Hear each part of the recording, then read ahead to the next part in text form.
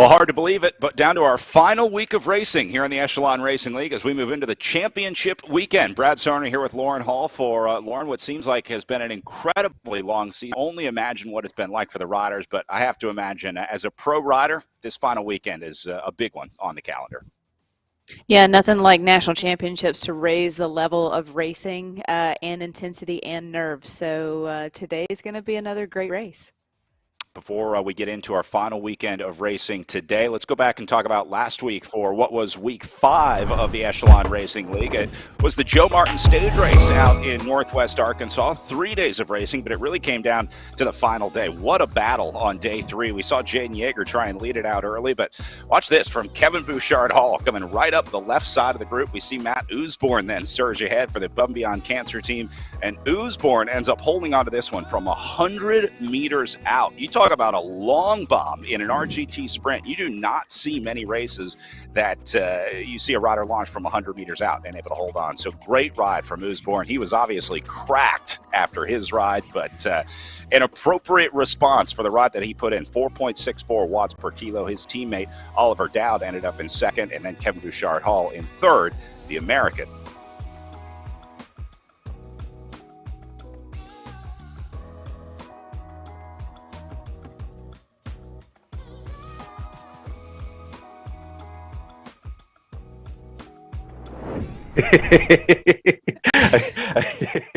I don't have words to describe it in anything like a PG-rated manner. I couldn't have done it without my team. They were setting me up every single lap.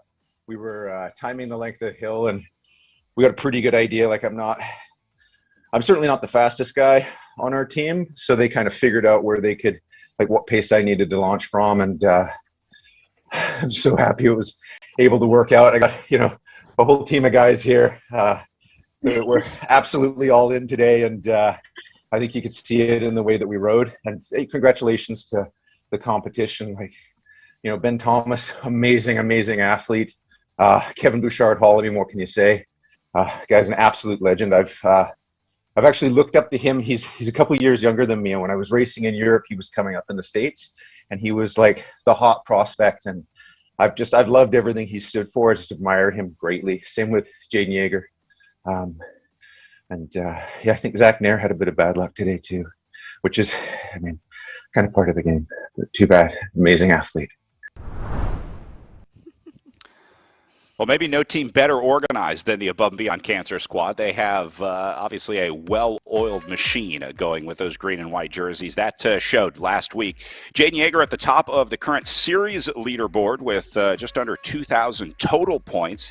Ben Thomas sitting in second place overall for Team Tour 2000, presented by Callis, and then Brad Bickley in third place overall for the Above and Beyond Cancer team. A lot of riders like Zach Nair, Kevin Bouchard Hall, Matt Usborne, they've had good weekly results, but it's been the consistency of Yeager and Thomas that got them to the top of the series leaderboard coming into last week, Lauren. It's not about having 1 week. It's not about having 2 good weeks. It's not about having 3 good weeks in the Echelon Racing League. You got to come prepared to play every single race. Yeah, and even looking down, like you said, is Zach Nair, the potential for him to move up in GC today. Again, someone that shows up every week, may not be on the podium. He's been so close so many times sitting in fourth. So I think today is kind of his day to have that opportunity to move up and make the podium for Project Echelon. A lot of pressure on Jaden Yeager, obviously looking to defend his overall lead in the series here. He'll have Ben Thomas coming for him, but he should have a pretty comfortable lead for Yeager. Again, he did a lot of his work early on in the series here, so he has a nice lead coming into this one with about a 100-point lead over Ben Thomas. That did change a little bit after last week, but Jaden Yeager looking better and better every week for the overall. I can't think of a more deserving guy to win the overall, if nothing else, for the consistency of Season 2 in the ERL. And talk about, teamwork and having good teammates that can help you out and to take points away from Ben Thomas potentially in some of these other races. So, like you said, yeah, Yeager showing up every week, but also his entire team just being there for him and that support. And everybody has talked about the importance of team and teamwork throughout this entire season. Well, they're going to have a chance to show it again today as we race on the Leuven Real Road Course. Now, this is a departure here in the Echelon Racing League because normally we've been racing on courses that mirror American road racing courses. Today, we're racing over in Belgium. Lauren, this is a twisty, turny course. There's plenty of climbing. I think this is a great way to end this series. You talk about a worthy winner. This is absolutely an all-rounders course. No doubt. You look at all these left and right turns and playing the game, the RGT game, and knowing how to sprint out of those corners. Yeah, there's a whole lot going on this course today. It's going to be interesting to watch the riders navigate it. We will have riders from all over the country participating with us throughout the day today. Obviously, our international riders as well. It's been a real pleasure having everyone joining us from all over the country and all over the world. It's been really cool seeing. I learned about more time zones this year than I knew even existed. It's been fun looking up the time zones that our local riders are racing in. Speaking of riders, we do have some riders from the Project Echelon racing team riding together up in Wisconsin. They're riding at a Lifetime Fitness together. Jaden Yeager is going to be there. Eric Hill is there. So we're going to have some of our big hitters together in the room. This is going to be a really, really cool thing where we're sort of seeing, I think, the future of esports. We're going to start seeing more of these in real life competitions that sort of bleed over into the virtual world. So they're going to have some fans. They're going to have some guests. They're going to have sponsors, friends and family. They're cheering them on in real life. So I'm really excited to see this sort of meta concept where we're bringing the in real life riding into the virtual world. Yeah, and if you remember back to Eric's effort that he had last week and in those last in that last climb and how hard he went, like that could be so much motivation for Zach to know that he has spent every bit of his energy for his teammate, and being right there beside him helps so much. It's going to be really interesting to see what it's like, how the racing changes when you can see the competitors as well, right? I know they could see each other on Zoom earlier, but now you got to worry about those tells. Make sure you're not giving too much away out there. So it'll be interesting to see if they put their poker faces on when they're next to their competitors out there right now. As we said, coming into the final week of racing here into the championship week, it has been so cool sharing these American races with riders from all over the world and obviously giving the American riders a chance to check out some of these courses. Obviously, on RGT, we ride on the real roads, which are based on these in real life courses for races like Indy Crit, the Tour of America's Dairyland. We went to Gateway Cup in St. Louis. Then it was the Iron Horse Bicycle Classic out in Durango. Next up, we went to Silver City, New Mexico for Tour of the Gila before heading to Tulsa, Oklahoma for Tulsa Tough, and then Intelligentsia Cup in Chicago. We were at the Joe Martin Stage Race in Northwest Arkansas, Fayetteville to be exact, last week. And this week we are in virtual Leuven, Belgium for the league championships here for the final stop of the Echelon Racing League. See a lot of the same names when we look back at the last 5 weeks of racing. We're going to talk about Jackie Godby a lot as we get into the women's race after this, but names like Kevin Bouchard-Hall, you see Jaden Yeager up there winning week 4, and then Ben Thomas, our GC winner last week, into week 5. So we have a pretty good idea of who the hitters are at this point. And Lauren, in this men's field, there are plenty of them. This one is wide open, at least for the stage win today. Yeah, and kind of looking back at some of those races that we've had, that in having the men's, you have so many different podium winners here, and that just kind of tells you a little bit of a mixed bag of we've had everything this season, sprinting, climbing. So it's good to see that on the men's side. Jackie, yeah, like you said, she's probably locked everything up, or she has locked everything up, and she's just unbeatable at this point. But yeah, I'm excited to watch this men's race unfold today in Leuven. Well, riders preparing. Looks like we got some new Pain Cave looks. Bernardo Gonçalves waving to the camera there. Welcome back, guys, as we get ready for, again, the final day of racing here. I think one rider is now outside. We're going to take a look at some Pain Caves later today as well. We have some inside looks at some of the riders' Pain Caves that they'll be racing in. Jaden Yeager is back in his home Pain Cave. For some reason, I thought he was going to be at the in-person ride. But looks like he's opted to stay down in the National Champions Pain Cave that he's got going there. All right, countdown is on as they're inside of 45 seconds to the race start. I always love watching the riders ramp up here, Lauren, as they try and get as much power as they can into those pedals when the clock hits 0. Maybe the biggest departure from real-life racing on RGT is the start. This is the one thing that's not quite perfectly realistic like an in-real-life bike race. Yeah, you're right. I mean, you do have a really solid warm-up pre-race before any big event, but right, normally you're on the line just like our avatars are, foot down, just kind of waiting for the gun to go. But yeah, on the trainers right now, and I was just going to go to Yeager and just be like, you know what, it's national championships also. You don't want to make too many changes for this race because it's already such a pressure-filled race.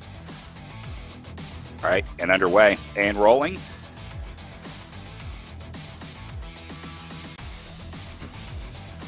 Like Mike Swart going to take an early jump off the front here. Now you'll see a couple separations here happen early on because, again, there are a lot of powerful riders in this group that maybe aren't great sprinters. Guys like Jaden Yeager, who we were just talking about, doesn't want to take someone like Matt Usborne or Kevin Bouchard-Hall to the line because that's not what Jaden Yeager does. That's not how Jaden Yeager wins bike races. He wins them from a long way out. He wants to launch it like 4 or 5K to go from the line. So you'll see that separation happening, and it's really now just a matter of seeing who goes with him, who marks that move, and how that group sort of gets organized. Again, a new course for a lot of these athletes, maybe not have had the chance to see this course prior to this weekend. So I would think the first lap, they're probably just going to get a feel for the undulation and the efforts, towards the end of this course. So I would imagine it's going to stick together for a bit, but just like we've seen in most of our racing, it just starts to whittle down off the back, and then the attacks go off the front. This is going to be I don't know what to expect for today versus some of the other races that we've called in the last couple of weeks. You talked about reconning the course. Obviously, these riders have the ability to go pre-ride these courses anytime they want, but it's a totally different dynamic when you get out there in the race scenario, right? The drafting, the speed, the dynamics like you were talking about. So even though you can pre-ride the course and you know when the turns are coming, you know what the hills are like, I have to imagine that changes a lot when you get out there into competition, just like pre-riding a course in real life. I mean, you can pre-ride the climb all you want, but it's going to be a whole different climb when you're following a wheel onto the bottom of that climb. Exactly, and throw a national championship on top of that. So, in series standings, the dynamics definitely change.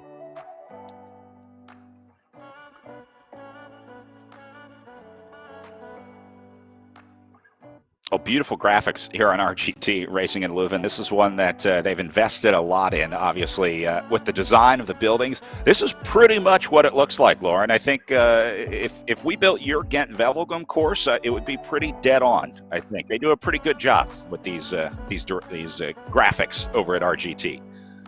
Yeah, I was actually at Road World Championships this year, and this very much simulates and what it looked like being in Leuven.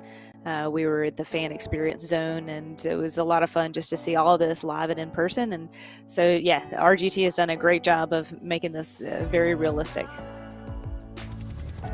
Riders have just gone past the University Library of Leuven. They're going to ride past the Peace Monument today as well. They'll hit the historic Leuven Town Hall at about 18K into this one. And then the historic St. Peter's Church on the Grotemarkt, also on this course at just after the town hall. So some of the cool, there's the Peace Monument just in the back, that very far shot of those riders. And then in addition to the monuments, 3 climbs on the course today. You saw the course profile at the beginning. They're not really climbs, certainly not from an alpine climb perspective like we saw with Tour of the Gila or Joe Martin stage race. These are power climbs that riders should have no problem getting up and over.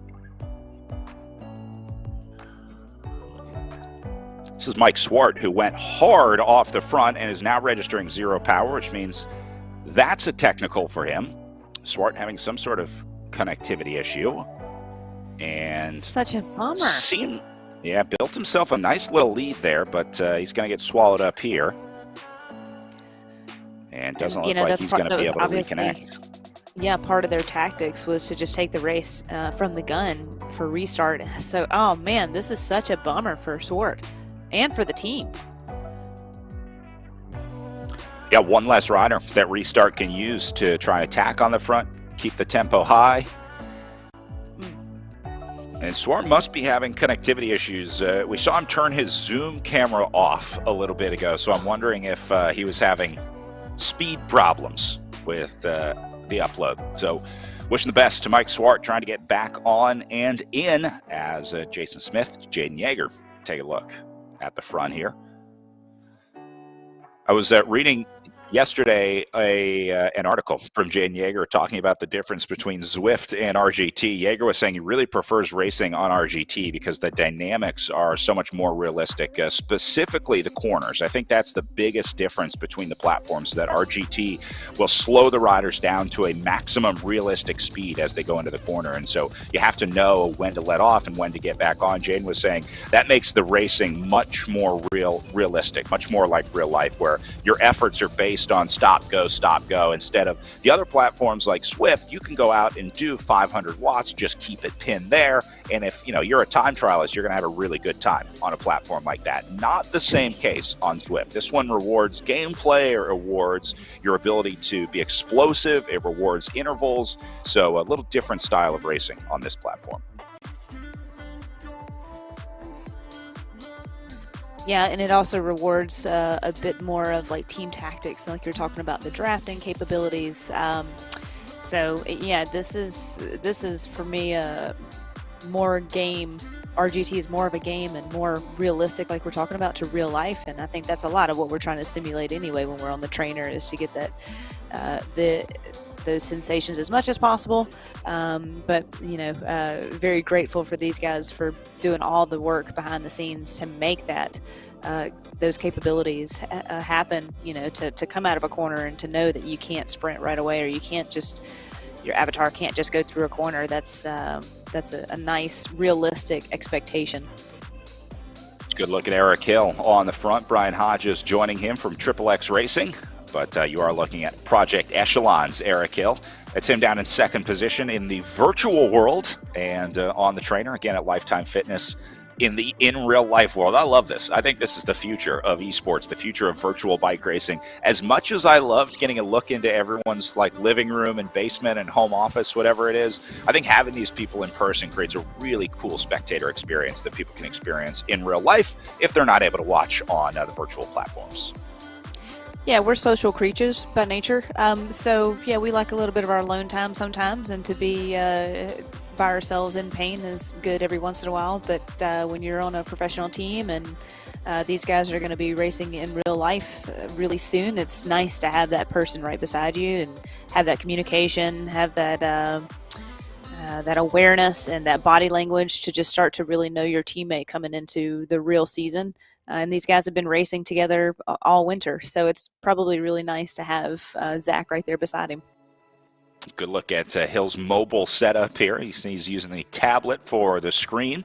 RGT recently changed their system, so now you only need one device. Before you needed a phone and then a screen to watch it on. They can race on a single device now, which was, I know, a big pickup for a lot of riders to make it a little easier to log in. But yeah, how cool to be able to go anywhere you want in the world and race on these virtual platforms.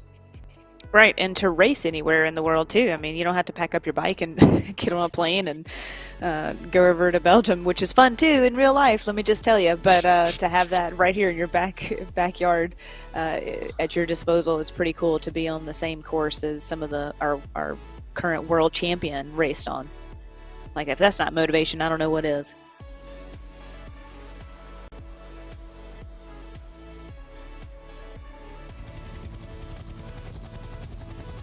Looks like Mike Swart back connected and rolling. Unfortunately, lost a pretty significant amount of time as he tried to get reconnected, sitting about 600 meters back, let's say. Those are some of our camera motos in front of Swart on the leaderboard. Our official series photographer, Tammy Brimner, in there as well in 31st position. They float around the course to bring you shots like this. Want to give a big shout out to Damon Bates at ZMS Livestream, or ZMS, as they say in the British language. They speak a different language over there in the UK.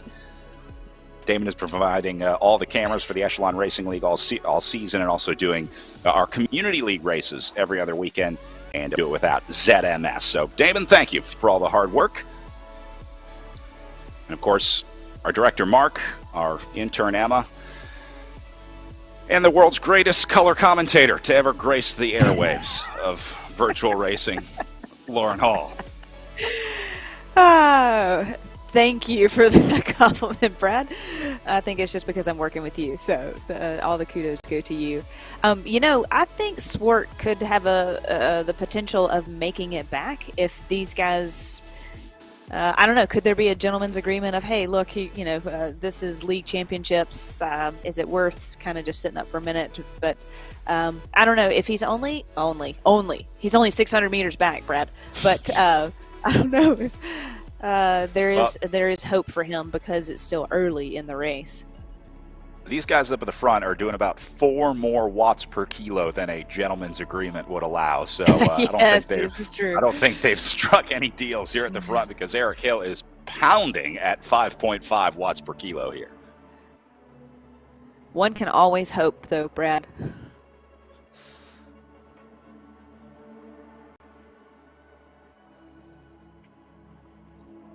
Or maybe that just answers my question right there with Jaden just coming to the front and setting tempo at 6 watts per kilo. So, sorry, teammate. Well, that's a good effort. Yeah, that's the world of racing. You can't always wait behind. Sometimes bad luck strikes riders in the virtual world as well. And that's part of it. We talked about it a lot this season. The riders that put the preparation into their pain caves, the rider that made sure they had a good connection, the riders that put the fans in and made sure that, that they knew where everything was before. A lot of prep goes into racing, and a lot of that has to do with the environment that you're racing in. We were lucky enough to have some of the riders from Above and Beyond Cancer give us a tour of some of their pain caves and talk a little bit about some of the prep that they have before they go racing. What's up, guys? I wanted to bring you into my indoor cycling cave, so come check it out. This is in my garage. As you can see, I've got my bike set up here with my trusty smart trainer. I've also got a mat. That way my trainer is solid and doesn't move around. Also in front of my bike, I've got my SARS trainer desk, which is awesome. Holds my computer, gets it up off the ground and gets it to where I can reach it, which is key. Nutrition and headphones. Headphones are key. And then we've got a 41-inch TV. I normally tilt the screen down a little bit. That way my line of sight is straight at the television while I'm racing. Having things bigger and easier to read while racing is key. Also, we've got cooling. I've got a personal air conditioning unit right here that hits me from the front. And then I've also got a side fan that's blowing straight through the window, which is awesome because core temperature, once you get it up, it's so hard to produce power. So keeping core temperature is key. Or down is key. And another way I do that is this great jersey that my team sponsor Bora made. This is called the Helium jersey. As you can see, super breathable, and it keeps your core temperature down, which is absolutely important with indoor cycling or indoor racing.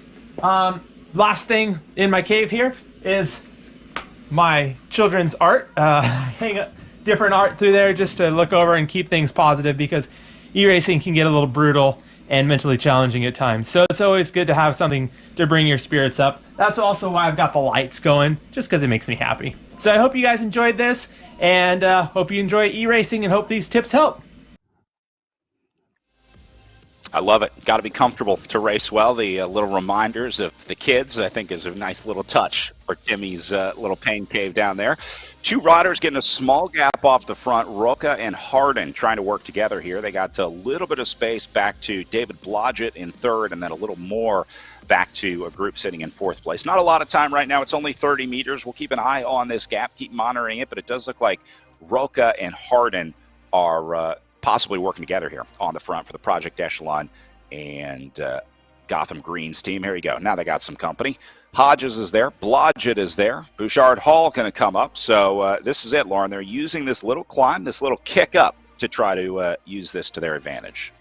And look, everybody's in the red. This this looks like such a hard climb. And like I said, we're just on the first lap. And so, again, like we're talking, they may have previewed this course in the last couple of days or whatever. But race simulation and tactics bring a whole different ball of wax to this course.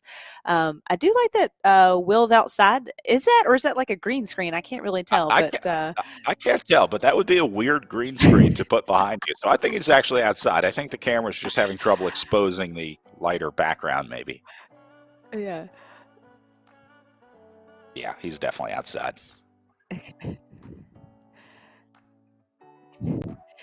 We're just not used to seeing this so much, are we? So we're used to seeing the indoor with the lights and so sun is shining. I'm sure his neighbors are kind of wondering what he's doing. But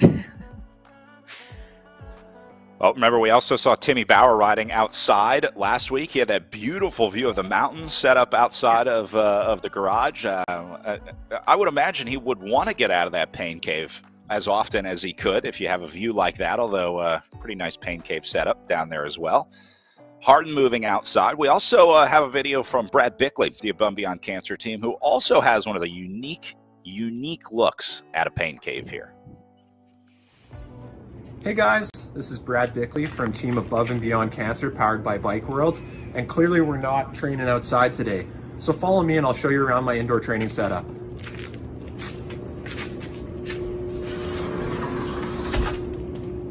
So guests of ours have dubbed this room the 70s Boom Boom Room, but it's also where I do all of my training and racing during the winter months.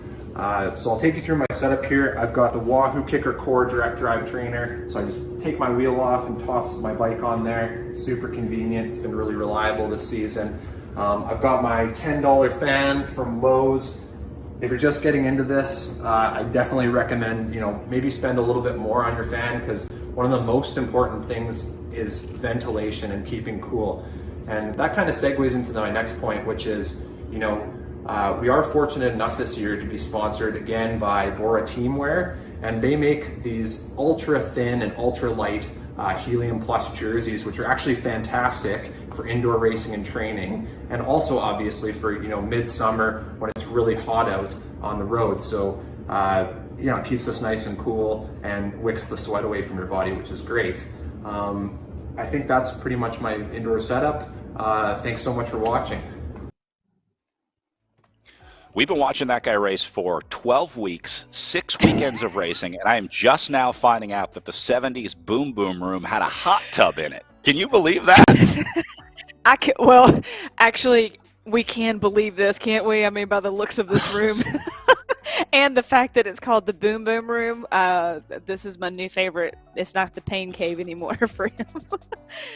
We were Golden. joking that it looked like he was riding in a sauna. We thought it was a sauna of some sort, which I guess it is with the hot tub. It's obviously a recreational room, let's call it. That I think were very popular in previous decades. So I think the Boom Boom Room is a good fit for the pain cave there. Look at Brian Hodges and Jen Yeager here. Two riders taking a look off the front. That's Hodges on the top of your screen, Yeager on the bottom. Hodges out of the saddle here. Both guys going to be representing the United States coming up at the Esports National Championships, and then they'll be looking at the World Championships after that. This is a dangerous duo here, Lauren. These are two guys that are big diesel engines, and if you link Hodges and Yeager up, it's gone. This is over if this field doesn't start to ring those panic bells. Truth. And a signature look of Yeager, also unzipped. It's game on, and he's got the Waterloo or LaCroix or something. I don't know. I wonder if that's a telltale sign for him of, when you've got the can of water, usually with the koozie, something, he's game on. He's serious today.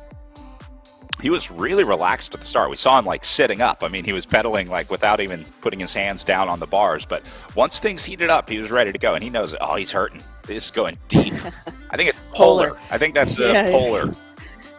And I think we all know our bubbly waters, don't we? Yeah. The most millennial thing ever is trying to pick out the brand of sparkling water over Zoom. I can't think of a more 2022 thing to be doing for a 30-year-old right now. Yeager has dropped Hodges. All right. He is saying, I'll do this on my own. Gritting his teeth, clearly going deep right now, but he's still got 63K of racing to go. So Yeager obviously feeling good coming into this one today. Wow, yeah, that's impressive that he's just kind of taken off so early. I don't know. I'm a little baffled right now by this. Like you said, it's just so much time to be out there by yourself. But again, this is his MO. I mean, he is a time trialist specialist, so he's ready to move up the road, and that's great. I figured he would have had Hodges with him a little bit longer. Maybe Hodges is still just trying to ride into this day. Remember, national championships next weekend, world championships after that. So Jaeger may just be looking for good form coming into those 2 big target weekends. This is about as good as these guys are going to get all season. I mean, this is peak form for a virtual racer right now, mid-February. This is where all your biggest targets fall in the virtual racing calendar. So Jaeger is at peak fitness coming into this one right now, and I think he's testing himself ahead of nationals and worlds coming up here in the next few weeks. Hodge is fading, went a little too deep, I think, trying to respond to that Jaeger move. Yeah, and he's just hoping to be able to get back into this group and get some recovery. And I don't know. Like I said, I just wonder if he's just hurting a bit and just hasn't essentially just gotten into this race quite yet. I mean, you see his line is all over the place, his power line. So, yeah, the poor guy. I hope he gets in some recovery and gets his legs under him. Another split happening with a lot of big names in it here. Dowd is big. Nair is in here. Harden is there. Hodge is trying to go across the gap. This is a good-looking move to me. Jay Jaeger did let up a little bit. He's coming back into the group. He realized he couldn't do it solo for 62K, but you take 8 riders with you, absolutely this one's gone. I think Bouchard Hall is going to be the last one into that group with 7. We'll try and get a composition of total riders up in the front group, but these guys are panicking right now. You have to go across this gap or bring it back, because otherwise those 8 guys up the road are going to win this one. Remember, National Championship coming up February 20th. We did race on the Iron Horse Classic course earlier in the series here in the Echelon Racing League. That's the course that they're going to be using for nationals coming up February 20th. You can register on usacycling.org. It is free to ride on RGT and a $10 entry fee for the national championship. So our first esports national championships here in the United States. We will be awarding the very first Stars and Stripes jersey, USA Cycling. Going back to what's happening right now in the race, I also think that's a testament to how hard this course is going to be today. Because of all the twists and turns, it's not going to be a flat, straight-out run-in where you can kind of just get comfortable and sit in this zone and settle into TT mode. I think with all these left and right turns and the power dropping out just like in real life, this is going to be a really hard day, just going to be on and off the gas all day. And like you said, it's just going to like split and whittle and just tear apart. And it's going to be quite a different race than what we've seen in the past couple of weeks. Already some riders dropping out of this group. We're down to just 19 riders remaining in this selection. So they spit a lot of riders out on those early corners, the early turns. But I think Mike Lister going to be the last guy to tack in here. He did make it back in after overcoming that mechanical. And here's Hodges still trying to stay in. Now this is not a good sign, because the worst possible thing you can do in RGT is let that gap open up and have to chase back on, just like in real life. The absolute worst way to waste your energy is that back and forth yo-yoing, chasing on, falling off, chasing on, falling off. Hodges knows how to play the game. He knows how to stay in the draft. He knows what he needs to do. So this tells me that this is not a strategic move from Brian Hodges sitting on the back here. Yeah, again, I think he's probably more used to some of our American races where you can kind of get into a groove and get your rhythm at the beginning of the race, and that has not been the case today and this morning. And like we've seen all these guys basically on the trainers early and setting up and warming up and then off the line so hard. So unfortunately, I just think it's a different sensation to him, and he's just having a really hard time riding into this race.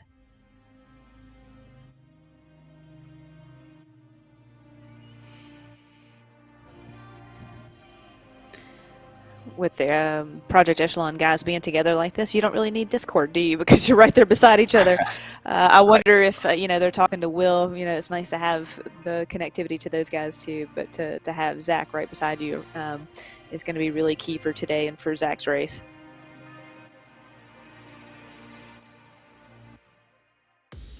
Have to imagine a lot of this becomes second nature at one point. Much like I'm sure you had a lot of teammates in your time that you didn't really need to talk. I mean, you knew what they were thinking. They knew what you were thinking. At some point, after you race enough with these riders, you sort of develop this binaural connection, I guess. Yeah, you're exactly right. As a matter of fact, I was talking to the Fort Lewis College kids last night about team time trial. And I said, every chance you get, ride together. Every chance you get, eat dinner together, train together. You get those little nuances in body language that you start to pick up on off the bike that do translate over to the bike. So yeah, having Zach and Eric there together side by side will translate into some good work come in the season. And I'm sure it's nice also for being on the trainer and to, like I said, just be right there and you can kind of see a head tilt or the shoulders drop or rocking side to side as Eric's MO, what we've seen in the past when he's going really hard. So yeah, picking up on all those cues is extremely important as a teammate. Another good-looking group of three up here. Bouchard, Hall, Beams, and Hill have opened 100 meters. This is the biggest gap that we've seen of the day set by these three here, and they're staying on it. This is exactly what they need to do. You see how Bouchard Hall still has that low cadence, still pushing. They're trying to keep this gap going. It's really easy to let up here, to say I got 100 meters, I got 150 meters, and then try and ease off a little bit. But you really need to do like a 10-minute effort if you want to get a gap away like this. Yeah, and have a concerted effort from everyone. We saw Jaeger give it a try off the front and maybe realize, like, it's a little too early, not yet. So I have a feeling we're going to see him again, and maybe Kevin is kind of just helping set up Jaeger for later in the race. But this is good for these guys to get up the road and potentially stay away. Hill trying to respond to Bouchard. Hall here, who's stepping on the gas. And he's got to go into the red to cover that. Good old box fan. Yep. I've learned more about fans this season than I think I ever wanted to know in my life, but I've learned about all the different types of fans. I've learned where to get the different kinds of fans. I've learned which types of fans the riders prefer.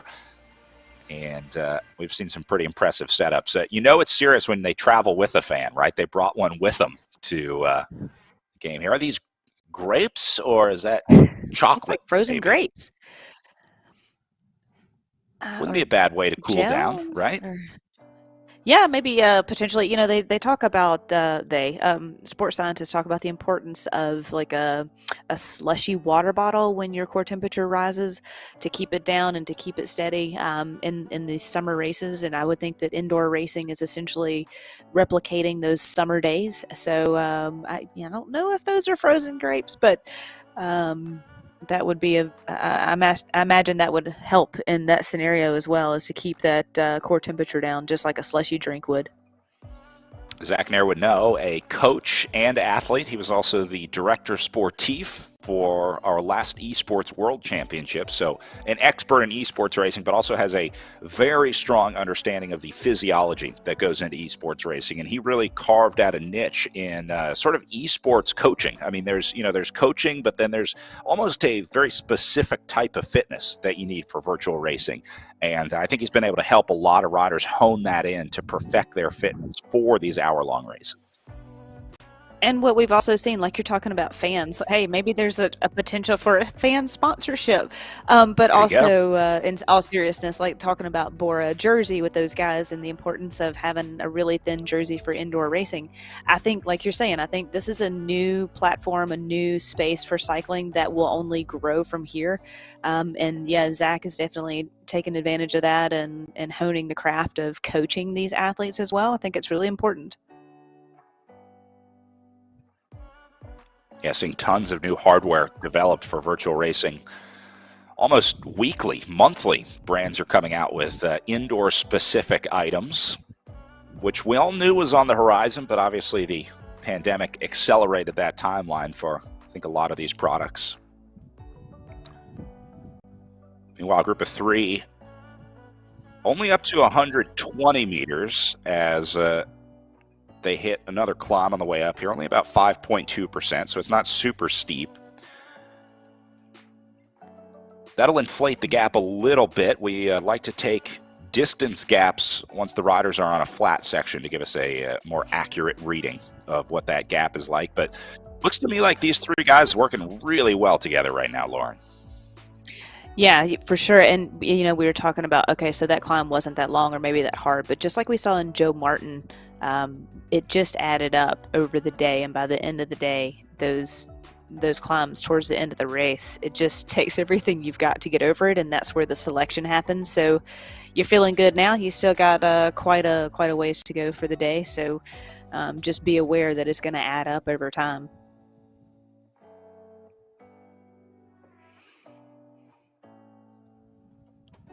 Bouchard Hall on the gas again. He definitely seems to have a pace that he wants to set and keep this group motivated and and pushing forward. He's not letting them settle in too much.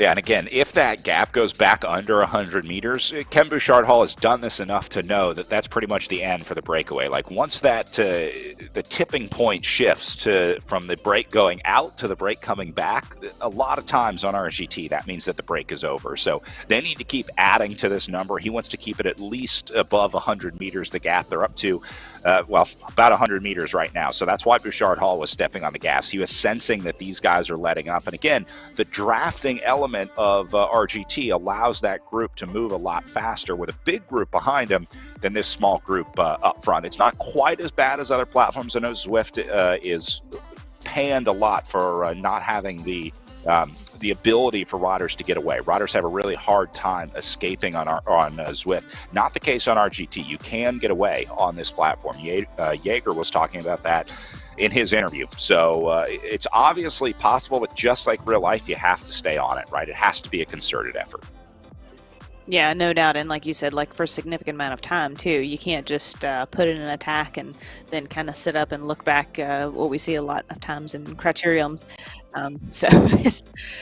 Yeah, you have to stay on the gas, and it's a hard effort, and that's where you're like you said, that tipping point of, am I committing to this for the rest of the day, or am I really going to spend this much energy out here for my team? You know, it's quite the mental checkbox that you're going to do to see if this is something that you want to do for 10-15 minutes, and to know that your cohorts up there with you are in that same mind frame. So yeah, it seems like they got a couple of more joining the party up here.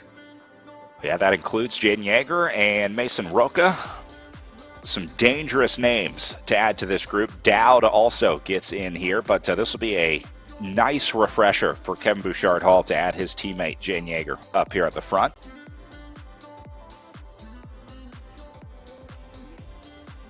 And then Harden leading the chase behind them.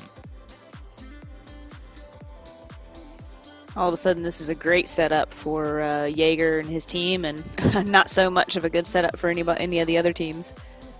Yeah, I'm looking at names that are not represented in this top 7, trying to see if any of the big hitters got left out in that back group. Most of the big names are there. Zach Nair trying to go across the gap here to join him. See that in the upper right corner. So I think Nair was maybe the last guy to get caught out. He left Harden behind. And this is what I was talking about, just trying to get across that gap. Nair's going to get there no problem. So we'll go ahead and make that 7 in the front group now.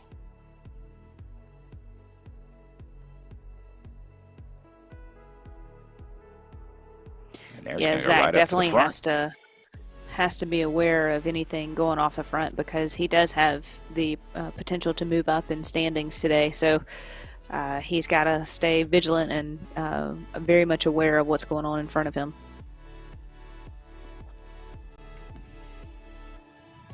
Remember, this could also be a setup for Project Echelon. We talked about how you can use teamwork to your advantage. Hill is in this group, so again, having just one other guy in here, especially with so much racing to go, there's not much that a teammate can do for you inside the last 10 or 15 kilometers, but with 53K of racing to go, this is a scenario where they can put Zach Nair on the front, they can let Eric Hill stay at the back, let him save energy, and then obviously Hill would be the finisher in that scenario. I don't know that Nair or Hill know which one is going to be the closer for Project Echelon yet today, but they'll have that discussion, and that's part of being there in person, right? They can look over at each other and say, who's got the best legs today? Because it's not about the individual win, it's about a win for the team. I think Project Echelon will probably try and get Nair up there because they want him to move up in GC, like you were talking about.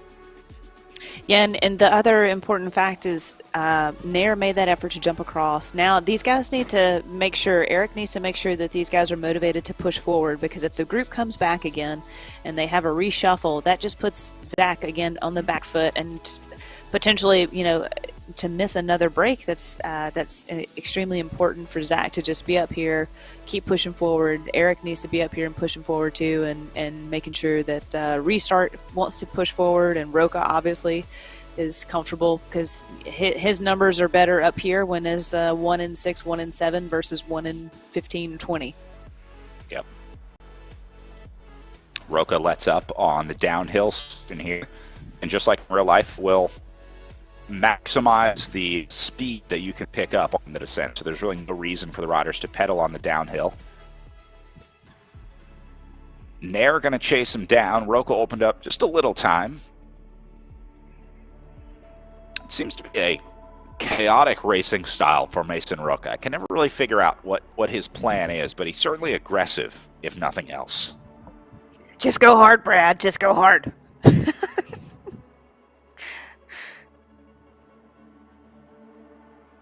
No, again, I think, just joking aside, I think this course is just so hard to get into some sort of rhythm because there's so many twists and turns and ups and downs. Again, what we've seen in the U.S. is quite different than this course here. This is such a dynamic course. So I think everybody's a little on the back foot. Again, if you haven't previewed the course or you haven't raced it under a certain race load, you're not quite sure how it's going to play out. You can, like you said, you can ride a course all day, but until you get someone racing it up against you or going at speed, it's just different. Hill back to the front here as we see some of the suffering faces in this group on the left side of your screen. I love being able to see these guys in real life, see what the effort looks like from the red power zone in the game to the red power zone in real life on the left side of your screen. I like that Kevin has a setup for his cell phone on his window. Yeah, I think that's his comm setup. I think that's the phone he uses to communicate with the team. You saw a lot of riders will have that Discord open, whether it's just a voice chat or a text chat to keep in touch. But I think that's what the phone next to him does. It's the team radio, if you will. Yeah, it's a pretty handy spot for it.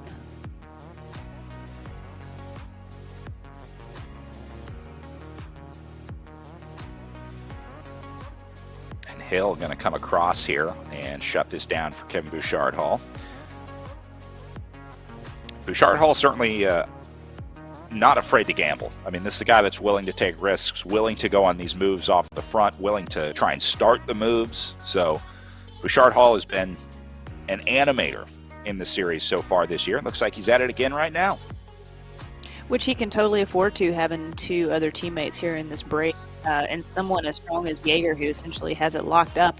That's the gift of the race scenario for those guys right now, is they can have a little bit of fun and take some chances.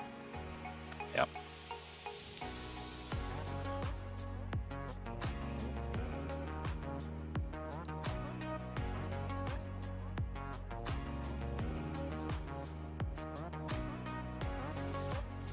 Another small gap opening up here for these three, Roca, Bouchard, Hall, Hill. Jaeger dropping back just a little bit. And now Zach Nair gets to the front, try and go across. I'm wondering if Project Echelon maybe wants to get rid of Jaden Jaeger in this scenario, saying, Zach, why don't you go sit with Jaden, keep an eye on him, and let Eric work over Kevin Bouchard-Hall up here at the front.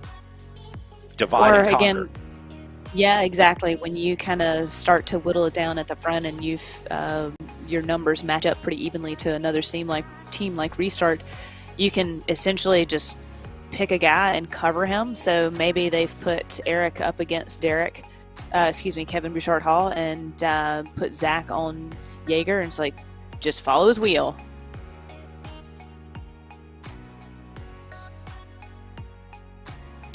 All right, these guys coming up on halfway to our finish here at 49K to go. We'll keep our eye on these three trying to get off the front, being chased by the field behind them.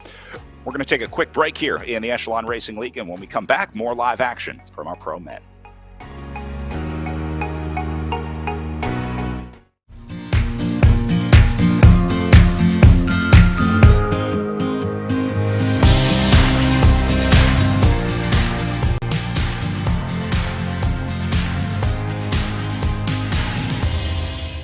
As an athlete, getting marginally better is one thing. Getting exponentially better puts you in a whole new ballgame.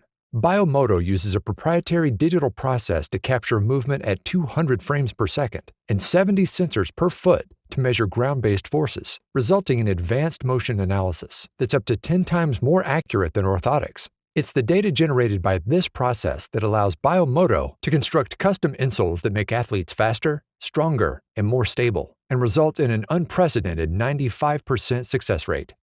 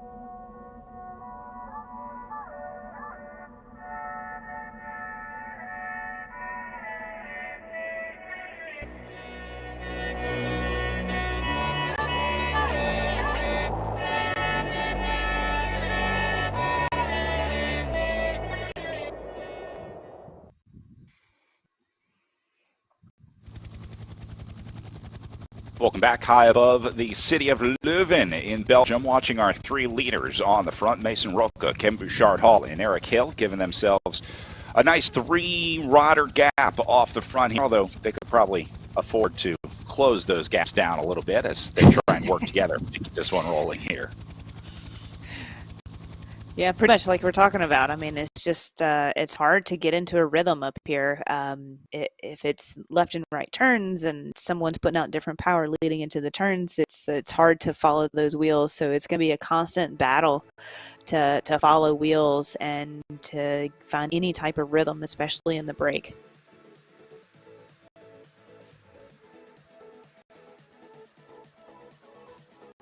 Pretty soon, riders going to be riding past the Leuven Botanical Gardens, which are also written into the RGT game here. First built in 1738 in the city center of Leuven.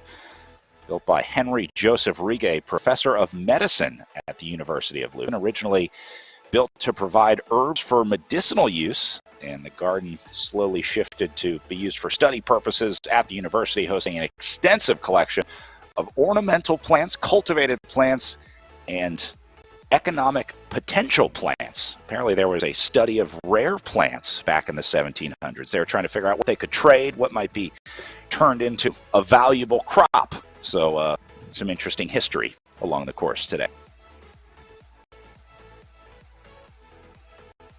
I love learning about our communities that we race in. It's fascinating to hear, especially something like that that's been around for so long.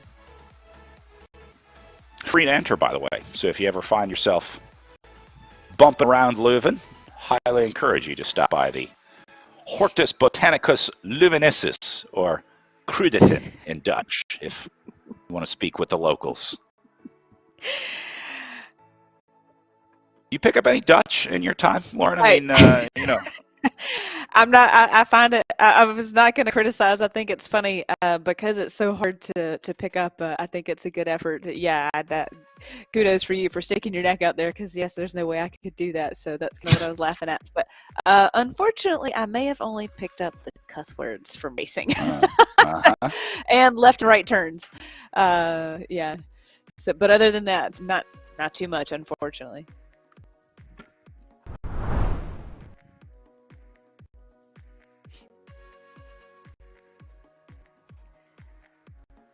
Oh.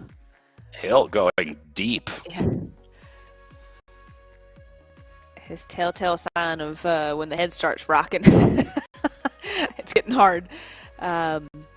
yeah, I'm concerned with him being up here with Roca and with Kevin Bouchard Hall. Those are two really strong guys, and there's no doubt that I know that Eric can stick up here with him. But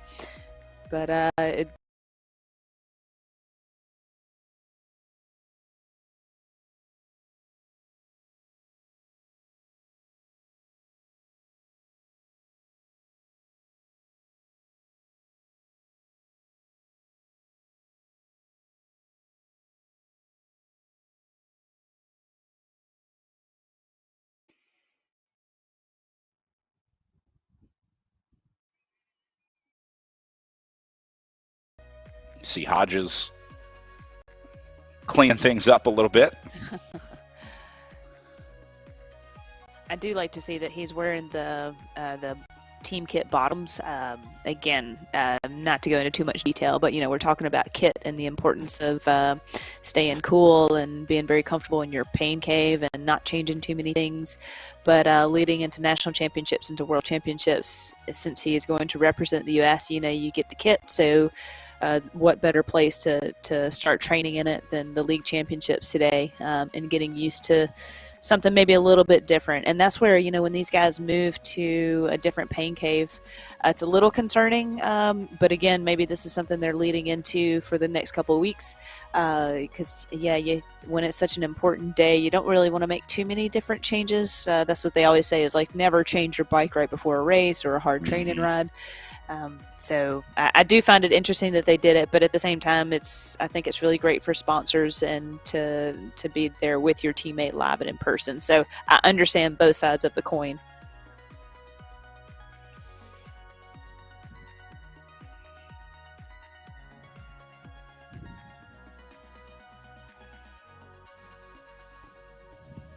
I have to imagine a change of venue might be a nice reward. If you spend a lot of time over the winter in your pain cave, maybe nice to get out of there, try something different. Yeah, and that's another great point, Brad. Like we've seen, Will Harden's outside, and maybe they add something to their pain cave. But you're right. Like changing it up can also just give a fresh perspective. Back with Zach Nair in a group of what is down to 18 total now. I think 18 guys with a shot, and Eric Hill has since been dropped out of this group. So Hill going back to the second group on the road. He's stuck in the middle right now, but it looks like Bouchard Hall and Roca going to be on their own here. And I wonder, Eric dropping back, if that was by choice or design. Sometimes to be back there with Zach to help maybe cover Jaeger if he tries to go across. A nice little wave from Kevin there. Or maybe he's trying to say pull through, I'm not quite sure. I think that might be it. Yeah. Come on, man. We're up here. Let's go.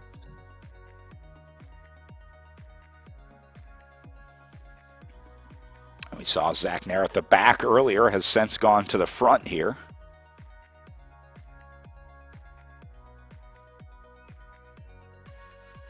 And it doesn't look like anybody is really trying to jump out of this group to go across yet. And I don't know if that would be advisable anyway, to try to join Jaeger and Roca. Those are two of the more powerful guys in this group. So that's a big ask to try and get those guys up the road. Or Bouchard Hall and Roca, sorry. Eric Hill still stuck in the gap in third spot. So this is between the two leaders, Bouchard Hall and Roca, and that big group that we were just looking at right now. I don't know what Hill does here. I mean, do you try and stay in third position? Do you drop back and go try and help your teammates, try and link up with Zach Nair and Peter Olenichek for Project Echelon? Or does Eric try and solo for 42K to a third-place finish?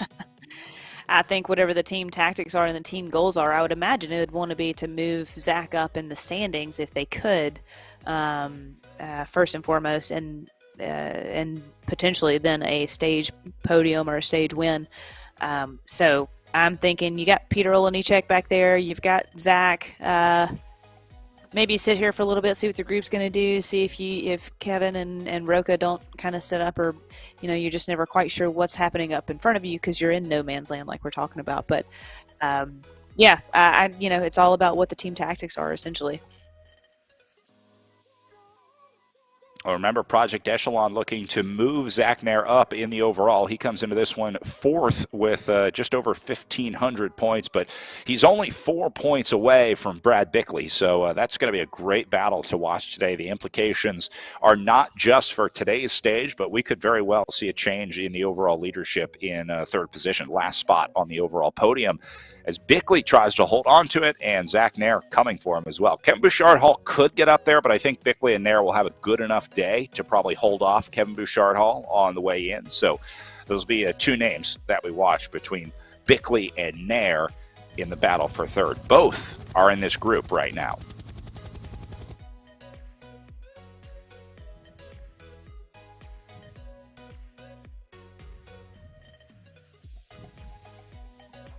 These guys are so good at this game.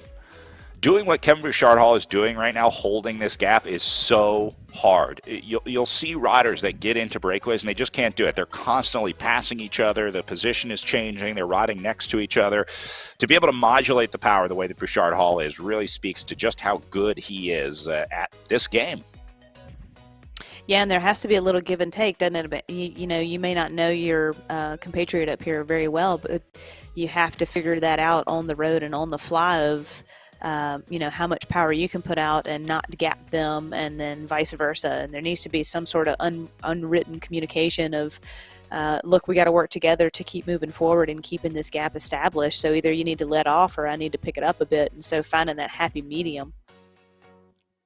I think that's what the character wave was for, as we saw Bouchard-Hall's avatar give a little wave there.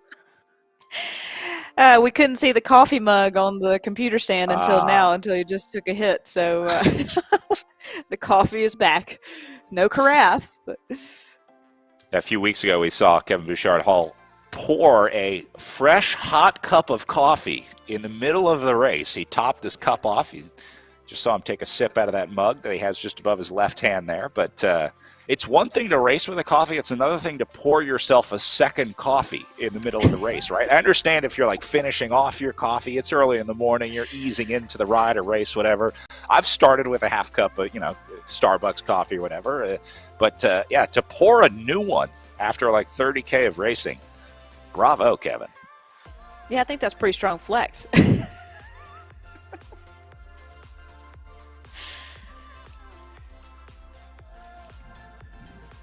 As if having to buy bags of sand to keep your trainer on the ground wasn't a flex enough.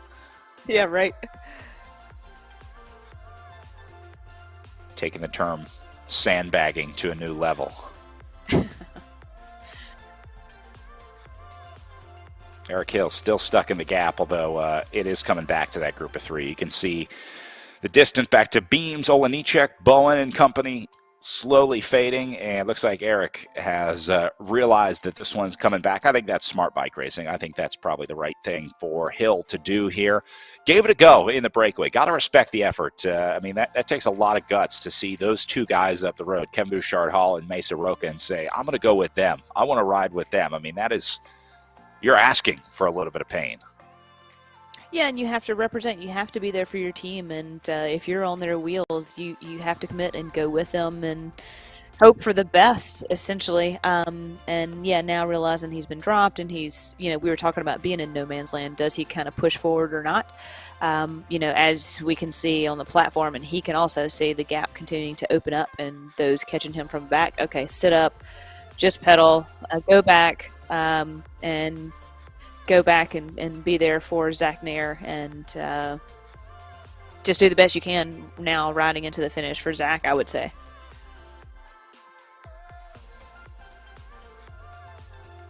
Hill going to be coming up on the halfway marker here pretty soon. Just saw our leaders go under it, and he'll be under that arch here shortly to signify the halfway point. See, it does come on a little bit of a climb here. The upper right-hand corner showing the current gradient on course, and then sort of a course profile of the next 5 or so kilometers to come. You can see there's a whole lot of climbing coming for Eric Hill right now. There's also a full course elevation profile across the bottom of the screen. You see those white dots moving towards the right side of the bottom of your screen. That big white dot represents where Eric is right now. That's the rider that we're following on your screen. So kind of gives you an idea of what that gap looks like visually up to Roca and Bouchard Hall. They're going to be that next couple white dots up ahead of the big white dot at the bottom of the screen. I love following the course profile because, again, we can see when they're in the red and what that looks like. And as they're on the hill or on the descent, like, I think that's important for us to see and for the riders to see, you know, your watts per kilo and who can really push it where and kind of make those separations. It just hones in on this platform so much. Hill back into the group now, but going to stay on the gas as he gets to the front here. So I think Hill is going to still try and contribute. What he's trying to do is work with Olenichek and Nair, get those guys together so they can, as a group, try to bring back Roca and Bouchard Hall. That's probably a quicker path to success to bring these guys back, although this gap really started to open. They've gone over 350 meters now up the road for Bouchard Hall and Roca. So this entire group on the right side of your screen, they all need to be on the same page right now. Everyone except the Restart Racing riders, that is, because their teammate, Kevin Bouchard Hall, is in the breakaway. Roca has no teammates in the group, the sole rider for the Gotham Green squad. So he is basically an honorary member of Restart Racing right now for the next 37K. You're right. And everybody's kind of, you know, now that Eric's kind of gone back, and that tells you that maybe that was, for him to be in the break wasn't doing the team any good. And we've seen this in the past in real life, is those riders can get called back to help out. And so when we see him back on the front, maybe that's a telltale sign of, you know what, it's no good for you to be up here with these guys and open up this gap and potentially get third, fall back, fade back. We need you back here for Zach. So that's what I'm reading into this race for these guys. It looks like both riders are doing work up the front. We've seen these guys sort of changing positions pretty regularly. I think that one happened just as they were coming into the corner. Bouchard Hall let off a little bit, again, trying to scrub off speed, but Roca going hard out of the corner as he ramps it up to 7 watts per kilo, but things calm down a little bit there as well. So see if Bouchard Hall moves up to the front here. I'm trying to figure out how long the poles are, trying to see how long on average they're sort of staying on the front. A lot of times when you start seeing shorter poles, that tells us that the riders are starting to feel it, right? You're starting to feel some of that fatigue. And so I'm looking to see if those pull times get shorter and shorter as they rotate through.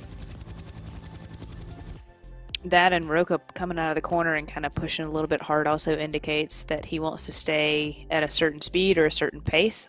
And that's just the nature of, just like in real life, is you have to get back on top of the gear, and that's pretty hard.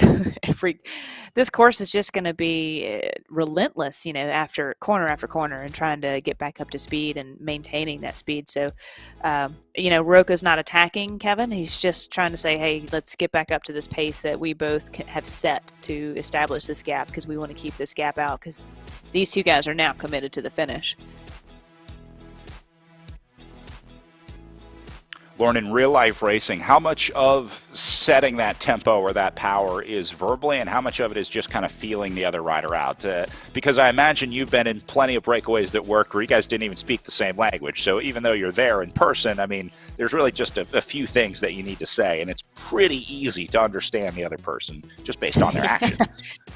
Yeah, right. Even language barriers, you can be pretty clear with someone. But yeah, in the beginning of the break, or when you're trying to get it established, there is some communication back and forth of, I can't sustain this effort, or you're going too hard when you're pulling through. But then once they've been out like these two guys have, you get into a rhythm, and yeah, there's no need to talk for the rest of the day, honestly, which makes for a kind of quiet, long day. So unless something changes, or the team car was to come up, right, or yeah, any of those nuances. But yeah, for these guys, nothing more needs to be said, or even the wave or the pull through that Kevin had done earlier. Just a couple of guys going to work here on the front right now. The pleasantries are out of the way. They had the Monday morning water cooler talk, and now it's time to get back to work.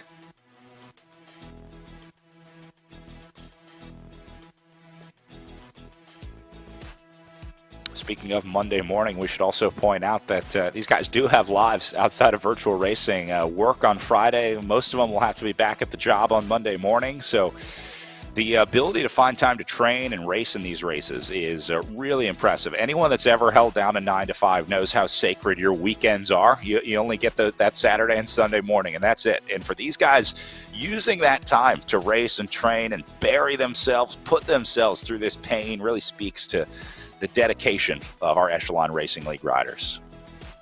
Exactly.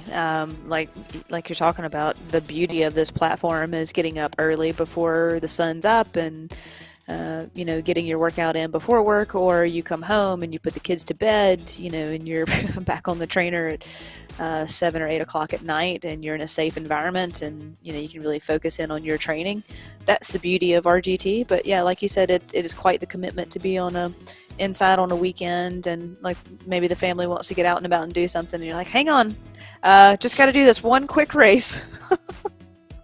I hear a lot of people say, I don't have time to virtual race, I don't have time to commit to virtual racing, and I always want to say, well, Jackie Godby just gets up at 3:30 in the morning to race, but then I realized that Jackie Godby is not a normal person like the rest of us. She has the ability to do things that I think certainly I would have trouble forcing myself to do. So we can't all be Jackie Godby in these scenarios. This is exactly right. Hey, man, I'd much rather be sitting in this chair commentating with you than I would actually be on the trainer. So, yeah, these are dedicated athletes, indoors or out.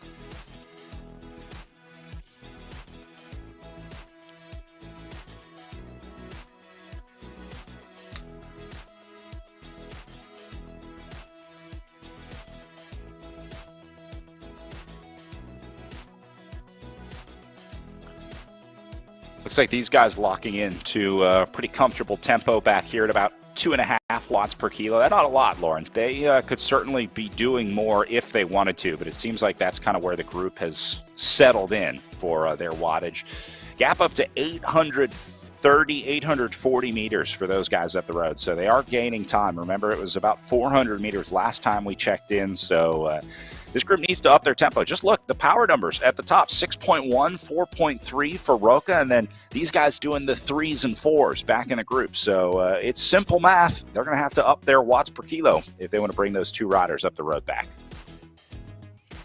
Yeah, you got to wonder, Project Echelon and the next team, anybody that's not represented up there, they should probably be having a concerted effort to bring that back. And it is quite a significant gap now. The race may be potentially up the road. So maybe they're trying, I don't know. I'm trying to think that can Kevin leapfrog Zach in the standings to go to fourth place? I don't know. Well, it's going to depend on where Nair ends up on the day. Getting a look at Bernardo Gonçalves on our screen, one of the ex-Speed United riders racing out of Portugal. Let's get a look inside of his pain cave. Here's a guy that knows how to suffer. John Beams, the draft racing rider, feeling it out of the UK and what they call the garage. It's very similar to the American garage, but it's built on the metric system. So they call it the garage. And then John Cooper, the husband of Jackie Godby for the Triple X Racing Athletico squad. In his pain cave. Racing out of Riverside, California, I think. Oliver Dowd up next. Got a little natural light coming in. I like that. It's got some good airflow going. And away from Oliver. Hello, Oliver. Keeping it simple. I feel like he may be in the kitchen.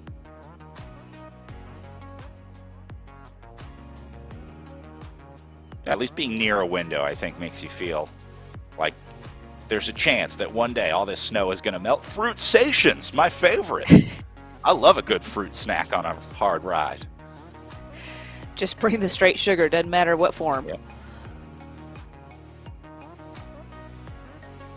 Got to take what you can get.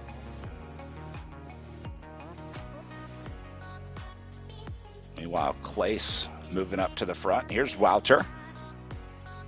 Keeping his cards close to his chest. He's not giving us much on the pain cave front here. minus his face. That's a telltale sign that it's going hard. I love the kit too. He's got the Belgian Lotto and yeah, I can't remember the name of the company on his left. I recognize it from all the cyclocross races because yeah, you see that logo. Telenet, I think it is. Maybe Fidea. Will Harden from Project Echelon got the stunner shades on outside. This guy looks like he could body slam me, doesn't it? That's a strong statement, but I'd say he's out there getting a little suntan today. Guy's chiseled. Brad, most cyclists are not going to be able to body slam you. That's what I'm saying. I think this guy's an outlier. I think this guy's got more upper body strength than this entire race combined. No, the camera adds 10 pounds. So let's see. If normally I could bench 80 with the camera on, it would look like I could bench press 90. Exactly. Brian Hodges taking on some water.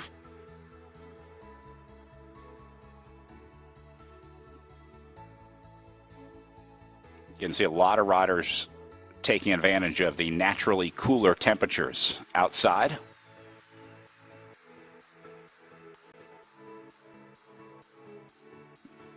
And then Mike Lister up next, the Team Tour 2000 rider. All right. Showing off his guns. That guy looks like he can bench press 100 pounds.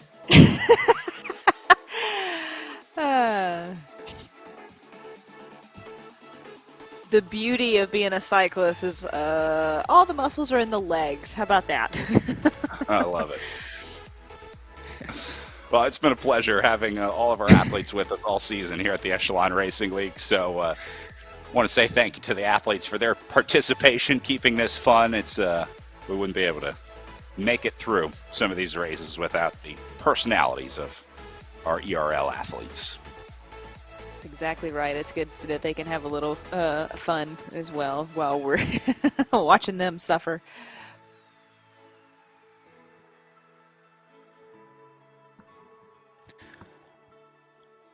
Gap up to 1K for these two now. This is not looking good for third, fourth, fifth, sixth, seventh position. I'm not sure what the issue is. I'm not sure if nobody's in charge back in the chase group or if these guys are just that good that they can stay away here. The best case scenario, like any breakaway, is that the field underestimates the power of these two, right? They let them go. They say, look, they went at 40K to go. We still have 28K left. There's no way that two guys can stay away from a group of 18 chasing them down. So that may be the fatal thinking of this group right now, because you see that a lot, right? Where the field says, don't need to worry about them. And then before they know it, you're down to 10K and that gap is still at a kilometer. Again, I just think this course is a bit different than what everybody's used to from these past couple of weeks. So I think it's going to be hard, even that much harder for these guys to chase them down. And it's up to, I would say it's up to Hodges, it's up to Draft Cycling, it's up to Project Echelon to really organize and start the effort. And I'd say you got to do it sooner than later. Like you said, you can. What we've seen in RGT is that you can't let these gaps open up and form because it's not coming back. So, like we normally see in real life. So, these guys, if they're going for it, they probably should get to it now, I would say.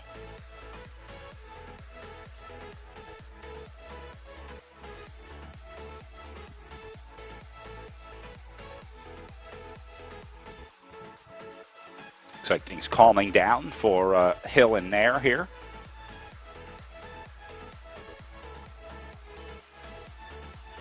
But again, these guys can't do it themselves. They need everyone in this chase group with them to participate. They need everyone to work together. Project Echelon can't do it on their own. The other problem is there are a lot of Restart Racing riders in that chase group. I think at least 3 in the group that Hill and Nair are in. So you can't count on those guys to chase. Obviously, they're not going to chase down their teammate, Ken Bouchard, Hall up the road. And they may actually be sort of getting in the way. You can't really block on RGT. It's not like you can go up to the front and like slow down the entire group of the field, but you can go up there and pretend like you're going to take a pole and then let off and just kind of throw off the rhythm a little bit. Very similar to how you would try and mess up a chase effort in real life if you had a teammate up the road. Yeah, and some would say, why would you want to bring Jaden Yeager back to the front? But at the same time, you have to think about those that are the race is up the road. So you can't already be trying to, play your chess game 3 steps ahead of time. You have to reset. You have to at least bring those guys back and have the reset and hope that Zach or Peter, are feeling well enough to cover Yeager and or again, like Hodges as well. Like all these guys, you have to be thinking, yes, they're here. We are very aware of that, but the race is up the road. The podium's up the road. The win's up the road.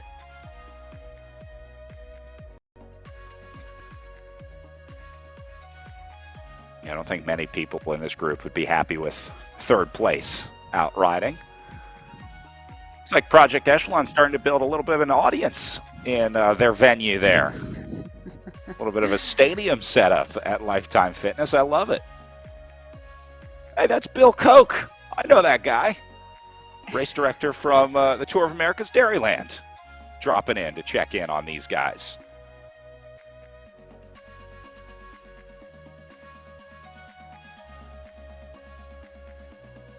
Dairyland, always one of the favorites of the year up in Milwaukee, Wisconsin.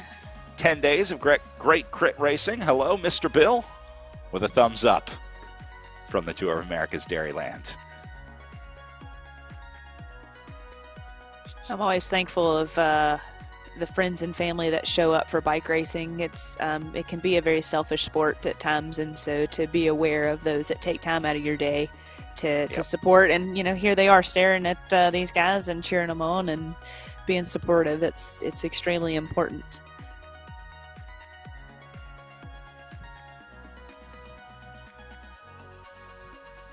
Certainly makes it a little easier to push deep when get someone there with you. Roca now going hard on the front into the red zone, forcing Bouchard Hall to answer. Yeah, putting Kevin under a bit of a pressure. Got a small gap from him.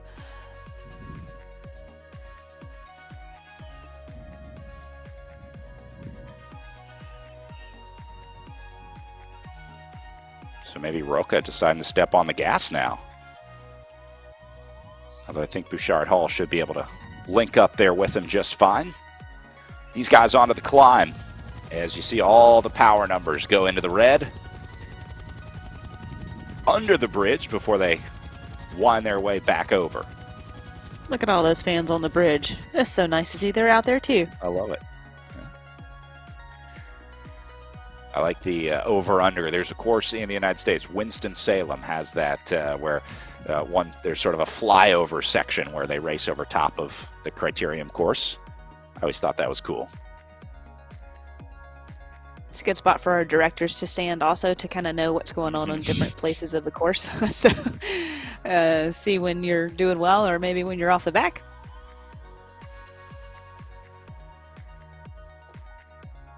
Some of the draft racing riders at the back as we go up to a 1.3K gap for these two now. I'm wondering if this field has given up on bringing these two guys back. Certainly not trending in the right direction for riders looking to take a first or second spot today.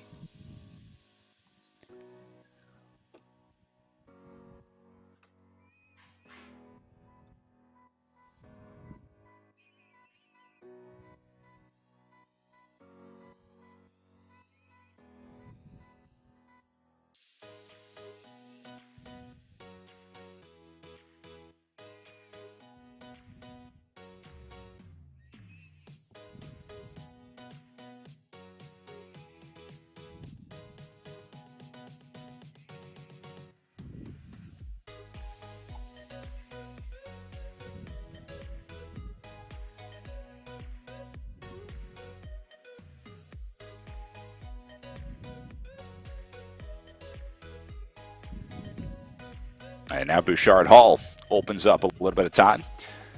Again, we've been talking about the GC implications of Bouchard Hall being off the front here because he's battling with Zach Nair for the third place spot. Remember, the winners of our overall series will be receiving the very first virtual racing NFTs minted by RGT and Project Echelon Racing League. So today, the final day of the Echelon Racing League, which means we'll be transferring the NFT into our winner's NFT wallet at the end of the day today. So be interesting to see who takes what I'm going to guess is probably their first NFT for the guys in this group. I don't know that we have any NFT collectors in the field yet, although you never know. There might be some That would be NFT interesting owners. to know. Yeah, because these guys are pretty tech savvy, obviously. I mean, their own Discord, their own Zoom, their own RGT. I wonder, I bet, because we do have some behind the scenes guys that also race. So I wouldn't be surprised if we've got a couple of NFT wallets already set up. Obviously, a lot of confusion around the NFT trophy, but I think this is the future. You know, the real goal of the NFT is to be able to take that property with you wherever you go. I think the real future of this is probably in like being able to take that NFT jersey to multiple platforms. You could win like a world championship jersey, get the NFT for that jersey, and then you would need that NFT to wear it when you go to race on Zwift, go to race on RGT, go to race on those platforms. So I think NFTs have gotten a little out of hand with the like speculative market where people are making $1 million trading a picture of an ape or these characters that they're developing or whatever that is. I think that's a subset of the ultimate potential of NFTs. Not to sound like I'm hawking NFTs here on the broadcast. I don't have any to sell, so don't worry. I'm not asking you to buy any. But I do think there's some potential on the blockchain for how we can sort of roll it into virtual racing and make sure that these riders, you could take a bike with you, you could take pieces with you, just like we buy components in real life, right? You get the new SRAM red shifters, you can take those over and put those on your virtual bike, but you have to own it first in real life. So I think that's where the potential of NFT lies, or NFTs lie, I should say, in virtual racing and gaming into the future. Hey, in real life, components are kind of hard to come by, so you never Exactly. know. I wonder if we'll get to the point where maybe like the NFTs for a 10-speed chain will start trading for like a couple $100, you know? Right. Supply and demand. Roca opens up a little time here. Again, it's just, I just think this course is just so dynamic, and it's going to be like this all day up until the finish. So it's going to be tricky to know how to play the game up into the finish. And these guys are very crafty racers. Gosh, Kevin's one of the best finishers we've seen. So if anybody's going to have the nail down on this finish, it's going to be Kevin. Good preview of the finishing climb here as well. This is the run up to the line. You see that fencing starting right now. So I have to imagine you use this as a little bit of recon as well, trying to see what that last little climb feels like. Again, you can recon the course all you want, but everything's different on race day. You feel different. The rider that you're riding with changes the dynamic as well. So you kind of start to maybe test them here on the last climb. See if you can find a weakness, see if you can find a spot where, maybe they're not feeling so great. They say the best time to attack is not when you're feeling good, it's when everyone else is feeling bad. And I have to imagine that's right about now. Yeah.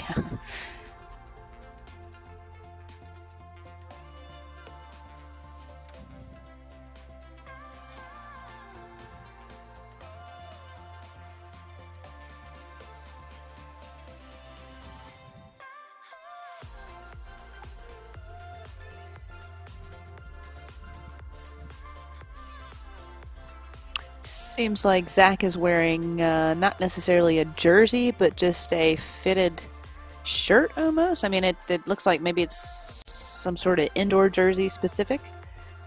Yeah, we've seen some riders wearing basically like a tech t-shirt. You don't, the zipping up or unzipping of the jersey, maybe not as important. I think he does have a zip here on the front. See a lot of riders with the base layer as well. That's a popular one, just to try to keep that sweat at bay, try and control it a little bit. These guys have some of the cooler jerseys in the peloton. They worked with a designer by the name of Steisel Designs. I don't know if you've seen any of these designs.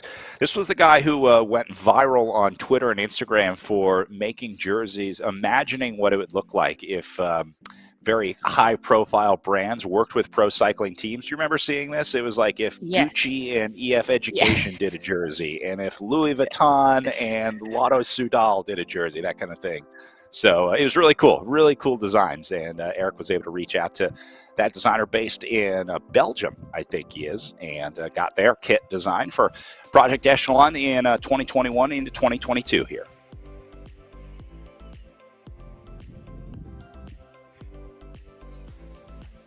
I'm very much representing that design myself today with my pullover hoodie.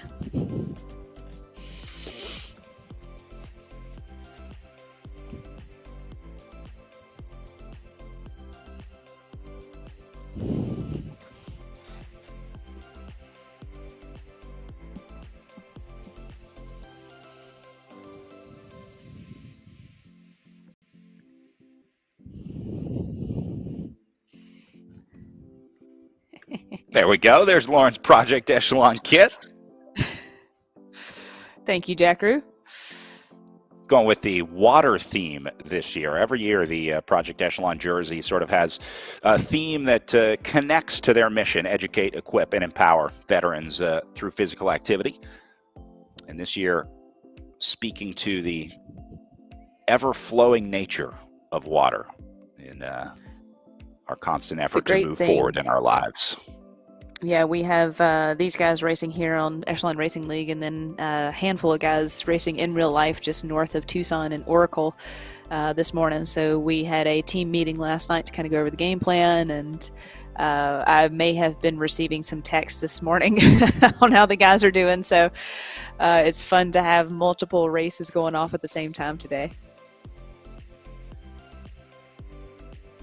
You're slowly descending into the world of a team director here, getting your first taste of it. Very much enjoy it. It's a lot of fun. I love being part of teams. It's my first love. Maybe not so much the travel, but definitely helping when I can and where I can. But I absolutely love the sport in all capacities. I love commentating with you. I love racing. I love fundraising. It's a gift that's given me so much, so the opportunity to give back is something I would gladly do. You left off the best part. You still love riding. That's the most important part of this. You're right. You're exactly right. I do love riding. I don't like racing. I love riding.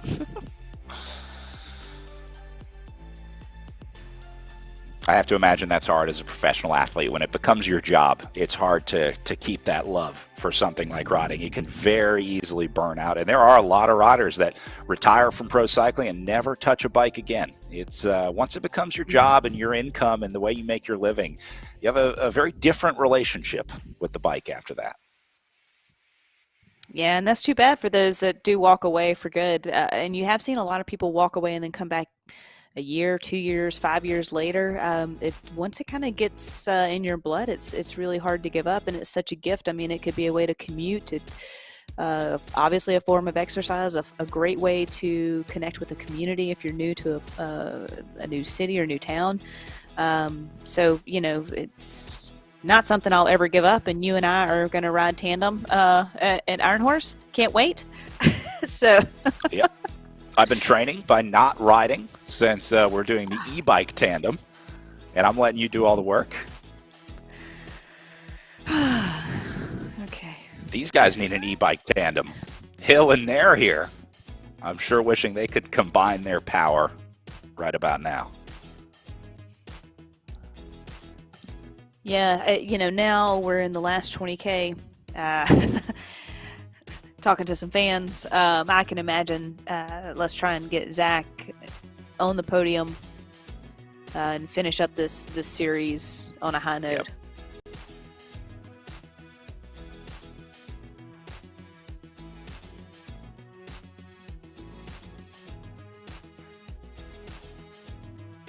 And remember, a lot of this, if this break of two stays away, the mission for Project Echelon will then become to get Nair as high up in the field sprint as possible, right? Because 1 and 2 are going to be spoken for. It's really going to depend on the relationship between Bouchard Hall and Nair in terms of sorting out 3rd and 4th place overall coming into this.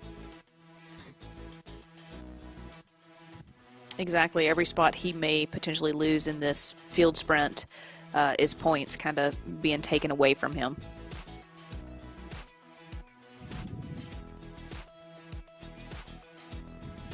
So for Zach Nair, I have to imagine the game right now is just stay as fresh as you can. Try and stay out of trouble. Try and stay in the drafts.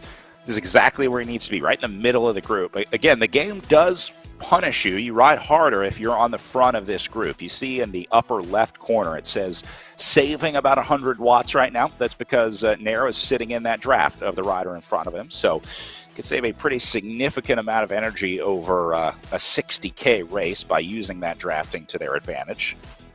Project Echelon also has Hardin and Grief in the group we talked about. You see Peter Olenicek hanging out just behind there. Lauren, by the way, I have to give you credit on Olenicek. You are the world's first analyst to get Olenicek's name right on the first try. I have worked with, at this point, over 24 cycling commentators, and I don't think any of them have ever delivered Olenicek the way that you did that time through. So well said on Peter Olenicek there. You can see the confusion. It doesn't really read like Olenicek, but Peter explained it to me very well. He said it's Ola, like hello, knee, like your knee on your leg, and check, like a check mark. Olenicek.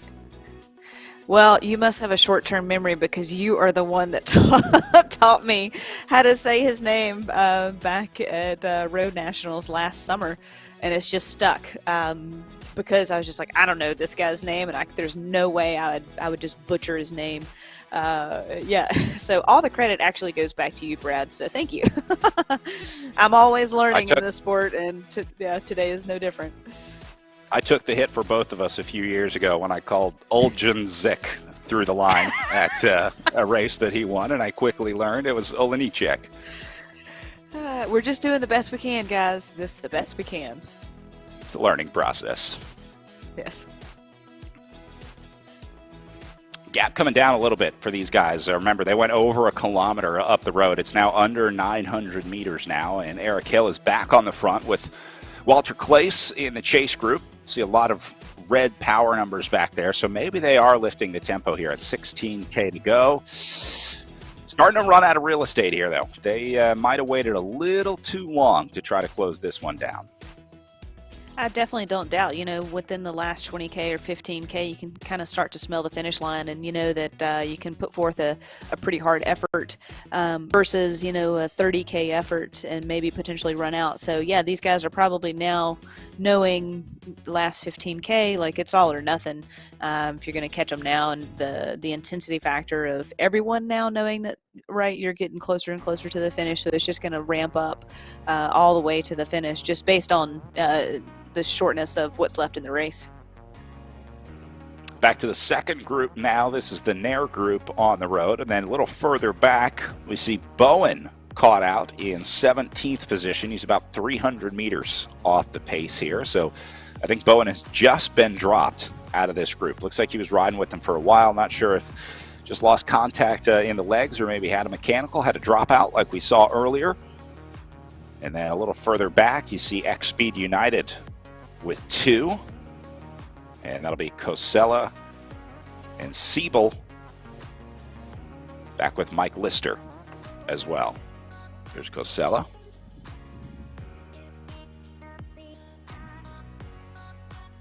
They do have Gonçalves up the road in that front group. He is in Chase 1, and then you see Kosella here, Siebel just behind him.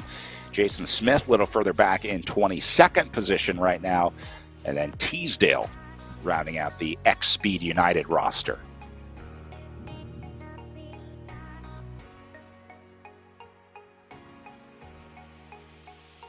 One of my favorite things about virtual racing, you don't see a lot of teams that have the obligation to their team in the jersey, and so you can have cool team names like X Speed United or Draft Racing or whatever it is. It's not like the Pepperidge Farm X Speed United cycling team. I was wondering what example you were going to use. Yeah, and also Restart Racing, Above and Beyond Cancer, some of those guys and Project Echelon just being like, you know what, we're just going to stay the same because we do want to represent our sponsors in all capacities. So you get quite a mixed bag, don't you?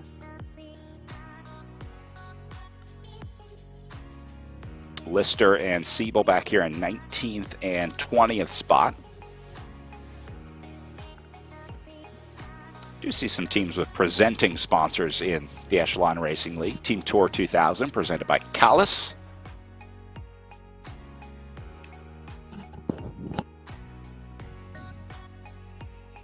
These guys doing a nice job riding together through the city limits of Leuven. Back to Jan Dekke in 21st. Had a good early start to the season. Dekke been having some trouble lately. And it looks like he's all alone out here.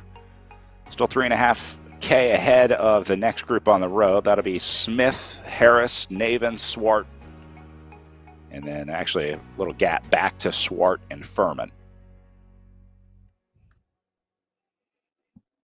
Well, it's unfortunate that Swart never got back in, but he did at least get back into the race, essentially, and want to finish the day. So kudos to him for not just basically turning the computer off and calling it a day.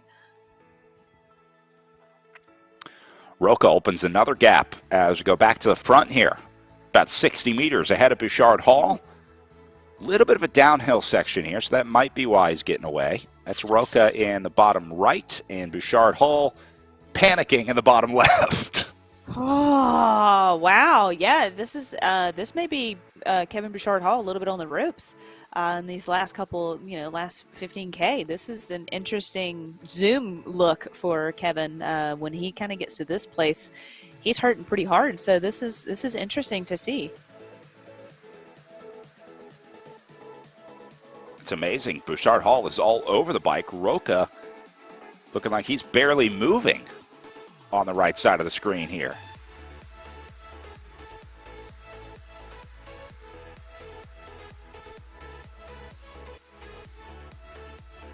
And meanwhile, it looks like Olenicek lifting the pace back in the field on the upper right-hand corner of your screen. 12.5K to go.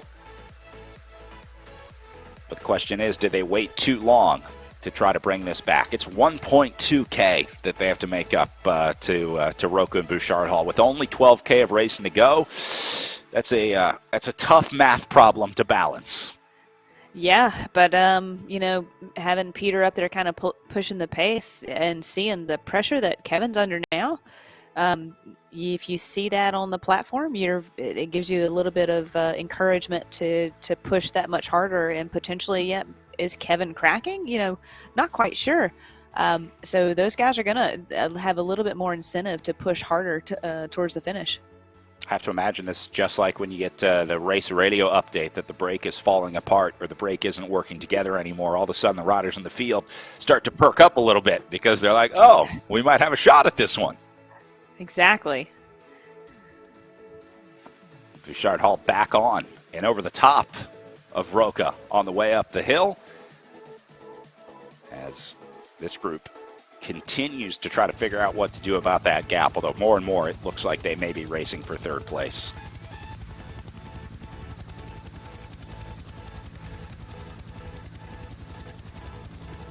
Remember earlier in the day how well these two were riding together, wheel to wheel, every time we saw them, right? They weren't making any mistakes, but that gets harder and harder to do as the day goes on because it takes you longer to respond to those moves. It takes your legs a little bit longer to snap up and close down the gaps. And so Bouchard Hall and Roca are not nearly as efficient as they were maybe a half hour ago as the duo.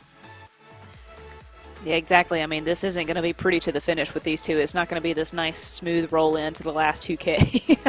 Again, due to the course constraints and the effort that's been put out today and over these last couple of weeks, everything is kind of adding up now, and the frustration sets in, the intensity factor kind of sets in now, and so this is not going to be a pretty finish for these two. Roca going over the top of Bouchard Hall. Both riders pushing 9 watts per kilo right now.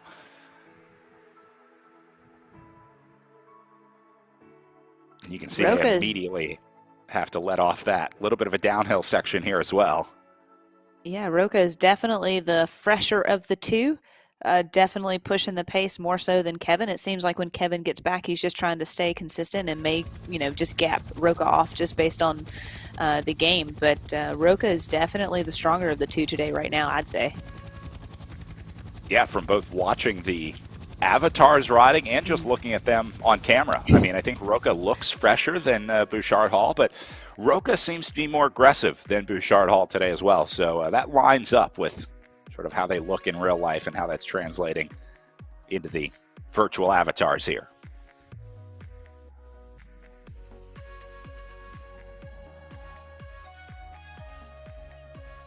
There they are again. Roca on the right, Bouchard Hall on the left.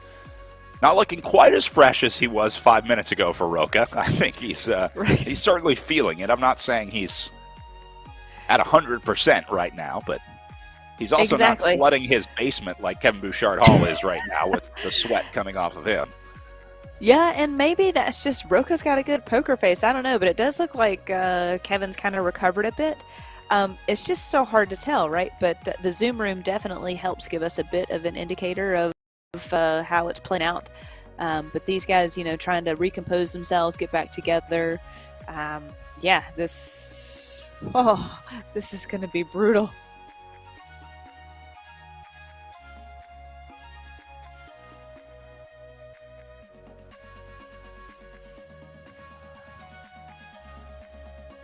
You can see some of the sweat pooling below Bouchard Hall. He's got that mat down, but indoor training really takes its toll on the individual riders.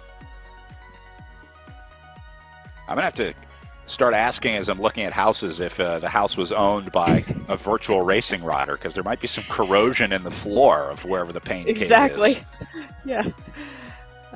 And Kevin's MO is, you know, when the hat's off, it's like the gloves are off. Like, look, this is right. it. This is the go time. Roca out of the saddle as well, so they are starting to get into it.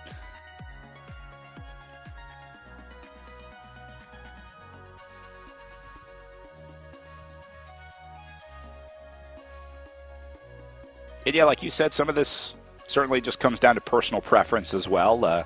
Some riders just like to stand up more. Some riders are just more animated on the bike. That doesn't necessarily mean that they're suffering or struggling or anything like that. We're assuming that Bouchard Hall is feeling it because he is moving around quite a bit on the bike. Roca's starting to do the same thing, though.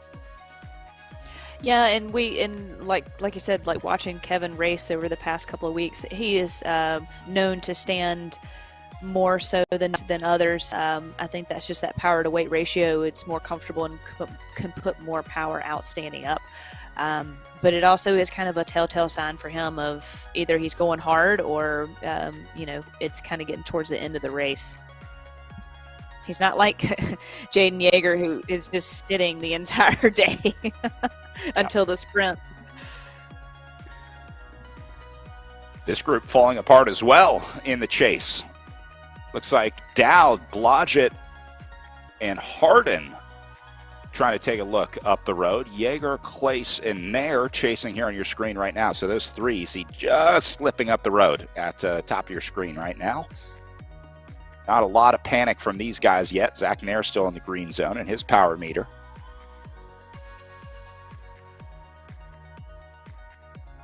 So again, this is sizing up the competition and making a call. Do I go after it? Do I sit back? Do I let someone else try and go? And just the testament to the course too. If somebody attacks, it is so hard to just fall in line and into that streamline because this course is so many turns left and right, and the platform may drop out in the corner, so that gap opens up, and it's extremely hard to close down. If they can find a spot that it is, you know, straight for just a bit, they can kind of slowly weld it back together, and it's not coming back together as fast as we may have seen in some of our previous races. So that does put some of them under pressure, especially towards the end of the race, because you're used to bringing that brake back more quickly or more efficiently, and then on this course that's not the case today, especially towards the end of the race. It gets a little bit more tricky.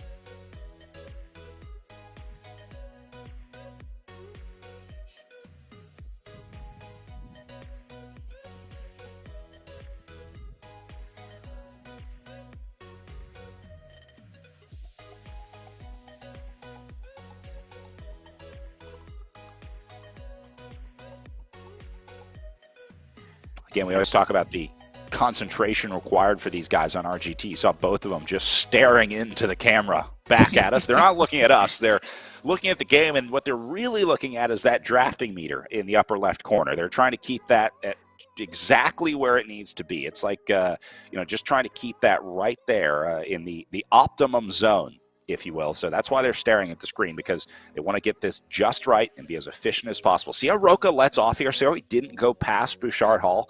I can't stress enough how hard that is to do on RGT, to let off like that and not go right by him. Just like in real life, I mean, there's certainly an element of learning how to ride up to a wheel and then sit on it, but I think it's amplified even more on RGT. Yeah, see, that trade-off right there is what I was talking about. When you have a bad swap, it shows on RGT, and it really, really comes out in the gap that forms afterwards. So the good swaps, they've been doing them all day, and so we haven't seen a lot of gaps like this. Yeah, it's interesting to know those little nuances, and all of those start to add up again, like we're talking about. And it can add to frustration, and it can add to lactic acid in the legs, and like you're saying, to know how to play the game really, really well makes you that much more efficient and more successful.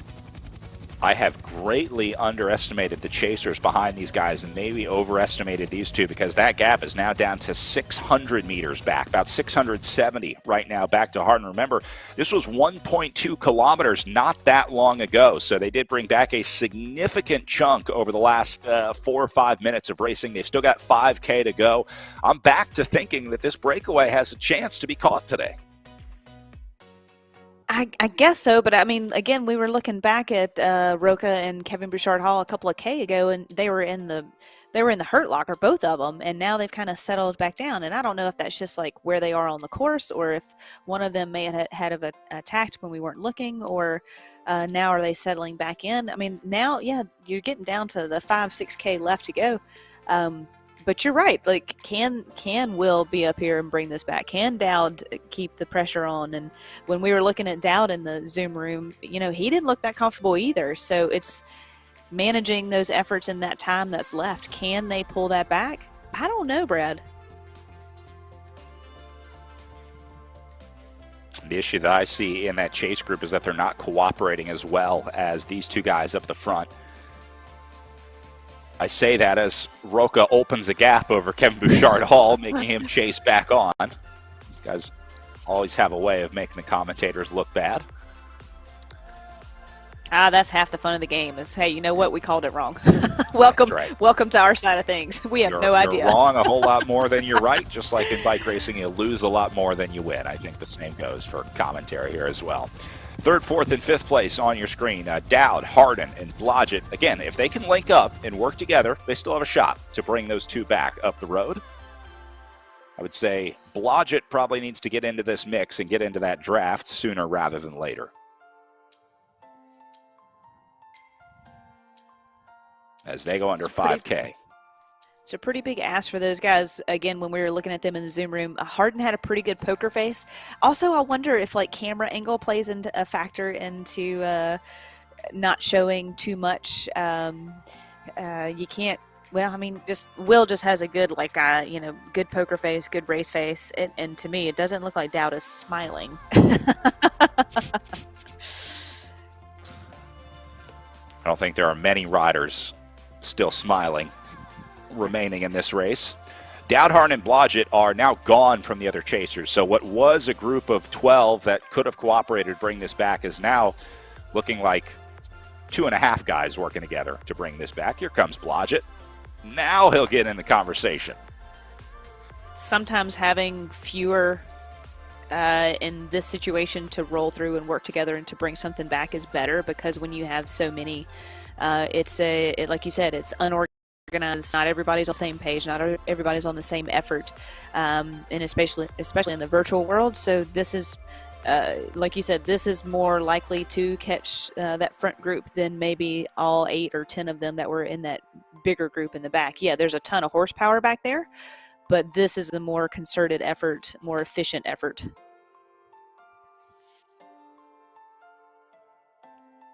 Gap is back up over 1K, so I am back to thinking that our two leaders stay away today. They've only got 2.4K left up on the front. I don't think you see a kilometer brought back over the next 2.5 kilometers.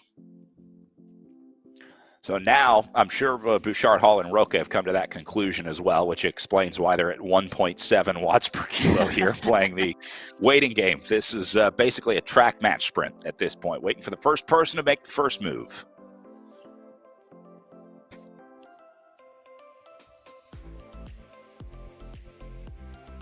I love racing like this. Tactical.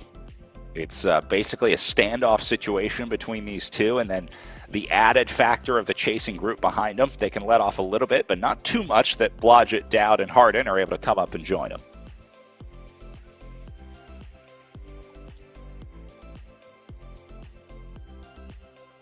Bouchard Hall goes on the attack.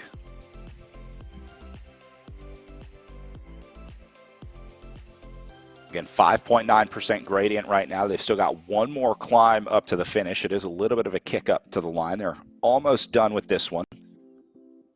Little bit of a downhill, and then it kicks up for the last few hundred meters. And if I'm not mistaken, there was a turn running into that finish line as well. So again, a couple of different factors playing into that finish, and again, Kevin's so good at these finishes. It'll be interesting to see if Roca can make a jump on him.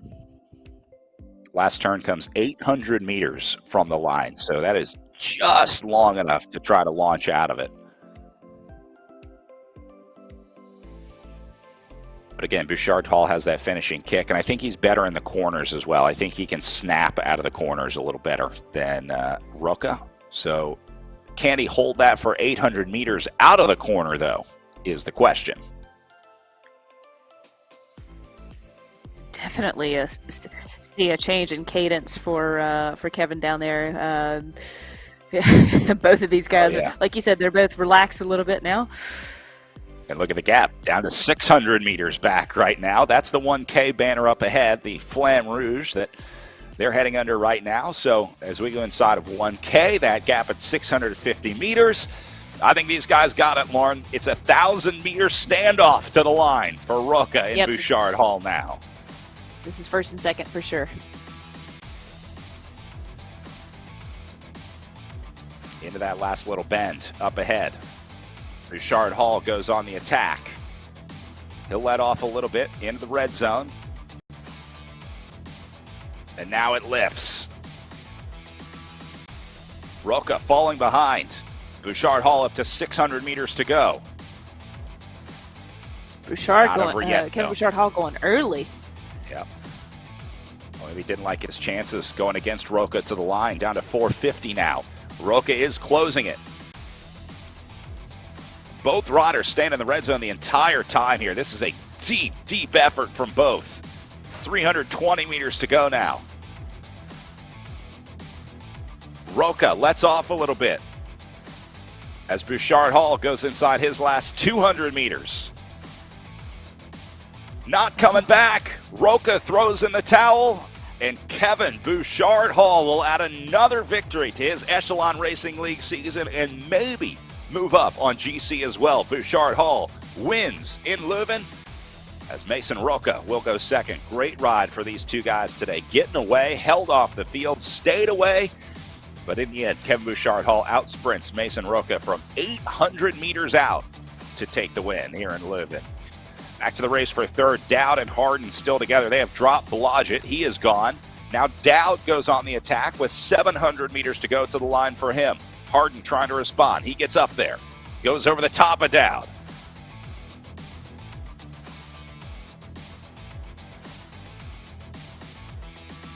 And now Dowd just trying to hold on to this wheel.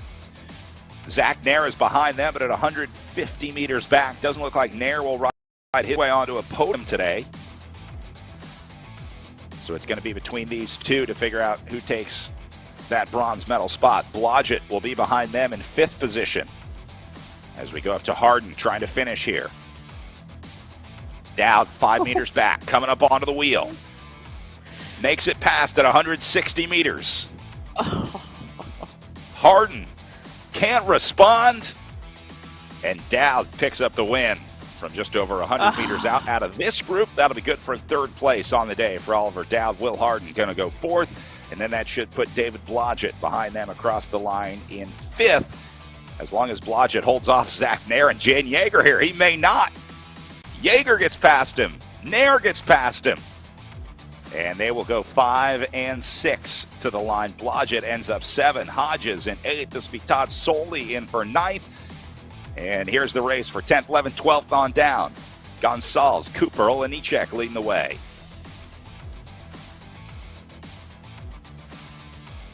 Cooper to the front. This is such a long finish for everybody. Everybody's hitting it like almost 800 meters out and just trying to hold it to the line. It's quite impressive.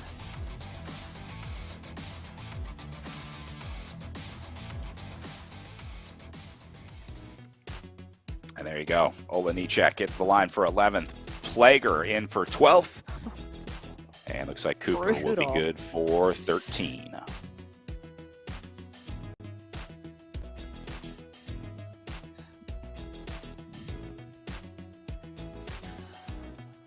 Well, the two stayed away today, Lauren. It's a story as old as bike racing. The breakaway trying to hold off a hard-charging field behind him. Two riders working together, but in the end, Bouchard Hall gets Mason Roca by just over 8 seconds to the line.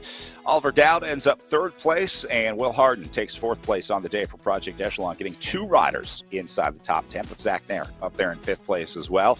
Look at Mason Roca, 3.79 watts per kilo, most efficient guy inside the top 5. I'm wondering if he's starting to think I probably could have put another 0.2 watts per kilo out there. Maybe tried to keep up with Bouchard Hall, but again, really depends on what you have in the tank going into the day.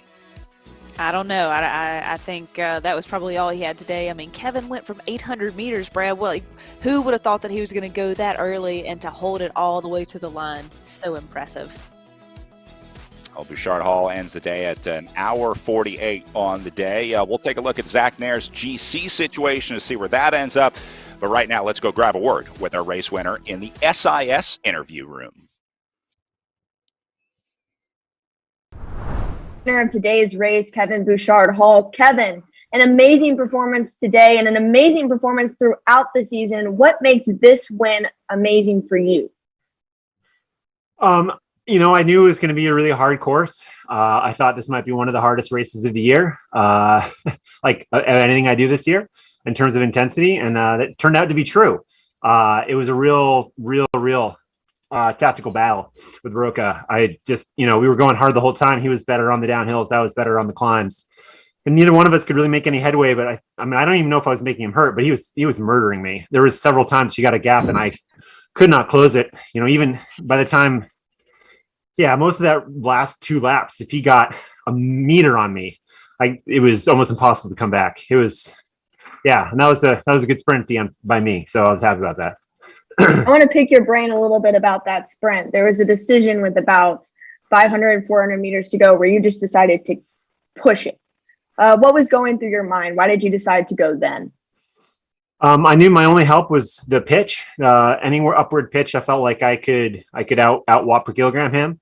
But I knew he would come back on the flats. And there was a pitch right there. And it was just early enough where it was low enough speed going in that maybe coming out, I could get a jump on him and then hit the pitch and then try to hang on for the end. I've been working on my 1 minute power for Worlds in 2 weeks, and that was a good test. So I jumped there and just went all the way in. I died 1,000 deaths at 250 meters to go. Thank God that I think he set up because I was dead. So I ran out of road. Talking about Worlds, thank you so much, Kevin. But going forward and looking to the future, how are you preparing for Worlds in a couple of weeks? Well, these races have been wonderful because they're really hard and punchy, and they're a little bit longer, which I think is better for building fitness.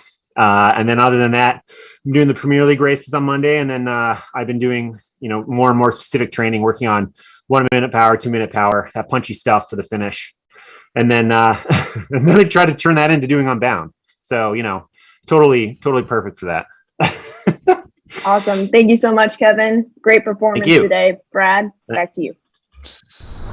Thank you very much, Emma. I can't think of two more polar opposite things: virtual racing on RGT and then going to do the Unbound gravel race, which is one of the longer in real life races you'll ever do in your life. Well, Kevin Bouchard-Hall, an impressive guy on the bike. That's all I can say about that, as he takes the win today. Again, 8 seconds ahead of Mason Roca. Some good rides out there from Zach Nair, Will Harden, Oliver Dowd. They gave it a go at the end. Those three riders deserve a little bit of credit for at least taking that gamble to try to get away, jumping out of the field. That's a risky move, Lauren. Yeah, exactly. I mean, those last couple of the last 8 kilometers, it kind of broke down to those 3 guys off the front. So yeah, kudos to those guys for just not giving up and fighting to the finish, and it leads to a podium for Oliver Dowd. So that's a good result still. Well, as Bouchard-Hall wraps up our men's competition, that gets us ready to move over to our pro women's racing here in the Echelon Racing League, where we have seen one of the greatest of all time in virtual racing. The short time that virtual racing has been around, Jackie Godby has established herself as, without a doubt, one of the best in the world. We're going to watch her on course here very soon. But Lauren, the domination of Jackie Godby this season, it's not just about how she wins, it's the consistency of her winning every single week. Yeah, and we go back to the basics with her of talk about checking the boxes of having everything set up. She's never drop out. I hope I'll jinx her today by saying that, but she's always very gracious to her competitors. She's always got her chocolate set up, and yeah, she's just a great all-around athlete and extremely strong and just focused. You never see her crack ever in any of these races. Well, Jackie Godby is up next here in the Echelon Racing League. Congratulations to Kevin Bouchard-Hall, our winner today in the pro men's field. We're going to take a quick break here in the ERL, and when we come back, pro women are on course. As an athlete, getting marginally better is one thing. Getting exponentially better puts you in a whole new ballgame. Biomoto uses a proprietary digital process to capture movement at 200 frames per second and 70 sensors per foot to measure ground-based forces, resulting in advanced motion analysis that's up to 10 times more accurate than orthotics. It's the data generated by this process that allows Biomoto to construct custom insoles that make athletes faster, stronger, and more stable, and result in an unprecedented 95% success rate.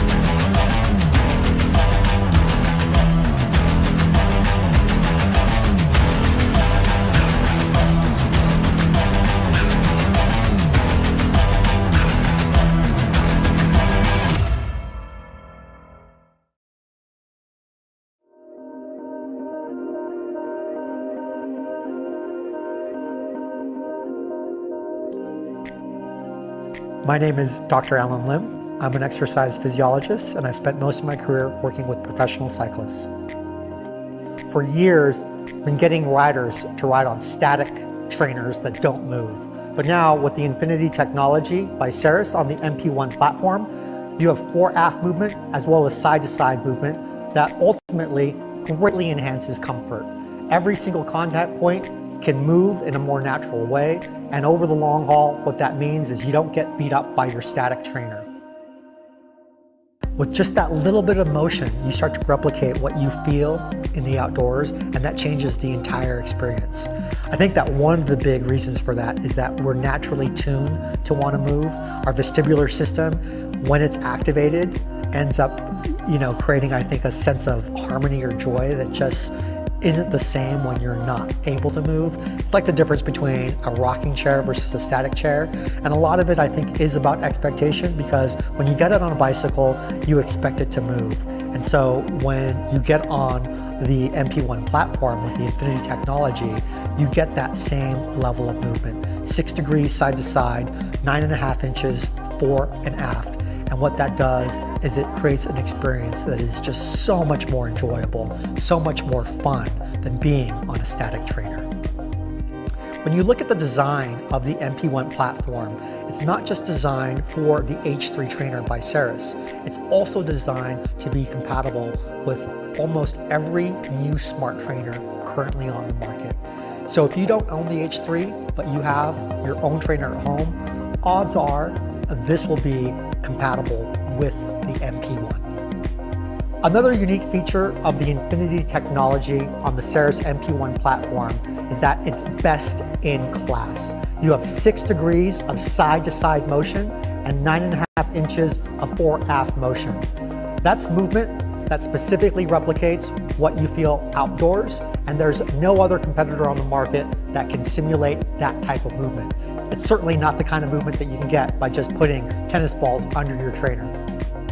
Cycling isn't just about your legs and your lungs. It's also about being able to handle the bicycle, and that takes a lot of control in both your core as well as all of these small stabilizer muscles. On an indoor trainer that is static, you're just not getting any of that specificity. But with the Infinity technology built into the MP1 platform, you are able to use and have to use all of those stabilizers to control the bicycle. The net effect is that not only do you get a workout for your legs and your lungs, but you also get a workout for your core.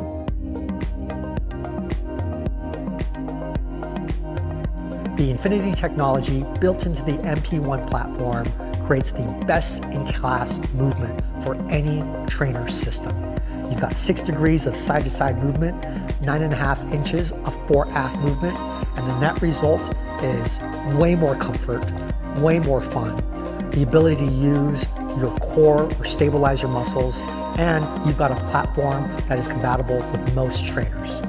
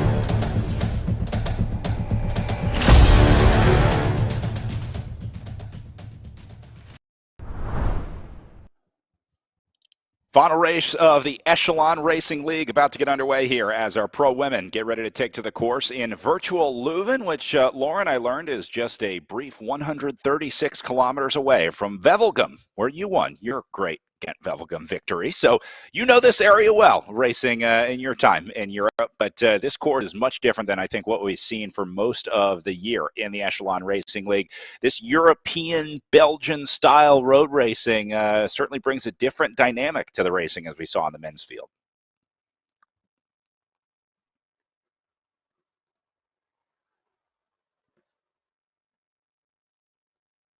Sorry, just to go back to Kevin's interview, and he was just speaking on that point, exactly what you're saying is this course is so dynamic and so much harder than anything else that we've raced against this year. So, yes, this is quite a different course, and it showed in the men's race.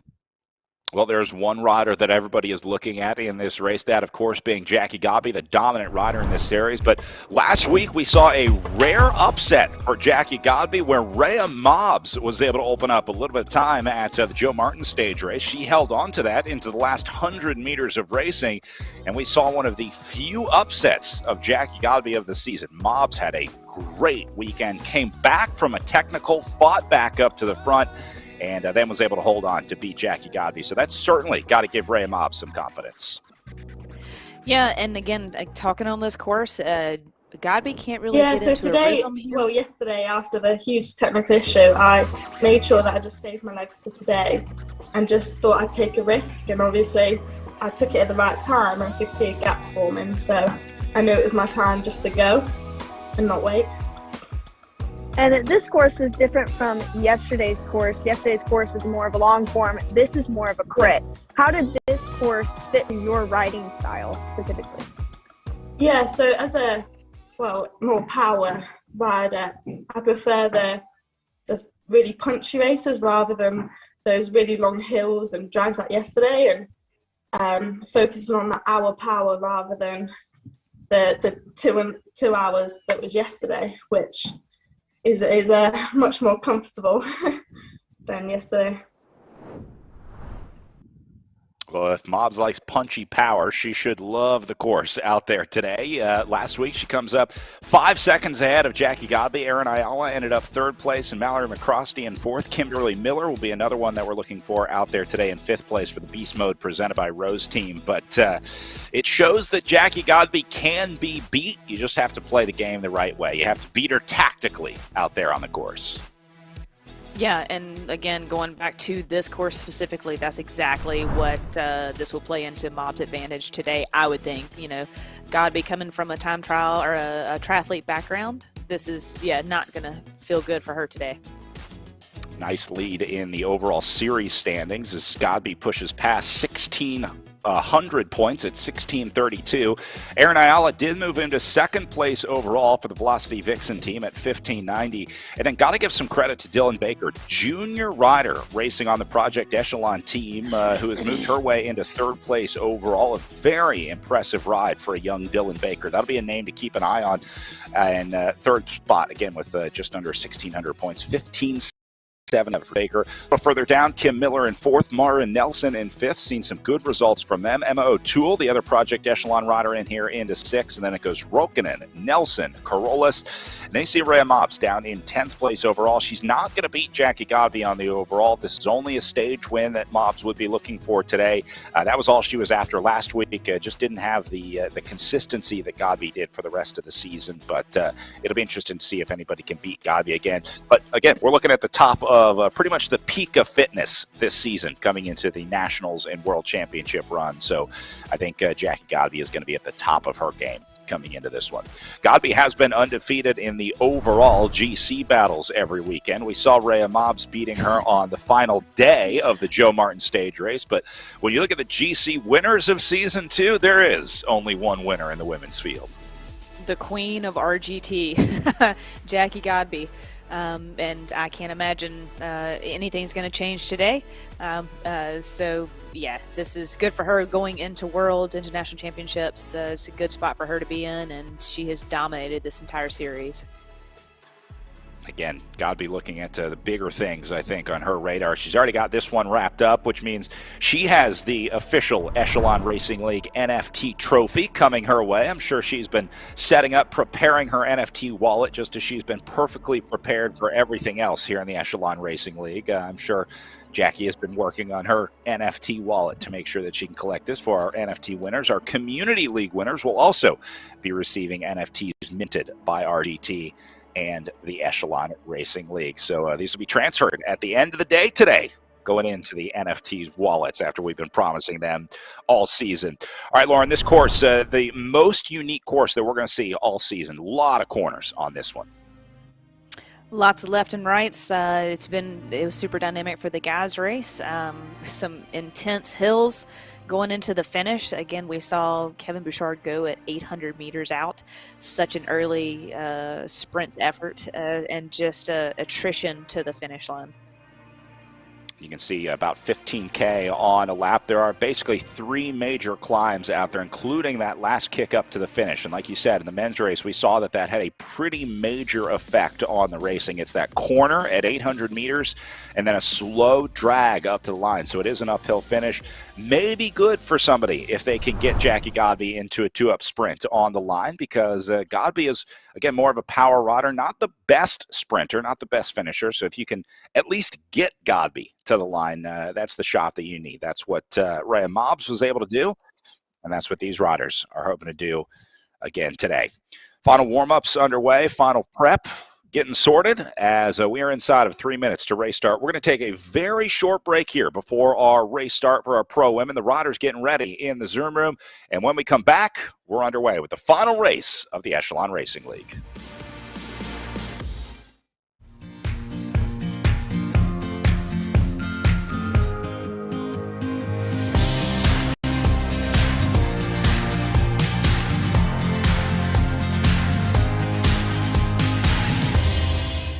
As an athlete, getting marginally better is one thing. Getting exponentially better puts you in a whole new ballgame.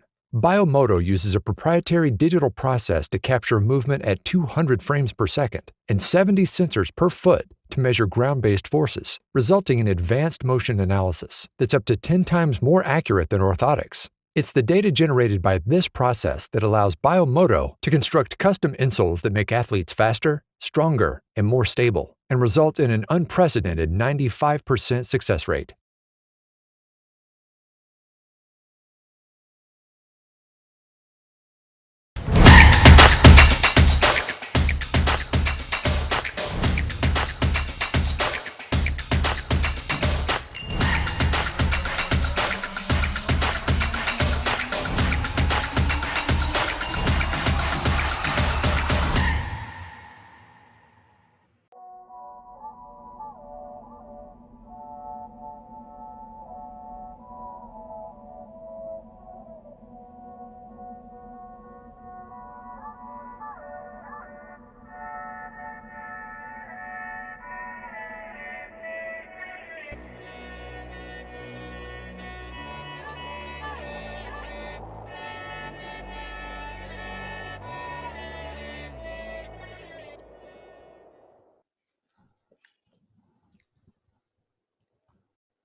Pro win on the line for the final day of the Echelon Racing League, as once again Jackie Godby looks to add another victory to her list. You can see the riders lined up around them as we go inside the final 30 seconds to race start here, Lauren. They start ramping up the power once again, and there is Godby in the upper left corner of your screen, a view that we have come to know well here in the Echelon Racing League. I'll be a little sad not to see the American flag every Saturday and Sunday morning when we log into the Echelon Racing League, but I'm sure Jackie Godby looking forward to a little break from racing here after the Nationals and World Championship block. Yeah, it's time for her to move on to greater things, isn't it? And a good day for Ayala, too. This is a good course for her. She has such a good sprint finish as well. I see everybody taking off from the line as everyone got up and out of the saddle, trying to lift that power as much as possible. A few of our camera bikes stand behind on the line to keep an eye on things, but here we go. Jackie Godby getting things started early right now. Now, we talked about Jackie Godby's sort of desire for some competition in these women's races. She's not afraid to let some riders stay with her. She likes to make competition. She likes to make it interesting. But at this point in the season, Godby can't really afford to, like, take those easy days. When you're training this hard and you're at, like, this peak of fitness, every day matters and every bit of training matters, and you have to keep training at that level to be riding at that level. So Godby getting ready to go up against some of the best in the country next week, and then the best in the world 2 weeks after that. So she really needs to be riding at a high level. I don't think you see Godby let off on a day like today. She needs these 2 hours of hard riding to get trained up. Yeah, it would be nice to have some race tactics by having a group up there with her, and I think, that's been a testament to her previous world championships, and just having that stimulus around you of having some other athletes and that are all of your level and your capabilities. But yeah, you're right. I mean, she's not going to have a soft day or just ride the back. She's always going to go off the front. She's always going to do what she wants to do at her pace. And if you can follow and be a part of it, that's great.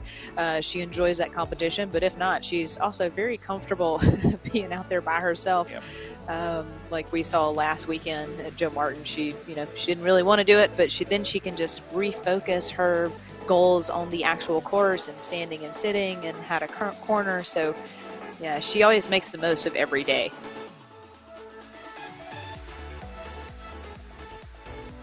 Real battle today is going to be in that race for second, third, fourth spot, because looking more and more like Godby going to be a solo rider today.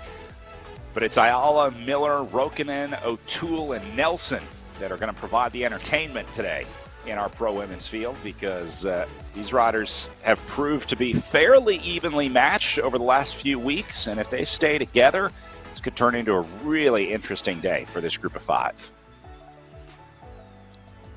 One of the familiar names from last weekend that we won't see today is Mallory McCrosty. I know that she is currently also racing in real life in Oracle this morning. So we'll miss her as well. But yeah, this group, we are very familiar with all together and putting forth a good battle for the day.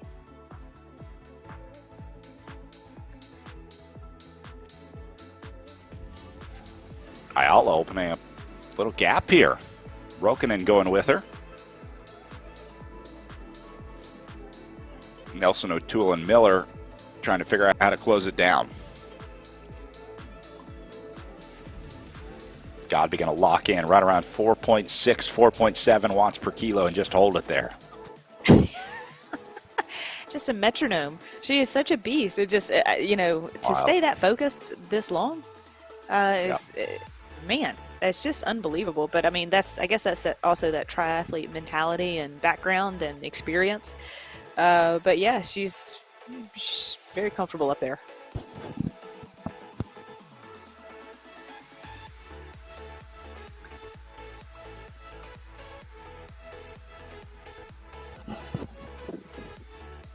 Ayala, clearly the leader of this group, but looks like she'll settle down a little bit. That's Ayala down in the bottom right corner of our SIS Zoom room.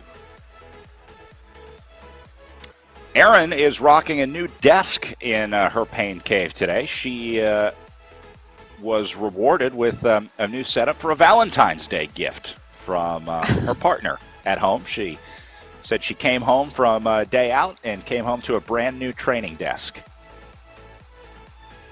Oh, that's very nice. Yeah, I think it puts a little higher, a little easier to access things.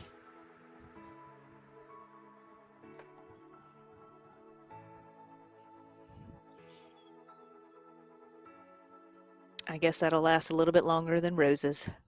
That's right.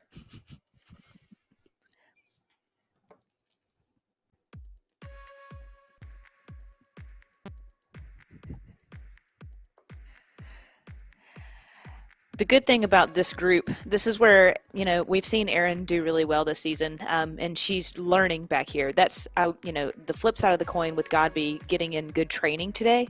What she will, what you could trade off in training would be pack skills, and kind of get a sense of how people ride, being around this group, and if someone attacks you, Godby could use a little bit of that leading into Worlds, but, again, I understand she's just trying to maximize the training as well, but there's also the other side of training that you could train, the pack skills and the sprinting and trying to figure out the avatars. But for Erin, this has been such a good series for her.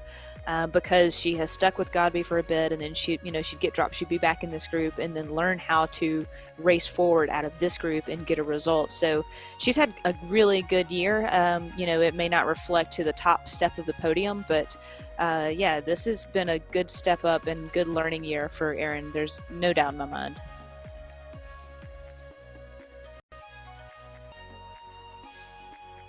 See her scratch bottle set up.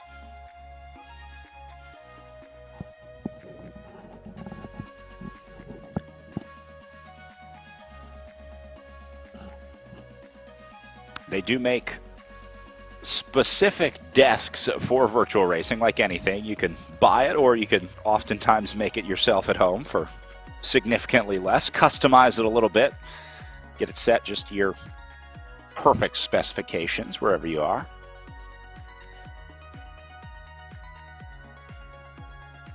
Trying to figure out who the heroes on the wall are here for Erin Isle. Has some posters hanging up behind her. Not sure if they're athletes or who they are. A little bit of inspiration. We're gonna need her social media fan to get back to us on that before the end of the race, please.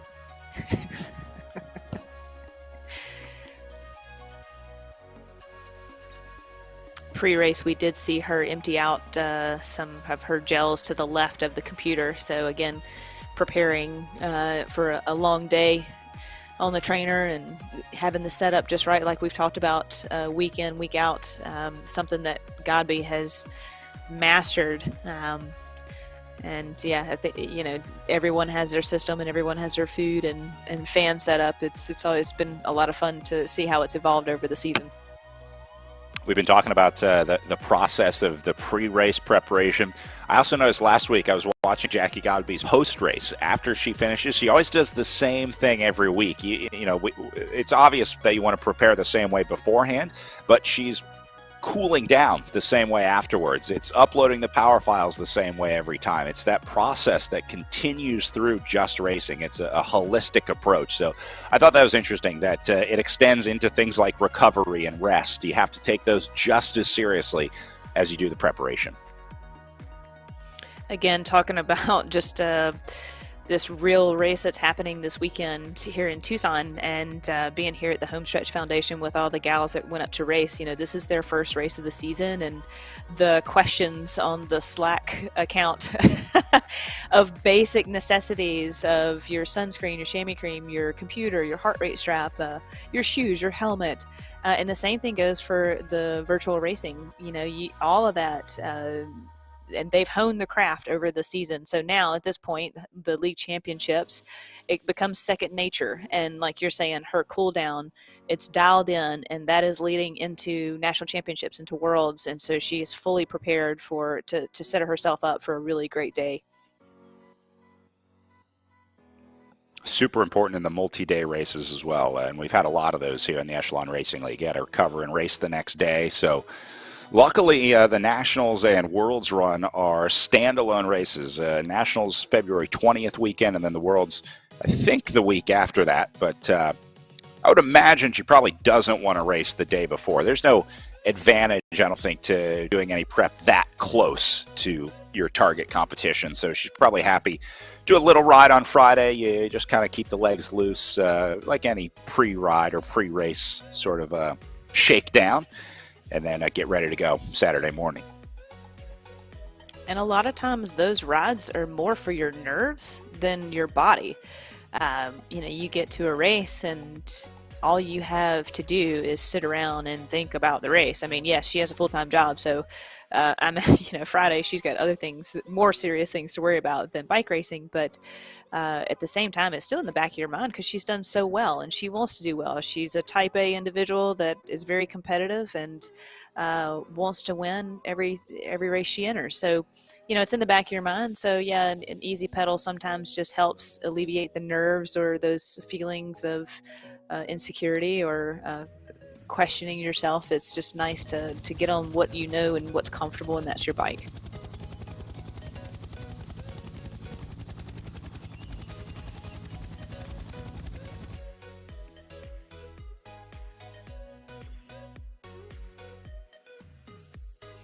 Godby riding the road bike in the game, but she does ride a time trial bike in real life.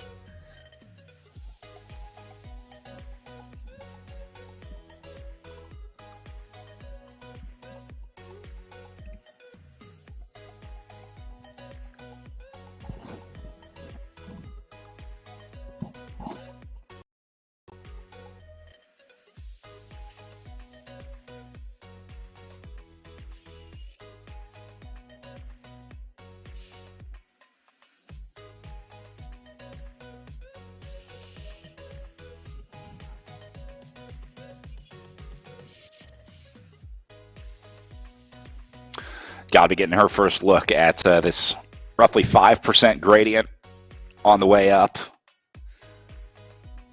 We talked about the difference of a course on race day versus pre-riding a course or trying to take a look at it.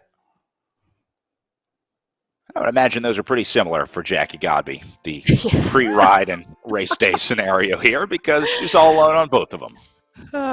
Yeah, I guess so. Again, things that I've never experienced in my life. So she's such a gifted athlete. It's been a pleasure to watch her race all season.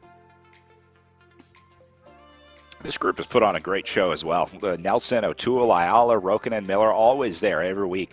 And the thing I like about this group of 5, it always plays out differently, right? Like there's not 2 better riders than the other 5 in here. These riders have all had their time having good weeks in the ERL, and so that's what makes this group really interesting to watch. There is no clear-cut favorite in this race for second. Yeah, you're exactly right, Brad. I mean, again, I go back to Ayala because I feel like she's honed the craft the most this season. But yeah, having Emma O'Toole come up from the community league, am I correct in that? Do I remember that right? You know, to have that opportunity week in and week out to race with the pros, and yeah, what an experience! And she's definitely taken the reins on that and taken advantage of it and raced really well this year.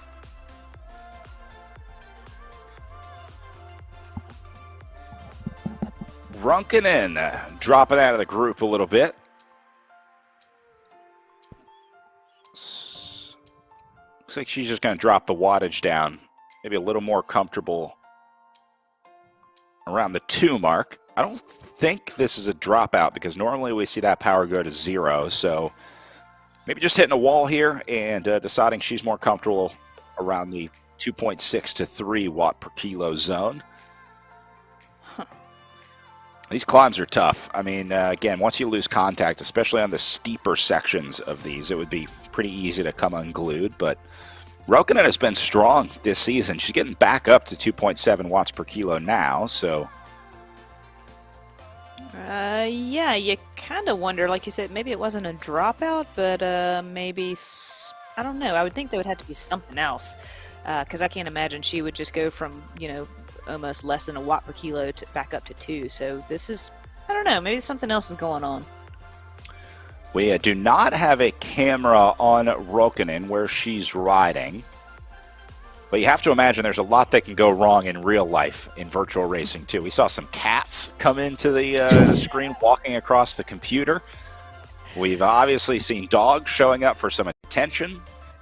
If there's any kids in the house, sometimes it's hard to keep them at bay.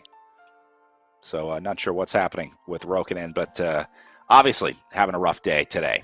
All right, back up to Godby and what is now a group of 4 trying to chase her down as Kim Miller from the Beast Mode Rose Squad sets up on the front to try to bring these riders back. We're talking about the name of the teams. I learned a little bit more about that Beast Mode Rose Squad. Rose is a bike company, bike shop based out of Germany. So they do have one of the few teams with a title sponsor here in the virtual racing world. I mean, why shouldn't companies and bike shops be a part of this? You know, it's another way to get their brand out to a whole different market that may not be in real life cyclists or racers. You know, virtual world is almost likened to gaming. So, yeah, why wouldn't companies want to jump on that opportunity? I just bought 4 Pactimo jerseys in the time we were watching Jackie Godby here, so it works. I hate to tell you, Brad, but that doesn't mean you're going to go faster. Oh. But I got the race fit. That doesn't mean I'm going to be fit to race. I thought I was buying fitness. Yeah, good try though. No, I think I've resigned myself to a club fit for life, and I'm just fine with that.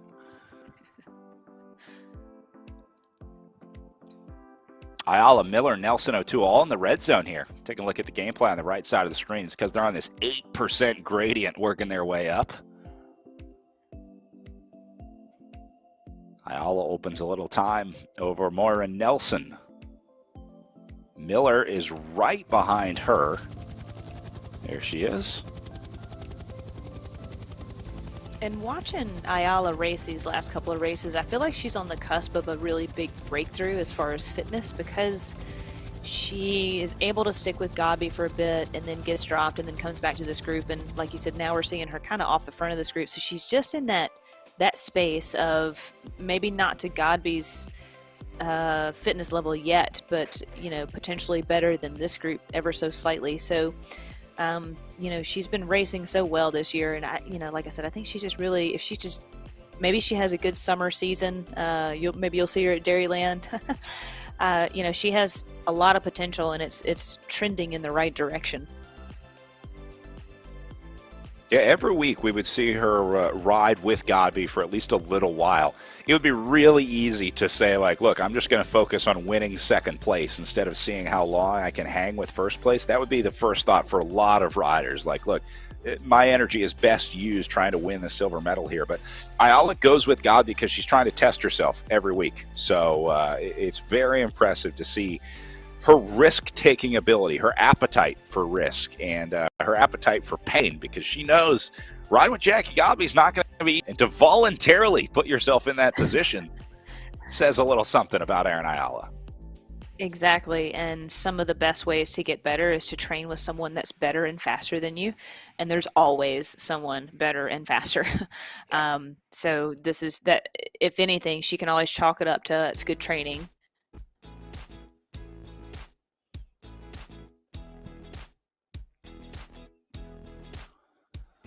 So Ayala trying to hold off Nelson and Miller behind her.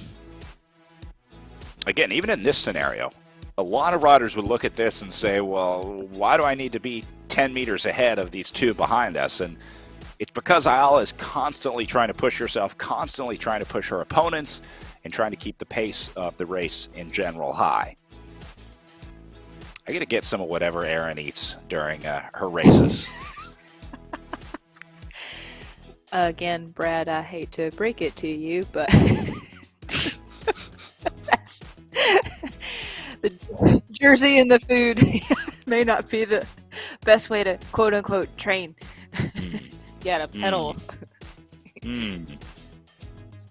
I see what you're saying. I see what you're saying.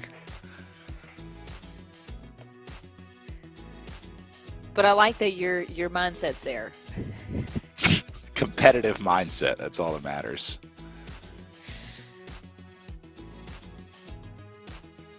She's got the towel hanging underneath. That's cool. Wipe the hand off. Again, it's just the little things. Looks like they have a bit of a construction project or something going on to the left of the screen, or some moisture protection on the wall. Nice cubby system with the weights.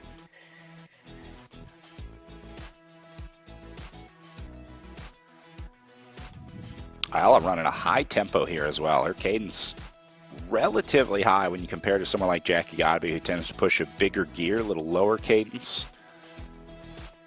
Ayala likes to keep the gear a little higher, spin a little higher cadence. You can see the current cadence on the screen, about 93 RPM for Ayala right now. That's in the upper left of the gameplay screen in between the current power and heart rate.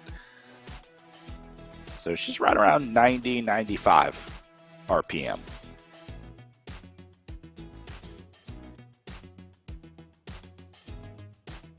Lauren, is that something that you measure as a professional? I mean, do you look at your cadence, or is it more based on feel or power? I mean, is there an optimal cadence for each individual rider? Is there any science behind the cadence? Did your coaches, trainers ever talk about that?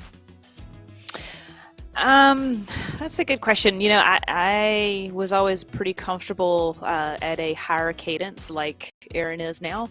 And it's almost like personal preference and what power you can put out under a different cadence, a lower cadence or a higher cadence. Again, I was a sprinter, and I always had a compact chainring, so a 5032.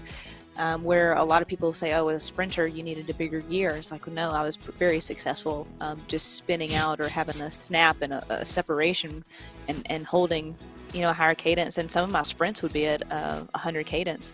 So it is personal preference. But for, some of these gals like Godby and Erin coming from a triathlete background, I'm sure they are very keen and clear on what cadence they would want to be running at the entire day, especially since they're just essentially doing a time trial right now for each individual. So I bet they're highly aware of what they're doing, and like I said, it's a personal preference. I'm sure there is some science behind it, but that was almost too much fine tuning for me to really hone in on. That I never really worried about it. Never asked my coach about it. But time trialists are a bit more specific on it. So that would be a question for Godby, actually, just to know.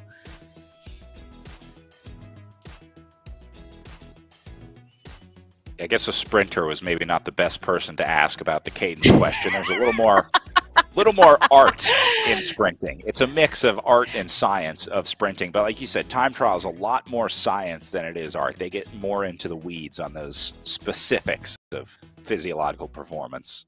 Yeah, I mean, hey, look, you're going 70K an hour and you're bumping with somebody to your left and right trying to fight for a wheel. You're definitely not looking down at your cadence to be like, oh, I need to be one gear higher. Right. Just trying to stay on the road.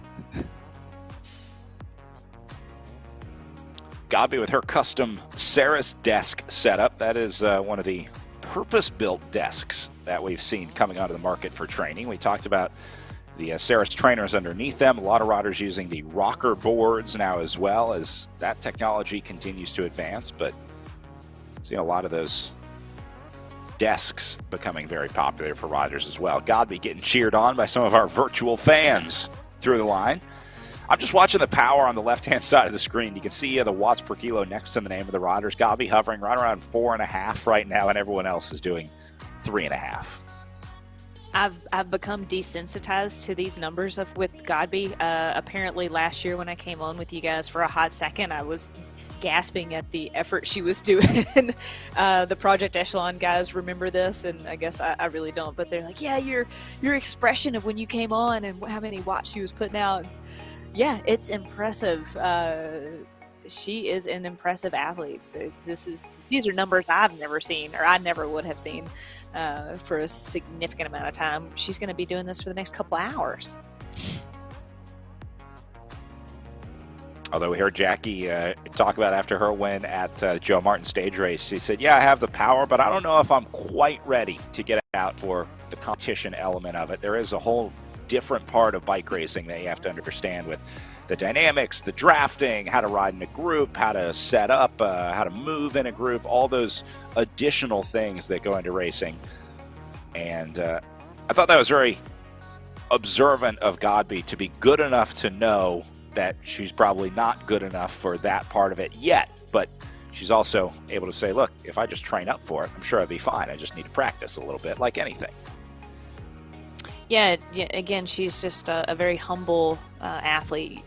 She could have all the confidence in the world, and she does. She's very confident in her efforts and her ability, but at the same time, she very much recognizes the challenges she does face, and she's vocal and open about that, which can show some vulnerability on her part, which is to me a strength. So she's not afraid to put it out there, and it's really nice to see and refreshing to see from her interviews.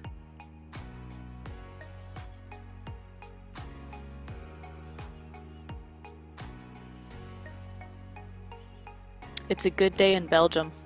The sun's not shining, but it's not raining. Call it a plus. Exactly.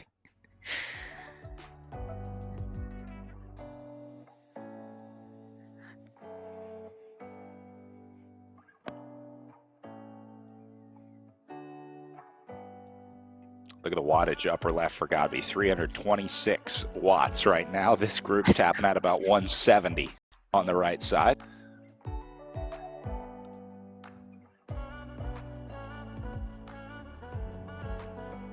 And seeing, Aaron getting caught by these two, and that's okay, right? I mean, again, this is teaching her effort and ability and the sense of it's okay to get caught and you're okay, right? Sometimes you get caught, you've been out on the front or out front by yourself, and you think, oh my gosh, I must be floundering. But I feel like Ayala's been in this space enough to know that, this isn't the end of the world. I'm still racing, and I'm going to sit in this group and recover and maybe strike out again, depending on how hard they're going and what I want to do. Yeah, for Ayala, even though she's back in this group right now, she has just as much of a shot to be on Jackie Godby's wheel right now. If she would have made it up and maybe got into that draft, things could have gone very different for Ayala, but she would never know unless she tried to make it across. And she could have made it across. Like, we know she has the legs to do it because we've seen her do it before. We've seen her hang with Godby before. So I think that was the right move for her to at least try to hang with Godby, see how long she could, and now she can go back to racing for second. Never know until you try, right? That's exactly right.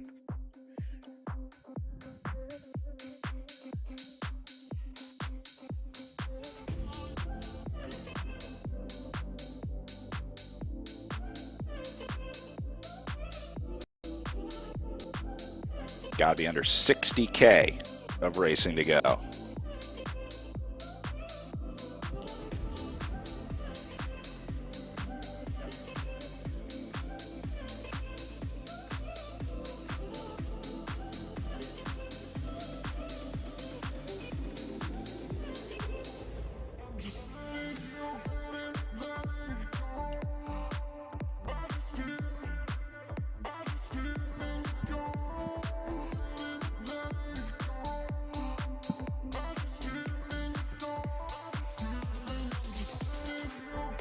Talked about Godby preparing for national championships coming up February 20th. We're going to be racing on the Iron Horse Bicycle Classic course. I think that'll be a good one. We raced on that earlier in the season, week 4, I think, of the Echelon Racing League. So it'd be nice to get back to a familiar course. Godby did win that one when we raced it in the Echelon Racing League.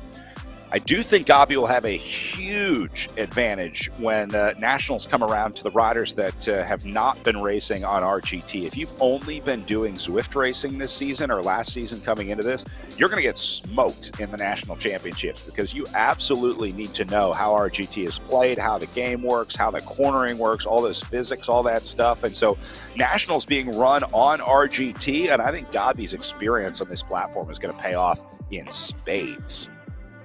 Well, I'm gonna counter that point a little bit with that was one of the races that she was put under pressure on the climb, and it took her essentially all the way back down to the start finish to catch that rider. So, I don't know if someone can come over to this platform and make that separation on the climb enough to put her under the kind of pressure that she was under and potentially win. So that would be my only counter to the dominant Godby that we have seen and continue to see.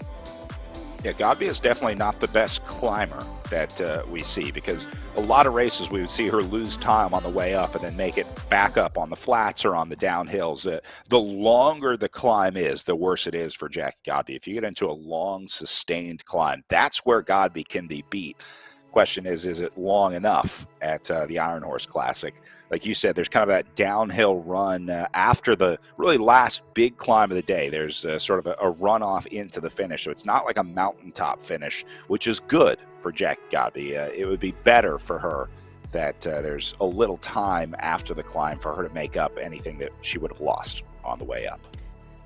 And again, like I said, the Fort Lewis kids are here in town, the college kids cycling team, and Ian Burnett is here. And again, he runs the Iron Horse bicycle race, and he is really excited to host national championships. And we had a good conversation about it last night. So everyone's excited that it's the Iron Horse race is the national championships, and Durango is always a great place to be in real life. And yeah, we look forward to seeing everybody this summer. Dad and I will wave to everybody on our tandem. I'll bring the speaker. Perfect. We'll bring the party. You get the bell. Streamers. I want some streamers, please. I'm bringing a fog machine. I have a DJ. I need to get my party team poppers. kit, so Yep. I need to find that race kit that you got. I'm just going to be eating snacks on the back, so I hope you know where we're going. I don't think you've ever raced with me. I'm not going to be near as nice on the bike as I am off the bike. I kind of cracked the whip, so. Well, I might be sick that week, so we'll see. Nope. Flat tire? No sandbagging now. No. Flight You're was committed. canceled. You're in. Nope.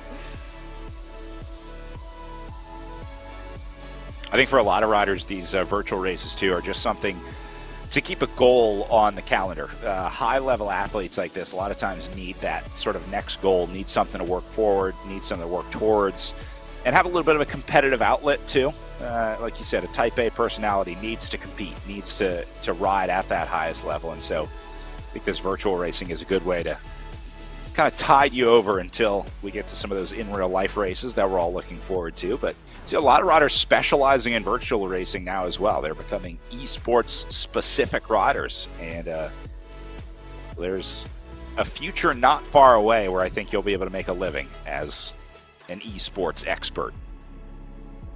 I totally agree. I mean, again, going back to the men's race and looking at some of the equipment and clothing that we've talked about that has come to fruition from e-racing specifically, and that's all just going to translate into dollars and advertising for these companies. And yeah, I mean, if Kevin goes out and smashes Unbound and was using e-racing as his example, I think you'll see a lot more people on this platform come wintertime and come next fall.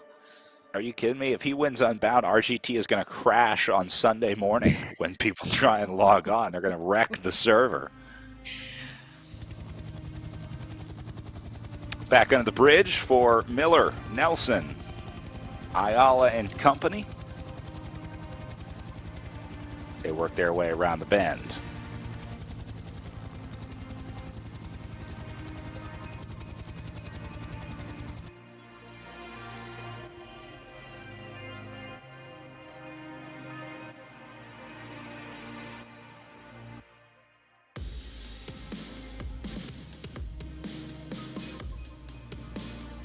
Reading up earlier about some more of the features along our course here in Leuven today. If you've ever been to Belgium, you know a lot of churches, a lot of chapels along these courses. We have 3 along this route: the St. Anthony's Chapel, the St. Michael's Church, and the St. Quentin's Chapel as well. I will not try to pronounce those in Dutch or Flemish. Probably for the better. Let's see, Godby should be making her way towards those churches here relatively soon. They come at 28K in, and Godby is at about 23K into the day right now. Another cool element of RGT. get to do a little bit of sightseeing. Now, not all of the courses on RGT are built with the realistic environment like we have here in Leuven. One of the really cool things about the app is that you can just upload any GPX file into the game and it'll create that course profile for you. But the designers of RGT have a set of sort of pre-made courses where they've built out the city and buildings surrounding them, and so that's what we're riding in Leuven here today. They call these real roads, and you can see why, because it's about as real as it's going to get in terms of virtual racing here. Thinking back like on my career and kind of setting myself up for success, I would have definitely loved to have downloaded a GPX file of Strade Bianche or Flanders or Ghent-Wevelgem just to have an idea of how heavy those days are and what to expect. I mean, man, those are some of the hardest races in the world, and just to have every advantage you can going over there, because these athletes grow up on these roads and race these roads for their. Yeah, they've been on these roads for 10 years, and you're going over there as an American for the first time, and everything is new and different, and it's like you're drinking from a fire hose. It's so intense. That would be such a gift to have just that little bit more knowledge of the course and some of the climbs and what it really feels like. So this is such a great platform for those opportunities. But when do we talk about the beer? That's coming. Okay, good. Is that the last half of the race? I just need to know. Yeah. Yeah, it's somewhere out there. You can't do a race in Belgium without talking about some beer. The Stella Artois Brewery is on this course somewhere. We're still trying to locate where exactly it is so we can bust in and grab a couple cases. But that's another one of the cool landmarks that they put on the course here in Leuven. Again, one of the best parts of racing over in Belgium. I would figure out a way to bring back a 6-pack of a different beer, 6 different beers, and I would have them in my TT helmet. I would wrap them up in my dirty laundry, and they always made it back, and I'd always bring them back for my training partner and my coach. And we'd sit on the front stoop of the steps and just talk about the races and just try these really great different beers. And it's again, it's just like the heritage from Belgium, isn't it? I mean, it's a beautiful thing to think about. The Stella Artois Brewery originally opened as the Den Hoom Brewery in Leuven way back in 1366, when it was a tavern brewing its own beer for sale to hunters. That's why you see the horn on the Stella Artois logo. That is a hunter's horn. And then in 1708, Sebastian Artois became the head brewer and purchased the brewery in 1717. So there you go. Wow. The brewery formerly known as Den Hoom Brewery from 1366. Isn't that crazy?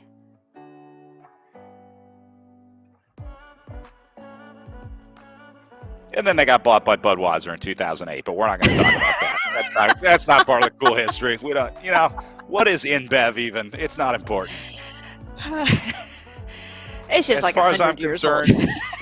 Yeah. Wee baby. Yeah. Yeah, as far as I care, my man Sebastian Artois is still brewing beer in Leuven. And that every time I get one of the green Stella Artois bottles, I'll just imagine Sebastian brewing a beer. Hey, now, look, we have the Super Bowl tomorrow. I'm not opposed to popping a top on a nice Bud Light. Yep. They make great commercials. They do still make Stella Artois in Leuven. They have a plant in Leuven and Jupel, as well as one in the United Kingdom, and then, of course, in the U.S. here as well. I don't think that we're getting the beer from Leuven when I buy a Stella Artois in Pittsburgh, I don't think it was brewed in Leuven. I'm pretty sure that's coming from a regional brewery at this point. Just have recipe, don't they? Exactly. It's made by Labatt in Canada, in case you're wondering.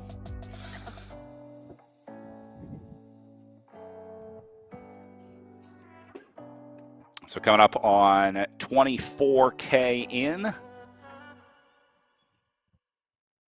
And this group down to 3. O'Toole missing from this group. Remember, we saw the Project Echelon rider with him earlier. She's now about 140 meters back. So just falling victim to the pace here. About 40 minutes in.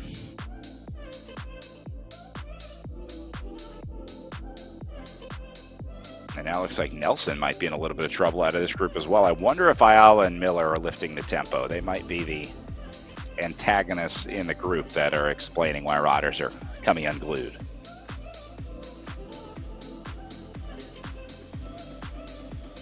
I also think it's just a hard course. You know, again, I just use Kevin's interview as a reference when he's talking about every time they would go around a corner or up a hill, and he would get gapped off, how hard it was to close that gap. So it's not just a straightforward course like we're used to seeing. So I just think the course is also a testament to the intensity factor for today for the athletes.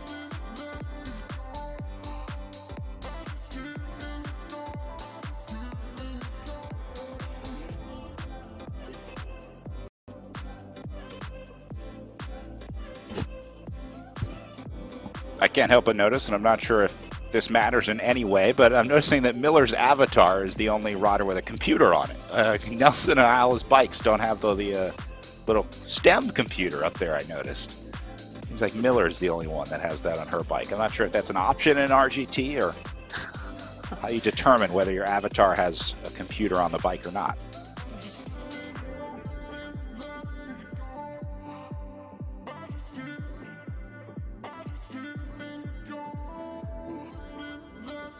Look at his profile in the upper right corner. Enjoying the little downhill section right now before kicks back up into the orange on a 6% gradient here.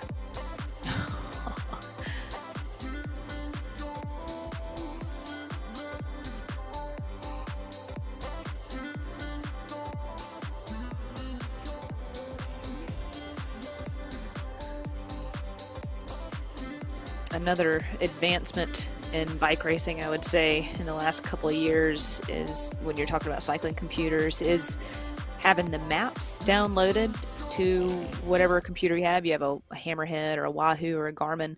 Actually, one of the EF Tipco riders alluded to putting the race map on your computer when you're racing, just to have an idea of where you're going, which is great. I mean, that was never an option for us. So again, you know, we're talking about downloading GPX file into RGT. And, it's just so many advancements that have come out in the last, 5 or 6 years. And also VeloViewer, which we've used to highlight the course profiles. Team directors are now using that. And again, having like a hotspot in the car with VeloViewer on for the race course or training course, and knowing exactly the pitch, how long the climb is, where it begins, where the turn is. It's pretty fascinating to see the advancements and the knowledge that you now have at your fingertips while you're racing. Yeah, the data available to riders these days is crazy. I was reading yesterday about the electronic shifting platforms now. You can track how long you're spending in each gear, and they give you a breakdown after the race of like what gear you spent the most time in, whether you're cross-chaining too much. That helps you decide if you need to, maybe change your cassette on the back or something like that. It also tracks wear, so you can see like, God, I've been in the 12 a lot. I might need to change my cog or chain ring, something like that. So it's really incredible. You can go back and look at an effort now, not just looking at your power, but being able to line that up and know exactly what gear you were in at the time. And then you can overlay it with the GPX data and say, okay, I was on a 12% grade. I was in my 5311. That's probably why I got dropped. I think that's really great. I didn't know that. And to have an idea of when things are wearing out also can be a safety factor. And you can kind of, and a financial factor. We know how expensive this stuff is now, and a longevity factor. Just the wear and tear. Well, for me, I'm still on cables, so that would have been nice to know before I'm going to break a cable, which you're usually out there in the middle of nowhere when that happens. or your battery dies. I think that would, people. I still have friends that their battery dies mid-ride. Just like, something else to charge. What were you thinking about? But that's really smart on bicycle manufacturers and component manufacturers just to know. And for me, that would be a great safety feature for group rides that I participate in. Make me feel a little bit more comfortable if people actually look at the data and follow the data. Yeah. It's like somebody driving around on a car that they don't rotate their tires, right? I was just going to say, as someone who daily clicks off of the "you need to update your computer" box, but it pretty much has become part of my morning routine. I think I may be in that category of people that would ignore the warnings. So, Brad, not much they can do we're going to have now. such a hard time riding tandem together. Opposites attract. Pretty soon, though, you know what? Pretty soon they'll get this all set up where once your stuff starts wearing down, like a specialized truck shows up outside your house before you even know you need it and gets your bike fixed up. Hey, here's my credit card. Go ahead.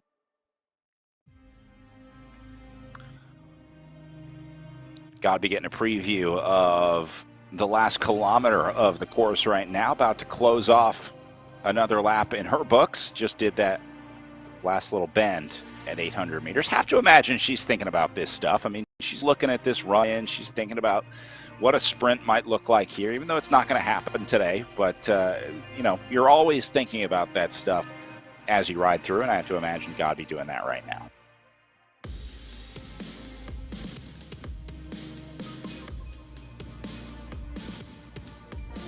Yeah, it'll be interesting if we get a chance to talk to her after the race, kind of what her objectives going into the today were. Again, when we talked to her last week, and she talks about standing versus sitting and the amount of power that she's putting out, like she's already ahead of the game, right? She kind of knows she's going to be out here, so meeting some new objectives and setting new objectives instead of just trying to win the race. It's all about personal improvement, getting as strong as she can ahead of the finale of the virtual racing season. Like you said, look at the power history line. It's just beautifully straight across, centered, no big jumps, no big spikes. So Gabi wrapping up lap 1 of 5.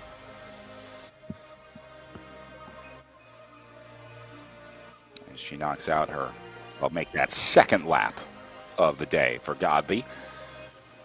As she goes through, 2 down, 3 to go for Gabi on the front. We're going to take a quick break here in the Echelon Racing League. Thanks some sponsors, and we'll pick up Jackie Gabi on the front when we come back.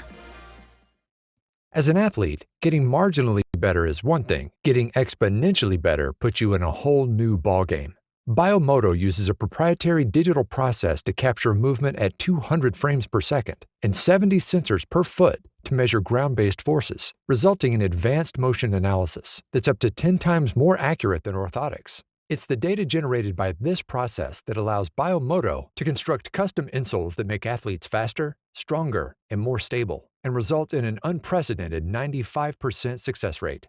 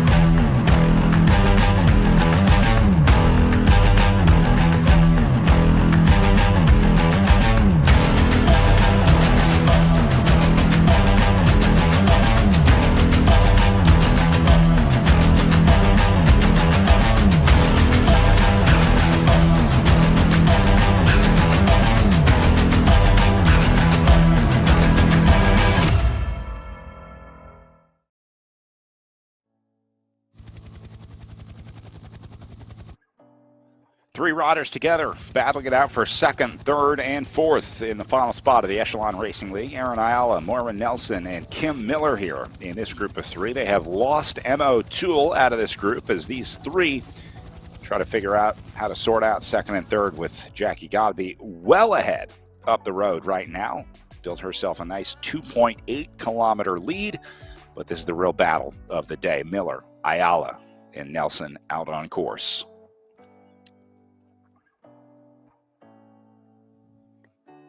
Back to Emma O'Toole, a little further back for the Project Echelon Racing team. A little over 500 meters back off of that group. And then she'll go further back to Real. And, you know, we've been talking about Erin and her experience and learning curve for the season. Also for Emma, you know, to be called up from the community ranks into the pros. And, you know, she's shown up day in, day out. And just, again, getting this experience and making it in that group and then potentially getting dropped. Like she's had some really good races, and this is a good season for her to kind of get under her belt and get that experience.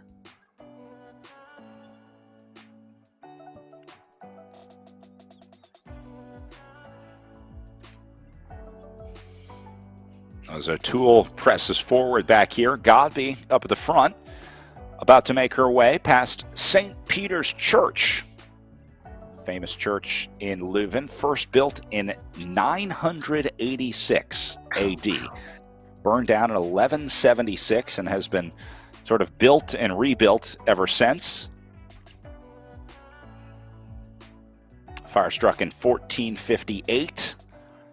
Burning it to the ground, rebuilt in 1505. It also suffered some damage during World Wars I and II, but perhaps the most famous claim to fame for St. Peter's Church, it is the home of the Last Supper painting.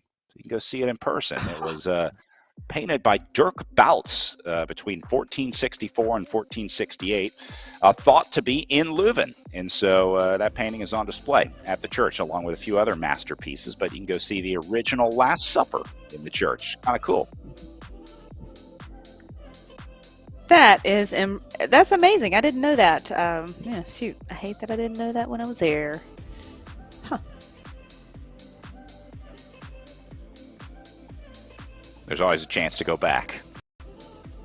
We'll go back and ride this course in real life on our tandem. Stop at the brewery. Promises. Stop it.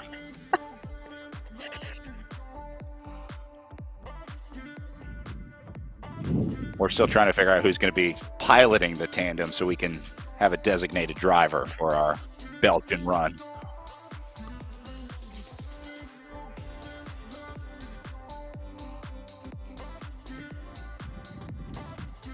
I'm sitting in silence thinking about this, actually. What do I say? Brad, I trust you for some things. I trust you for everything we are doing today. I'm not quite sure I trust you steering me through the corners. Well, I don't know. We should just go try. Let's just go practice. Yeah, what could possibly go wrong? Not that much. How do you feel about road rash? Little Tegaderm, little Neosporin. It's not that bad. Be fine. And I mean, I know your moneymaker is shoulders up. We won't injure that. I promise.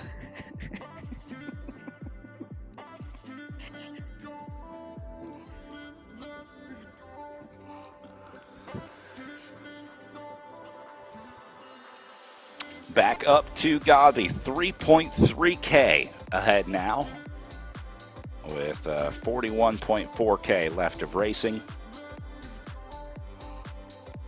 And still keeping it around 5.5 watts per kilo. Ay, ay, ay, ay, ay.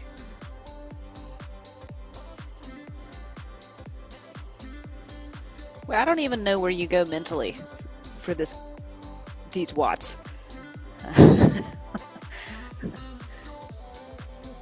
I would imagine the same place. Surely you had to be in this scenario. You had to go out and do the solo training rides plenty in your career. I mean, you just learn to suffer. That's part of being an athlete. Look at me telling Lauren Hall what it takes to be an athlete. Love it. I love it. Maybe you remember better than I do, but Unfortunately, I need a bit more stimulus. I think I'm slightly ADHD. So yes, I'm always looking around. I always needed some assistance pushing this hard. I would prefer to follow a wheel or chase someone down than I could ever make myself go this hard. But that is why I was a sprinter and not necessarily a time trialist, which I am perfectly happy with. That's why I became an announcer, because I'm not good at any of those things. At least you were good at sprinting.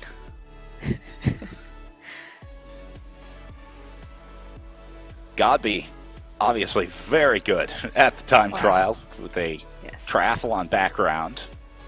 I have to imagine that anaerobic endurance probably plays a big part of this too. The ability to run and swim too builds up a pretty strong cardiovascular system. So she's obviously using a lot of that for racing here. See, some riders are able to win with their legs, and some riders are able to win with their heart and lungs. They can sort of just push a higher cadence, use a little more anaerobic rather than muscular effort, I guess. I feel like Godby's kind of like the best of both worlds, huh? I mean, and she's got a good head about her too. Again, if you look at any of her interviews, she is just more aware of what's going on, not just the race, but just all the outside factors and what's coming up next. And she did her homework on Crybaby Hill. That's just another next level, and I guess we could attribute that to her getting her PhD and being an extremely smart individual. In addition to being one of the best. Peptide bonding. Yeah. That's all you need to know. Just peptide bonding. Yeah, obviously has an incredible ability to research, having researched her thesis and PhD and all the papers that go along with it. I wonder if she's well versed on her Stella Artois beer, like you are. I will say one thing that I did learn being over at Worlds this past September, and just not being aware, not paying attention. I knew that there were many different glasses that were associated with the different types of beer, but that essentially each beer there has its own specific glass, and it's frowned upon to ever drink from the bottle. That's more like a college thing to do. You definitely want to pour it in the glass. That's more the sophisticated thing to do. I'm not going to tell you which one I was for a long time. I'm just thinking about all the sophisticated fans that I see so often on the Belgian cyclocross TV coverage, looking quite sophisticated as they try to get through the mud. Ayala and Nelson opening a little bit of space here. Ayala into the red, pushing hard. She's trying to keep this one tough. I love this from Erin Ayala. It would be so easy to just sit in here and say, all right, Godby's gone. We got 42K to go. I'm just going to sit in. But Ayala keeping the pressure high. It's great racing.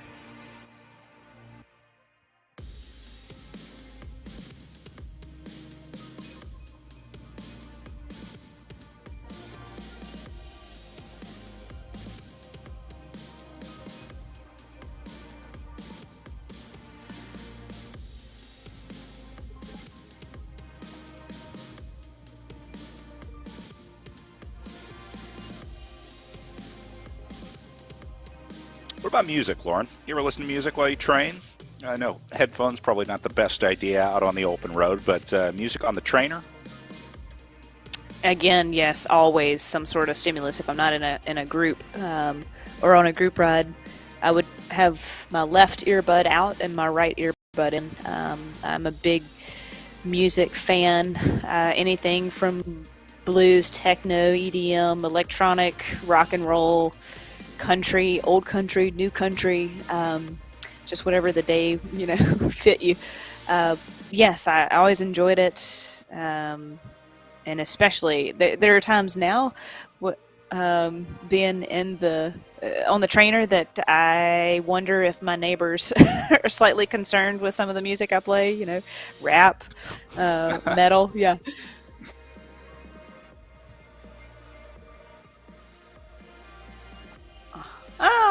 Yeah, we have a puppy dog. And we're getting a little tour of the pain cave here. Yeah.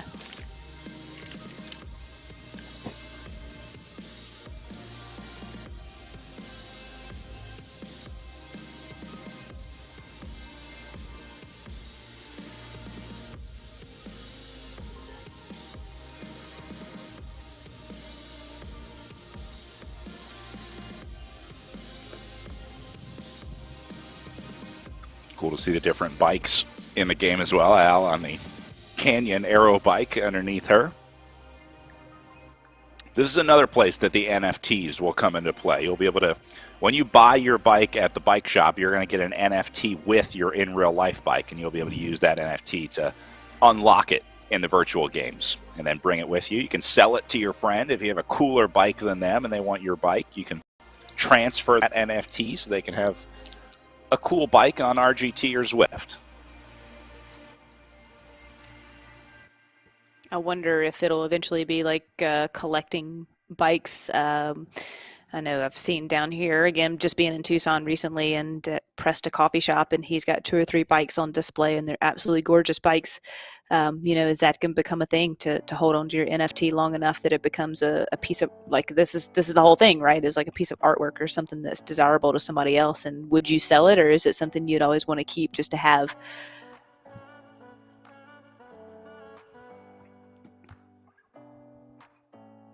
This will be just like when you try and find your first bike. There's going to be a generation of bike racers that have to find their first NFT that they had. You always wish you never sold your first bike. It's like your first car. You always wish you had it back, but there will be a generation of bike racers that say, I remember my first NFT.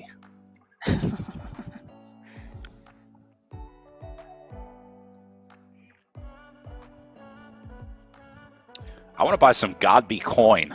If she minted a crypto, I would invest in that in a second. Agreed. Yeah, she's got a bright future ahead of her. Miller and Nelson locking in back here, 3rd and 4th. Isle opened up a nice gap, 220 meters up the road now. Way to go, Aaron.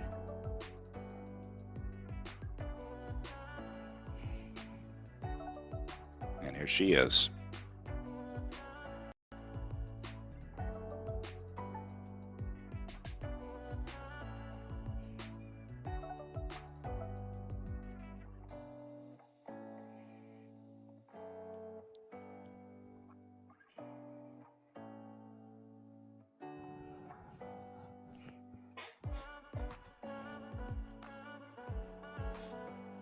Ayala putting herself in a tough spot here. Again, though, we go back to go at it alone. Yeah. We kind of go back to the beginning of the race too, where she, may have potentially tried to follow Godby, or she just wanted to go at this certain watts for this certain amount of time, just to see and push herself and kind of test those limits. And then she got picked up by Nelson and crew, and has she had enough time to sit in, or kind of wants to try and strike out again and get that intensity factor and push those limits? Like I said, she's right in between the two, right? She's in between Godby's efforts and her compatriots back here, their efforts. So, do you want to try and get the fitness, or do you want to get the race experience? And I feel like on this course, it's kind of hard to sit with the group. So maybe she was just pushing on the pedals and accidentally sneaked off the front a bit. And again, just how hard it is to draft on this course, of how dynamic this course is. So not necessarily, I wouldn't say an attack, right? It would be just more of a, this is the pace I want to go, and hopefully you guys can follow, and if not, then I'll just be up here until you catch me.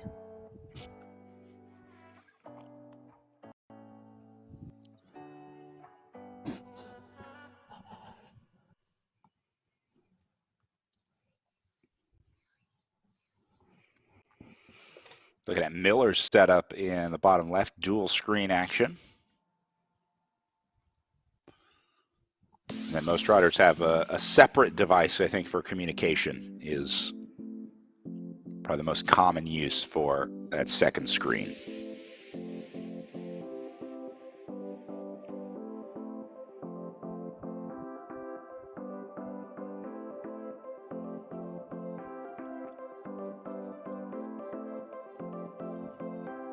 Miller locking into Nelson here. More great riding from Kim Miller. Again, really hard to draft on these wheels. Stay right in here, and Miller putting on a master class right now. Yeah. What better course to try and draft and hone the craft of corners and than this one? This is a hard course.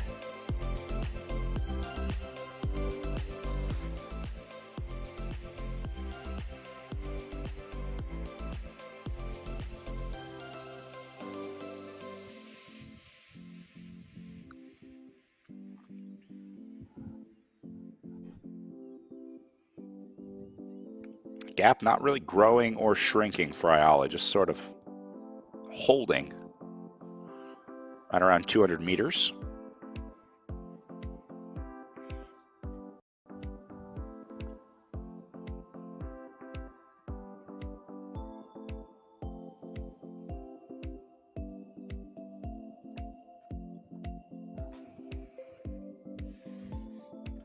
Good look at Ayala over on the other side.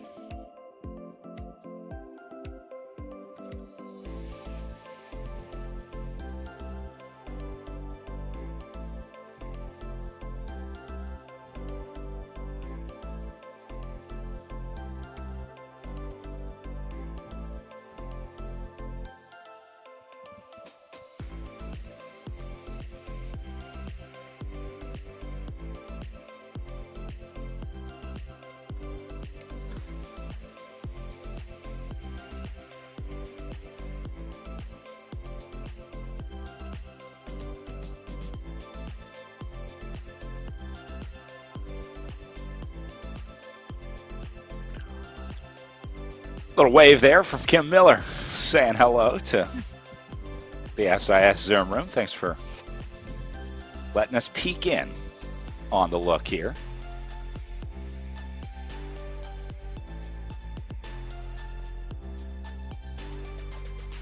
Not sure if she's waving to us or waving to Moira Nelson, who she's riding with, maybe saying hi in Zoom. What were the dogs' names? God. I wonder if they've had dinner tonight.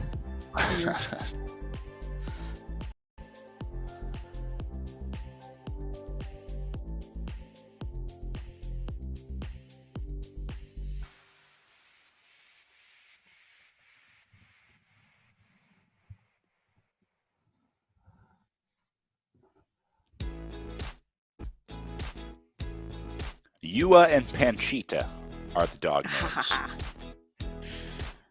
I didn't see him back there, so.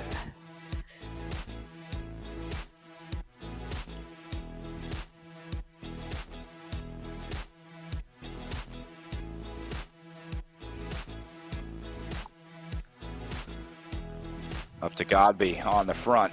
5.5 watts per kilo. Give me 3 words to describe Jackie Godby. Strong, stronger, and strongest. How's that? Perfect. Yeah, I couldn't have said it any better myself. Good, better, and best.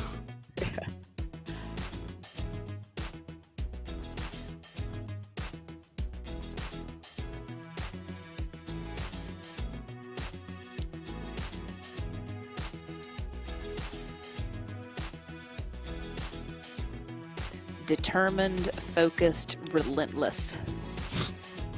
I don't know how you stare at the screen for this long. I mean, we're doing it from a commentary side, which, we can get up and leave and we don't have to do 550 watts nonstop. But, just the unbreakable focus over what is going to be probably 2 hours of racing by the time this thing is all said and done. There are not many people that have that mental fortitude. I know I am not one of them. You and me both. This is why we're going to be so great on the tandem together. We'll both be distracted all the time. The other thing about racing, a lot of times riders, you'll see them that they have TVs in the pain cave, maybe you watch old race coverage or you watch some live race footage, something like that to keep you motivated. But there's none of that on race day. Like, that's for a ride. That's for training when you're on, on the trainer. But once you get into these race situations, there is no time to look away. There is no other screen that you're looking at. You can't afford to do anything else. Otherwise, that's going to ruin your day of racing. So, yeah, just the fact that you have to be locked into this incredibly intense and mentally and physically straining effort for 2 hours straight without a single break really speaks to how tough bike racing in general is, but specifically virtual racing. And we've seen to where her partner essentially opens the gel for her and hands it to her. You know, even those intricacies, and also like Erin Ayala pouring out all her food on the table to where all you have to do is just grab it. You don't have to actually get it out of the bag. Like all those little details matter. All of it adds up. All that little extra stressor is one less thing to think about.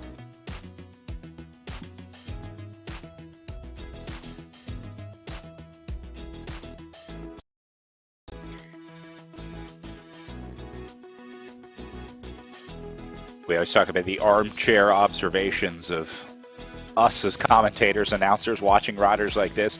You watch a road race like, let's say, the climb to the top of Alpe d'Huez, and you think, I could do that. I couldn't do it that fast, but I'll bet you I could climb to the top of Alpe d'Huez. That might be fun. I might like to try that.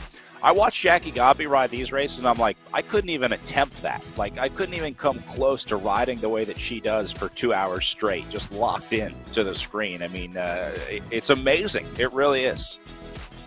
I couldn't agree more. It's just some people can go out and do hard rides and they say, oh, is this just like racing? It's just like, no, it's not even close to racing. But, everybody can push watts and everybody can go hard, but it's the race simulation. That's where the changes are, the differences are. And yeah, we can all go hard, but, nobody can go like God be hard and focused for this long, like you're saying. So it's just a different level, a different task, different mentality. Do you remember the study a while back, or I guess it wasn't a study, it was a survey where they surveyed men and asked if they thought they would be able to score a point against Serena Williams in a tennis match? And I think 1 in 9 men said that they thought they would be able to score a point against Venus or Serena, which is not happening, like 0%. Yeah. And I would imagine probably the same with Jackie Godby, although I think that number would be a little smaller. I don't think many people would think that they could do what Godby could do, even with the overconfident men's tax that men tend to pay. Yeah. Or even, like the Olympics, for example, and everybody's saying, oh, how hard could this sport be? And then you get someone that has never done it to actually try it, and all of a sudden you see how ugly and brutal it is for that poor person, that poor soul giving it a go, and then that just gives you that appreciation for someone that does it so well and makes it look easy, so much so that people are like, oh, I can do that. It's like, no, actually you can't, but I'm glad you have the confidence to think you can.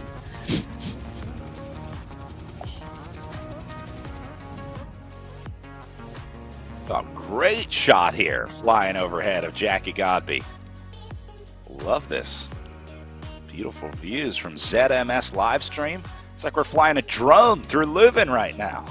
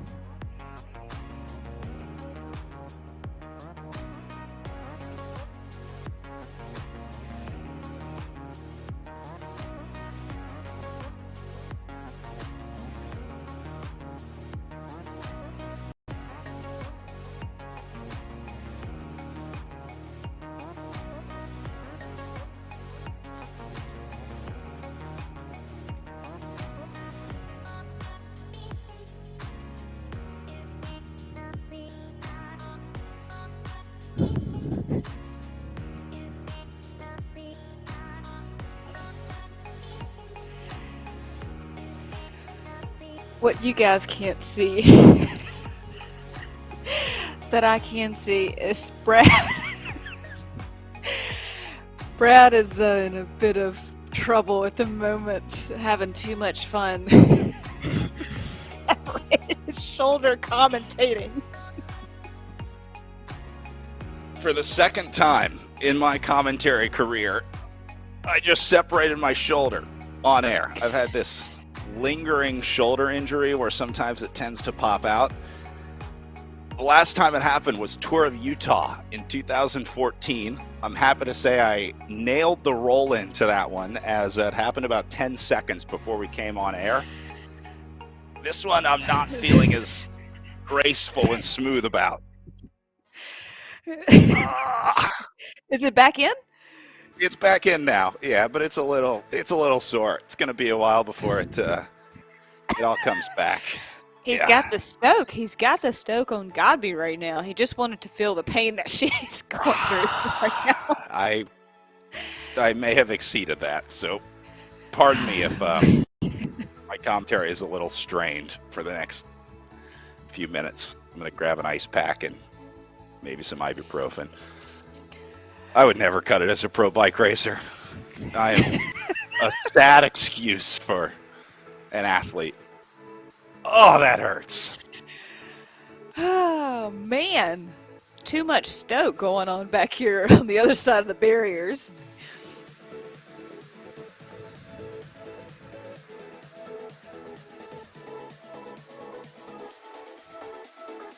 Well, I'll take it back to racing while Brad does some deep breathing. I'm going back to the medical car right now. See if they can work on me.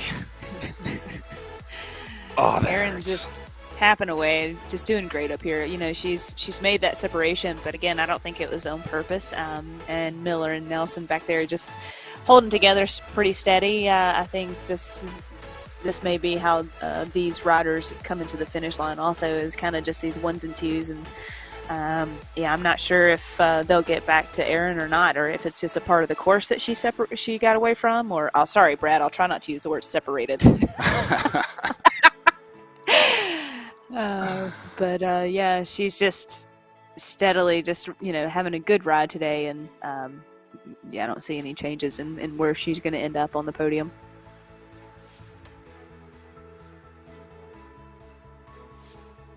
Race for third and fourth, Nelson and Miller.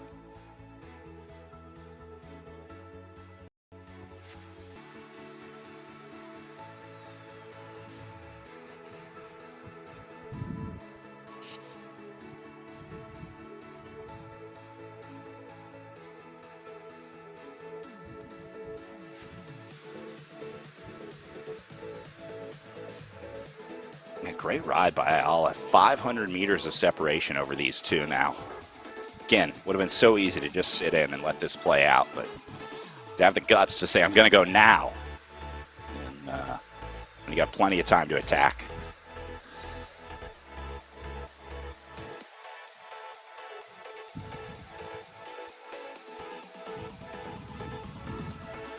Back to Ayala next.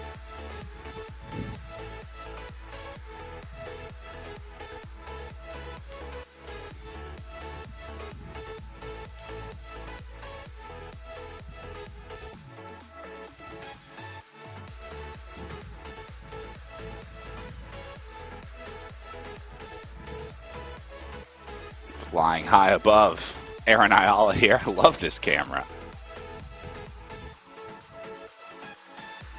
One day this is what in real life bike racing will look like once we get all the drones and stuff figured out. It's only a matter of time before coverage like this comes to real life coverage, but it's cool to see it in the virtual world here. You can do some stuff that obviously we can't do in real life, like fly a helicopter through Leuven.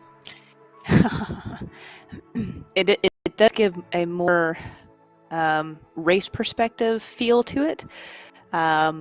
I've seen some of the drone footage from like some of the big air mountain bikers, and just seeing it from the side angle, it doesn't really compute in my brain too well, but when you follow them from behind, it almost scares you. It makes my palms sweat watching them do some of the tricks that they do. Just like, that is so amazing, and it's in real life. It feels like I'm right there trying to follow their wheel. This is what it looks like if you catch Erin Ayala at 70 miles an hour when you come up to her wheel.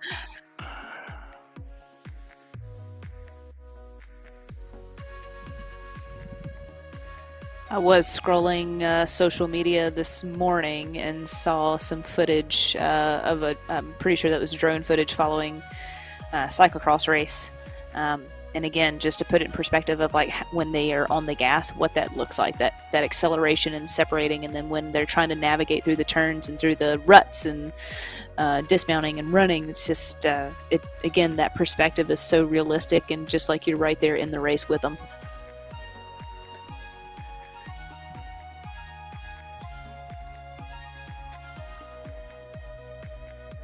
Another great shot, bringing in Nelson and Miller.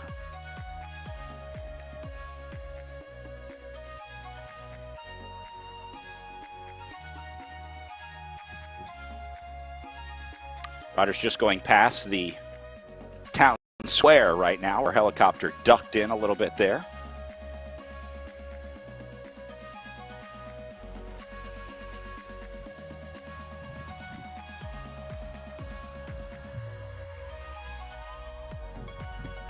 Town square holds the historic Leuven Town Hall. We talked about the St. Peter's Church right across the street on the Grootmarkt.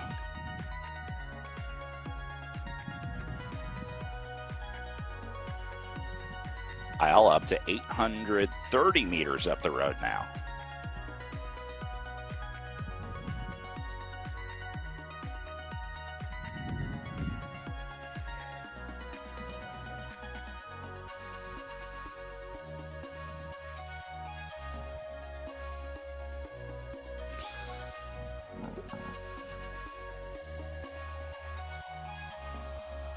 It's too bad they don't have time to stop and do a little bit of sightseeing in the virtual world here. We could mix that with like the Google thing where you can go into buildings and explore. They could jump off the bike, call a neutral lap, and we could all check out St. Peter's Church. I was just looking back at pictures from Worlds, and I'm pretty sure, I have a picture of the city center, city hall, like you were just saying, and the virtual city hall looks just like the picture. That's impressive.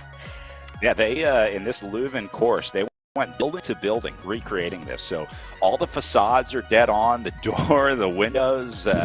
This is almost exactly what it would look like if you were riding through Leuven. This is exactly what it would look like if I was riding through Leuven, because I would be 5 kilometers behind Jackie Godby. So at least that part is accurate.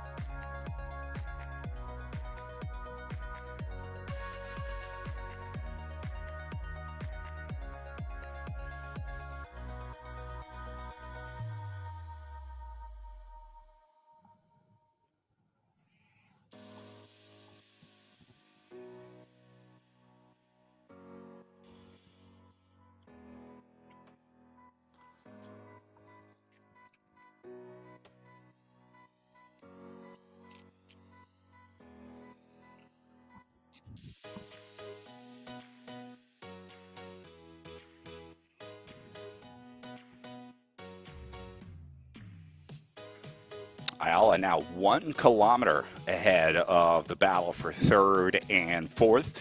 Remember, not only stage implications here, you're also looking at a little bit of the GC battle unfolding. Dylan Baker currently sitting 3rd overall, but does not race the finale here. So that'll give those two a chance to try to pick up some points. Here's the GC situation at the end of the regular season. See Baker in 3rd at 1577, but Miller and Nelson on our screens right now with 1511 and 1480 points. So if Baker ends up with a 0, Miller third would be the best that she would be able to do. That would be 70 points, I think, which would be enough to get her past Baker into third. So Miller is going to need to beat Nelson, and I think in that scenario that would move her into third place overall here.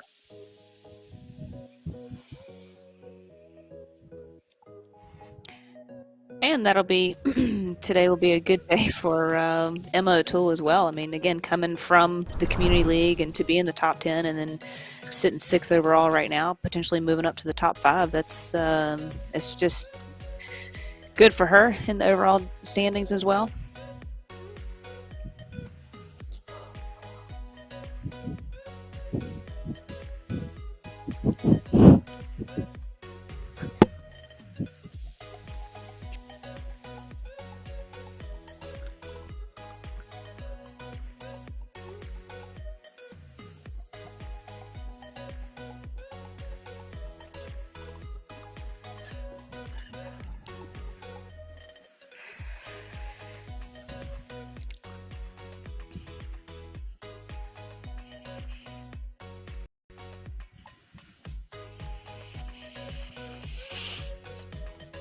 Gotta be bombing down the hill here.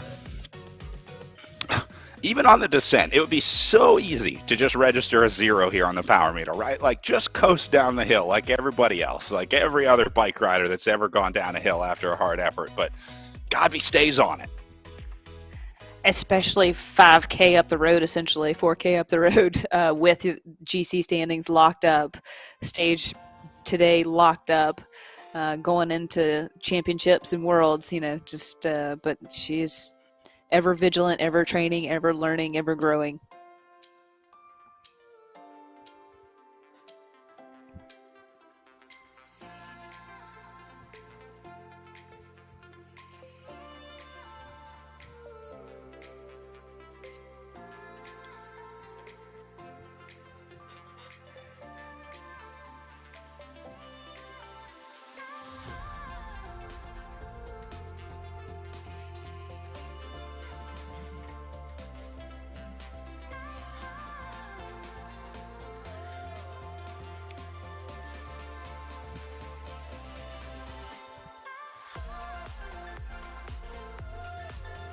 Luckily for these riders, course loop today relatively large, so I don't think Godby going to be able to go a lap up today or anything like that. It's always a bummer when the rider catches you and you finally go a lap down, but I don't think any so.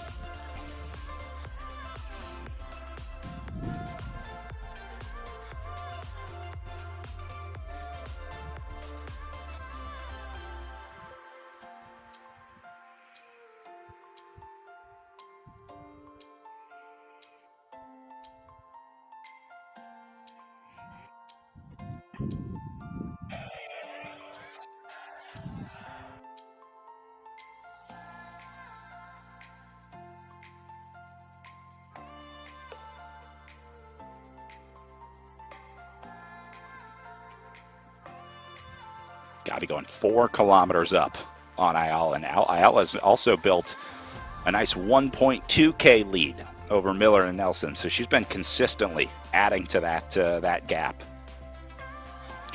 May actually see them cross paths here as Godby works her way back and Ayala works her way in. This finish reminds me, I don't know if you saw the Columbia National Championship race, the finish, Deanna Penuela, former teammate of mine. Yeah. Uh-huh. Oh, man. It was like a same exact thing, like from 800 meters out, just full gas, nothing but lactic acid just build up. And, she just falls over on the finish line just because it was such a hard effort. Penuela had, I didn't know this, had been second 4 times at the Road Championships before that one and finally got the win this year. So I'm sure that was a very special win for her. My friends Kathy and Alex Kim from DNA Pro Cycling were down there supporting Diana.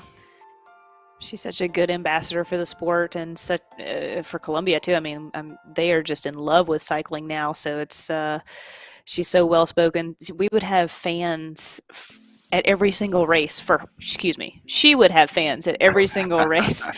And it was always so much fun to see. I mean, and she didn't know any of them. So it was just the passion that they have for the sport and the fan base that they have that just show up at these random races. It was, yeah, she's such a good boost of energy for our sport.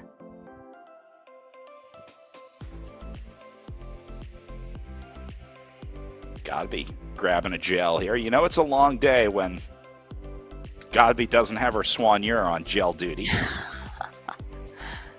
This is probably the most relaxed or that we've seen her. She never even takes her eyes off the screen. Just tosses the gel to the side.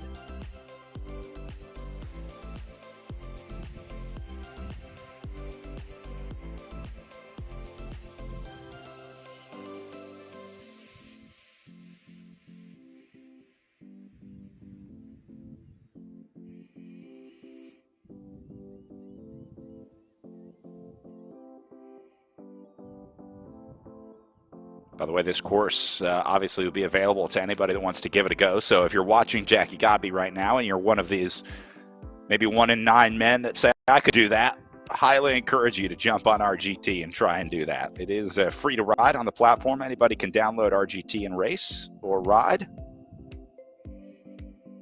So you'll be able to hook your smart trainer up and give this course a shot immediately following the finish today.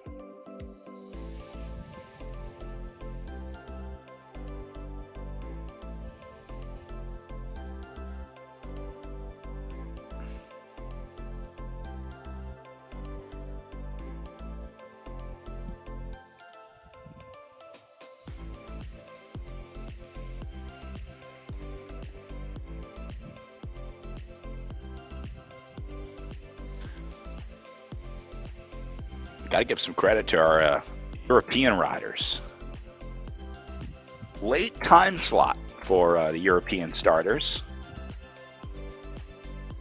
We talked about some of our time trials earlier where we would have 2 starting slots so that the European riders would have a chance to start in the morning.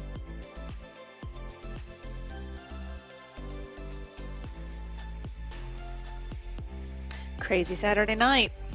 Partying on RGT.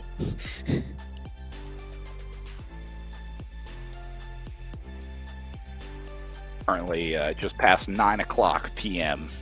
in Leuven, Belgium right now for any of the European riders racing.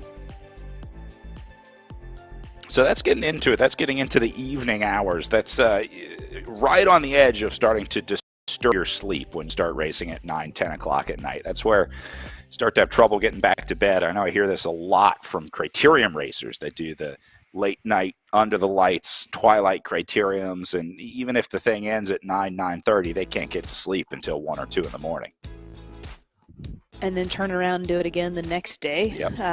The good thing about today is, right, there's nothing tomorrow, so have a good recovery and sleep in. Yeah, I guess this would be the only weekend where riders would have Sunday morning off in the Echelon racing. I think every other week that we've raced, we've had a race at least Saturday and Sunday. Some of them have been Friday, Saturday, and Sunday. But, yeah, I think all 5 weeks we had a Sunday race. So maybe the first Sunday off for a lot of these riders in a while.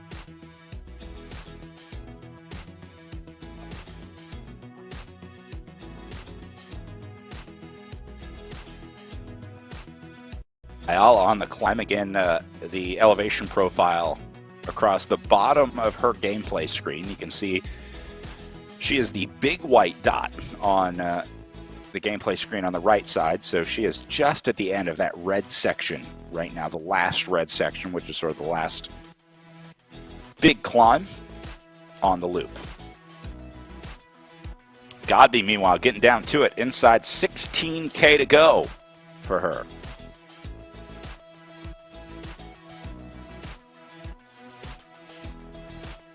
This is another big day besides last weekend and maybe one of the days at Tour of the Gila. These are significant days on the trainer. So, we're talking about tomorrow, no racing. That would be a nice break for them to not have to do back-to-back. And you wonder what they would do tomorrow, probably just an easy spin or a longer just endurance ride for those that can go outside potentially. But this course is a hard course, so, and then the distance of today's effort, yeah, this has been a big day for everybody.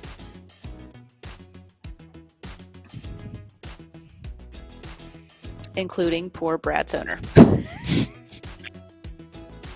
Well, whatever pain I may be in from separating my shoulder, I'm imagining pales in comparison to the pain that Jackie Godby puts herself through every week. So I'm just channeling my inner Jackie right now. Thinking, if Godby can do this for 2 hours, I can deal with a separated shoulder for a few minutes. Be fine. It's back in, by the way, so it's...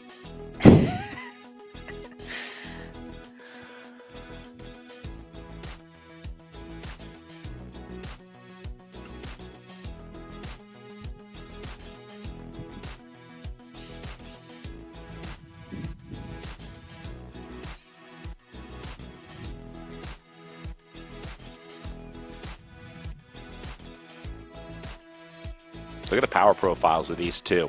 Godby is a little more steady on her profile in the upper left corner. You can see Ayala's varies a little bit more, but it just speaks to the steady power of Jackie Godby, I guess, a little bit more. You see little dropout in her power there. That was a corner. What she's doing is scrubbing off the power as she goes into the corner, and then look how she immediately gets right back to almost the exact same level. Like, she knows what 300 watts feels like, and she knows how to get there. A lot of people, if you said do 300 watts, they would do 500 watts, and then they would dial it back to 300 because they don't really know what 300 watts feels like. Jackie Godby does.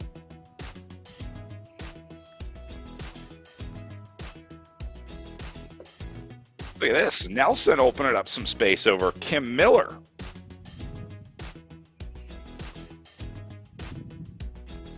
Quite a bit of space, actually. Yeah, it's just adding up now. I mean, we're towards the end of the race, towards the end of the season.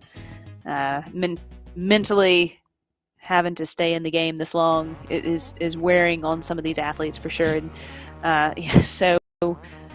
Yeah, we kind of thought we would see the ones and twos kind of come across the finish line, and that's essentially what we're seeing.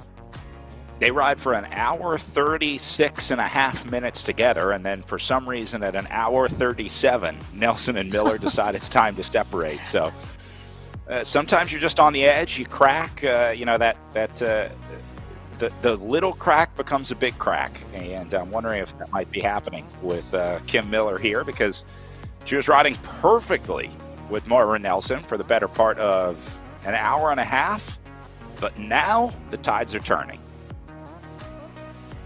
And, you're talking about time change, and it's late over there. It's like the motivation to stay may not be as significant as it is here, and it's midday or mid-afternoon here. But I think just the wear and tear through the course and through the day and through town, essentially through Leuven, and then you get back on the straight. But the damage is done.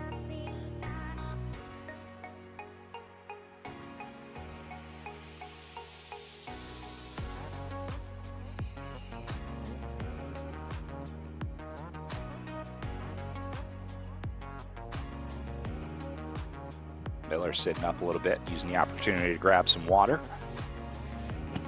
Remember, these are two locked in on GC as well, but there's really not much you can do in terms of GC strategy here. I mean, obviously they're trying the highest placing possible. There's really nothing else to say about race strategy here.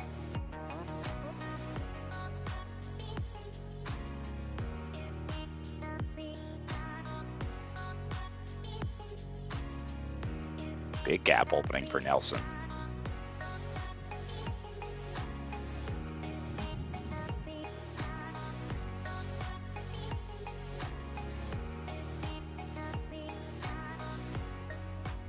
And now up to the faster cyclist rider, Moira Nelson. She has brought it under a K to Ayala. Erin went up over 1.3K ahead of Miller and Nelson. But I wonder if now that Nelson has shed Miller, maybe Miller was holding her back a little bit. Nelson was letting off the gas to stay with Miller and could have said enough is enough. Gap is now under 900 meters up to Ayala. So she'll be able to see Ayala at about 300 meters to go. That's maybe the longest stretch on this course. The good news for Erin is that there are a lot of corners on this that'll keep her out of sight of Nelson trying to chase behind her. Which always helps if you are the carrot being chased.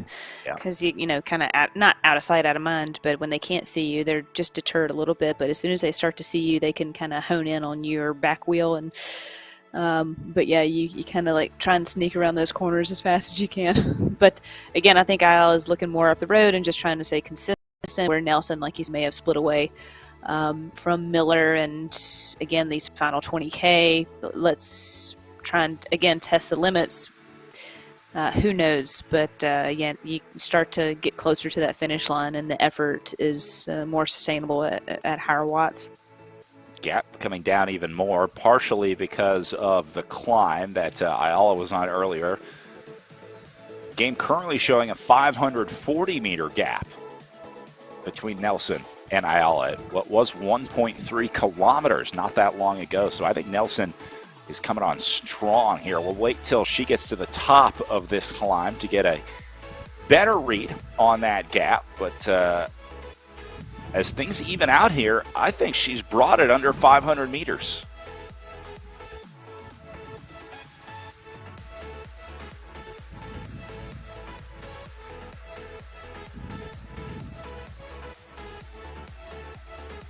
Nelson's going for it. She wants to come across this gap. She's losing a little bit of time here, but she went into the red out of the corner, which tells me that she's really working these turns and working to get up there to Ayala.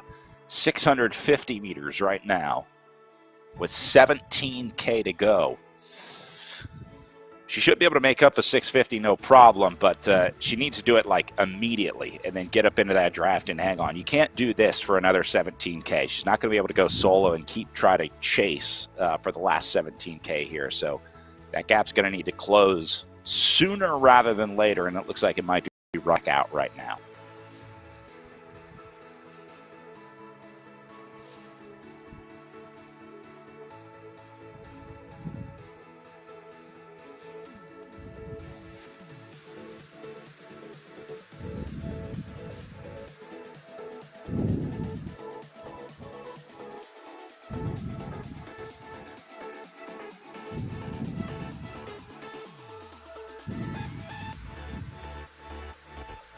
Looking at Ayala's power here, you can see it did jump just a little bit, sort of lifted her overall power.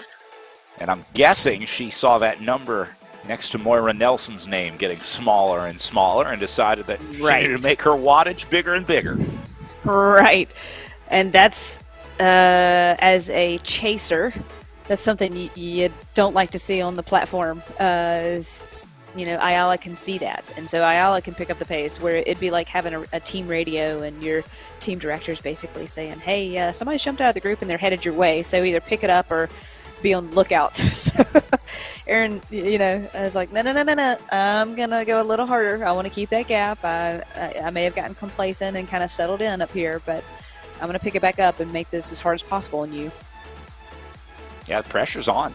600 meters for these three. Meanwhile, Godby takes it under 10K to go, getting down to it.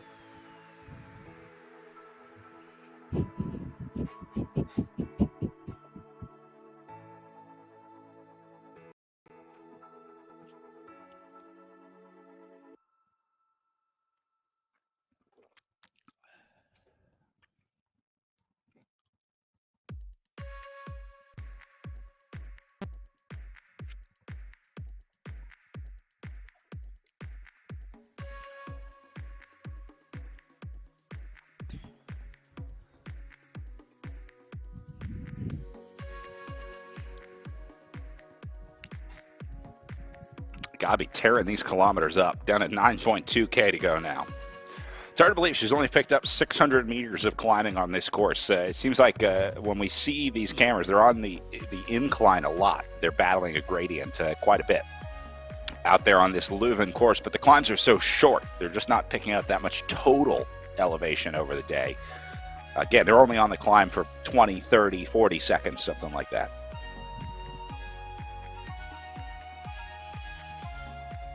True Belgian roads, not much elevation gain.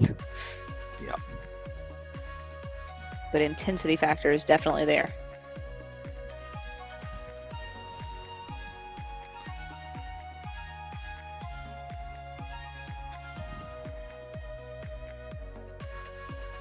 Ayala doing a little less wattage than Nelson here. Looks like Nelson has a slightly higher average watt per kilo. Well, that should translate into bringing some time back. Also, look at Nelson's heart rate. Holy cow. Lower cadence, higher heart rate.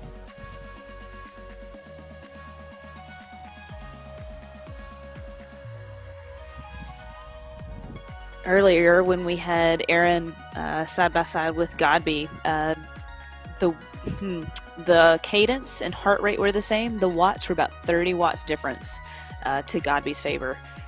And like I said, that's where Aaron just kind of falls in the middle ground in between Nelson and Godby.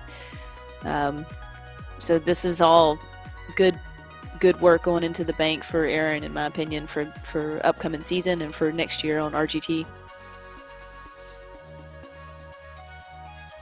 I hope Ayala can keep some of this form into her in real life racing season, because she's going to be flying coming out of this. I mean, if she can carry any of this over into any of her spring targets, better watch out if you're in the Midwest racing any P1, 2, 3 women's fields. Keep an eye out for Aaron Ayala.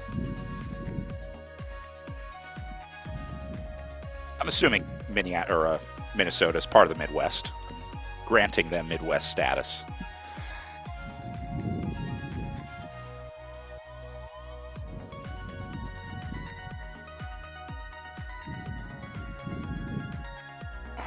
Godby out of the saddle.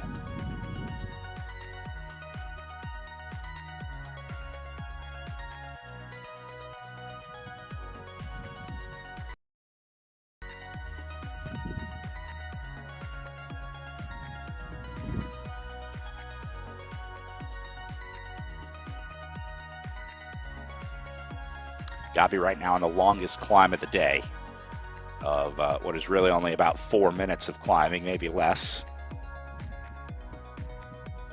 And Ayala going to get there in a couple minutes.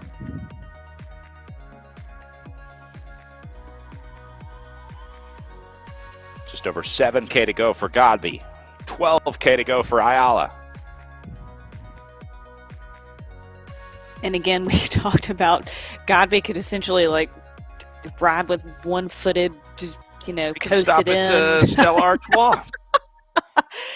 But she just is not going to do that. And just, yeah, she's just going to keep pushing forward all the way to the finish. I would maybe stop in St. Peter's Church before I left Leuven and ask the Wi-Fi gods for a little bit of help with nationals and world championships coming up. Never hurts. Never hurts to ask.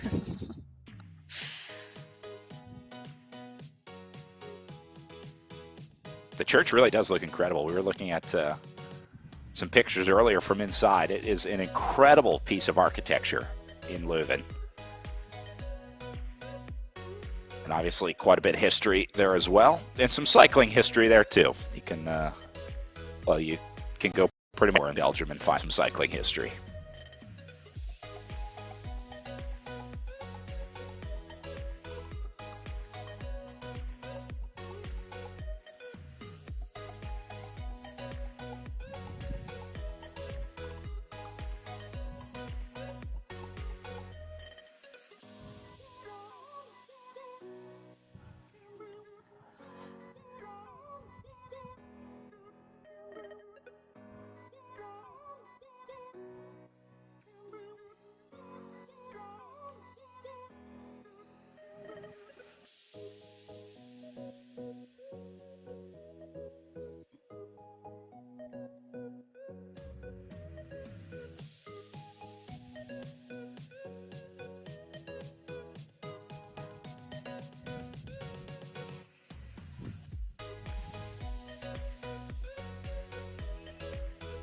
I'd have another ask for the RGT platform would be to add in some crazy Belgian fans. Yeah. They usually come out with some really great costumes and some great signage. Did you ever have a guy like bring you an old picture of you to sign? I know that's often common with the Americans. The super fans of Belgian cycling a lot of times have pieces of memorabilia that the American fans didn't even know existed. This is very true. I don't know where they go to the internet to find these team photos, but they have found them all. And yeah, it's also nice to know that that fan base is out there. And as a matter of fact, we were at Cyclocross Worlds, and a guy comes up. I'm talking to Meredith Miller, a former teammate of mine in 2012 on Tibco, and she now works for Shimano, and we're just catching up. And this guy comes up with his notebook and flips it open to 2016 or 2012. Those were the 2 years I was on the team, and he says he has my autograph already and he's looking for Meredith. And I just thought that was wow, just a great piece of history. And it's nice to have that support and that fan base. You just never know who's out there, and it's always nice just to when they come up to you. I appreciate it, and I welcome any fan to come up and say hello. I'm waiting until they put the Belgian odds maker in the game. You know how there's always the guy with the board and he writes the odds for the race coming up, and you can make little bets on the sidewalk there? I think that'd be cool. We could like gamble some crypto on riders in the virtual world here. That'll be our next progression, huh? NFTs, gambling some crypto, Bitcoin. We're taking one of the oldest sports and connecting it with some of the newest concepts of the sports world.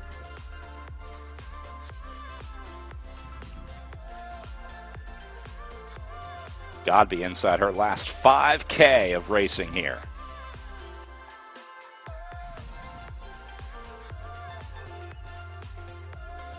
She's going to be able to ride through with her eyes closed next time she goes in person. She'll know these roads well enough. She can just navigate from pure muscle memory. It's got to be a nice feeling, though, that you've got less than 5K to go to the finish. It's been a good long day for her.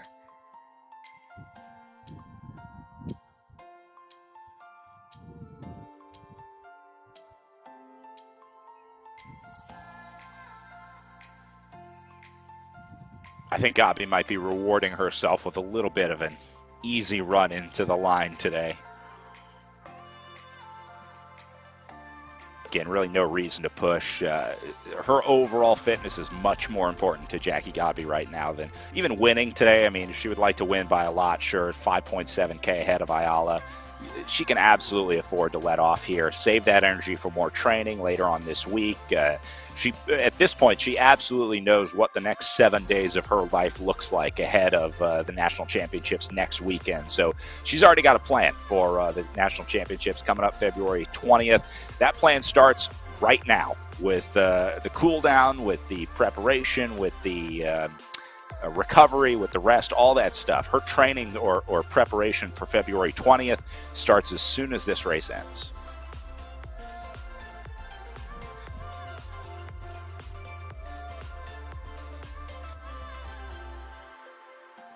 Yeah, you're right, Brad. She could use the last 3K here just to cool down.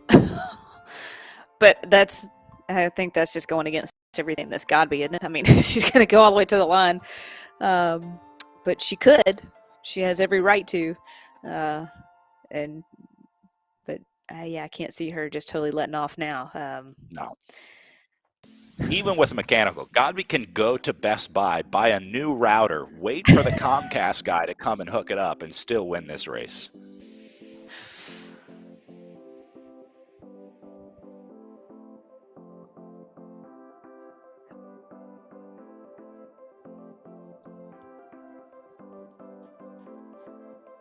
Remember, we were watching Moira Nelson behind Aaron Ayala here, trying to catch up. That gap had gone under 600, but it looks like it's back up to about 900 up next.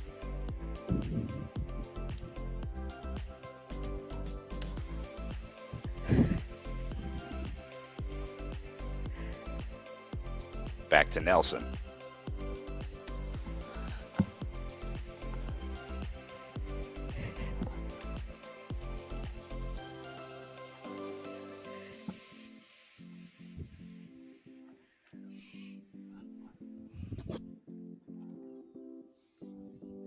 So about 750 meters back.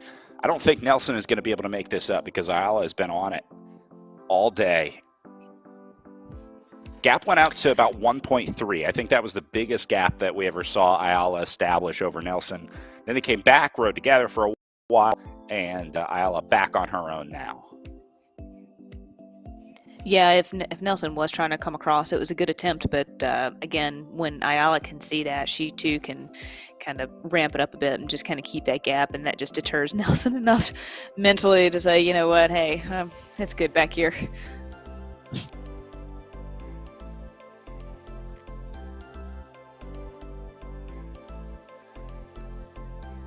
Gabi standing up on the hill as she goes under 2K to go now. She'll see that Flamme Rouge up ahead.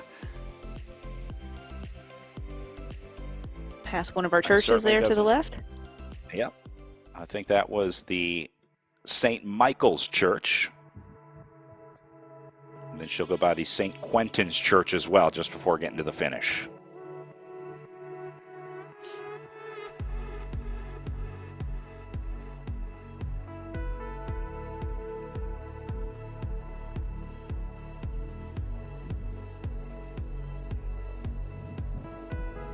Down to 1.4K for Gabi.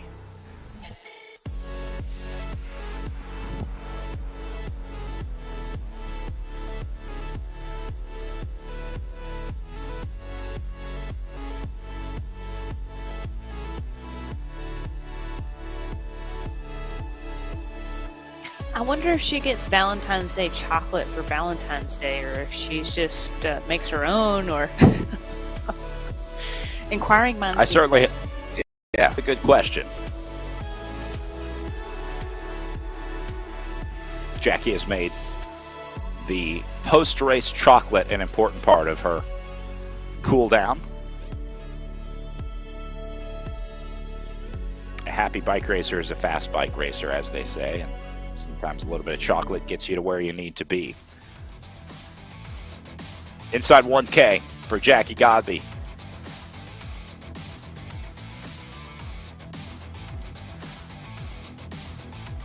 Gabi going to win this one by over 6K over Erin Ayala. And I'll make the promise right now, if Gabi does what she wants to do at Nationals and Worlds, I'm going to send her a 50-pound bar of chocolate if she can win Nationals and Worlds over the next 2 weeks. So I'll start crowdfunding for that one right now, but I can't think of a better way to reward what I think is probably America's best virtual bike racer right now, and a very good chance that she is the best virtual bike racer in the world. I hope somebody has that on recording. 50 pounds of chocolate to Gabi from Brad. Crazier things, Lauren. Like throw your shoulder out mid-commentary. Exactly. That's how into this sport I am. Last 100 meters for Jackie Gabi, capping an almost perfect season in the Echelon Racing League, winning every GC of the schedule, and wins the final championship weekend as well for Triple X Racing Atletico here in Leuven on RGT.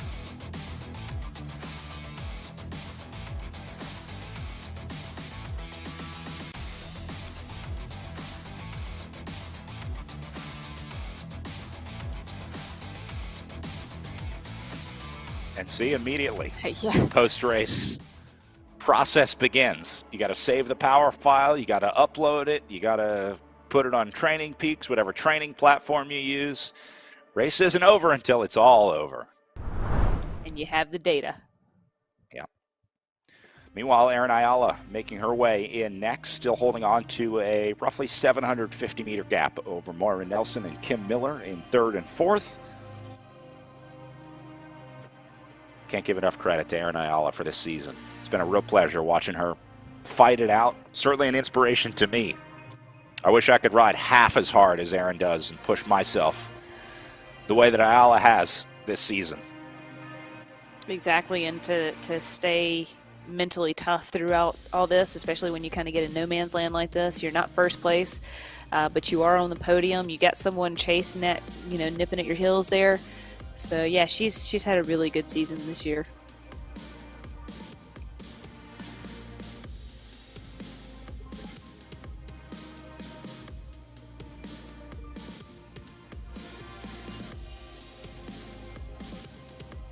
Nyla just working her way up over this last climb of the day as well.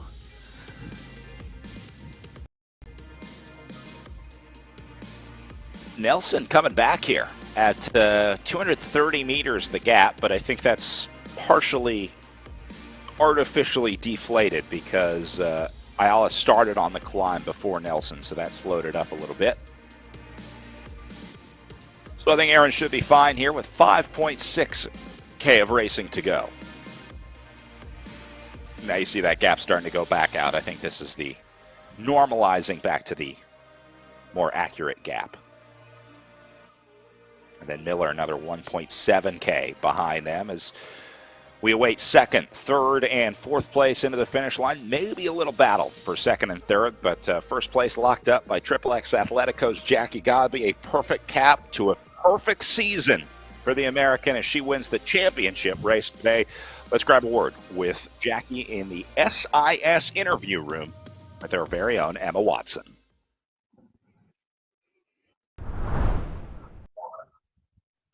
Thanks, Brad. I'm here in SIS Zoom room with the winner of today's race, the league championships, Jackie Godby. Jackie, amazing race, an amazing season. But I want to ask you first, what were your expectations leading into this race, and did you achieve them? My expectations were it was going to be a 2-hour race with lots of punches. And I crossed the finish line. And every time, that's always the goal, is put out the best race I can do. And today, it was a TT. So pretty early on, figured that out, got into that mode and said, your goal today is just to see what you can do.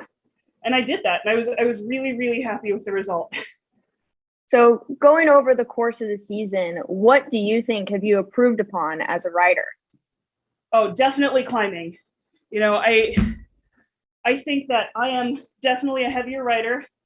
I have not tipped the scales under 70 kilos ever.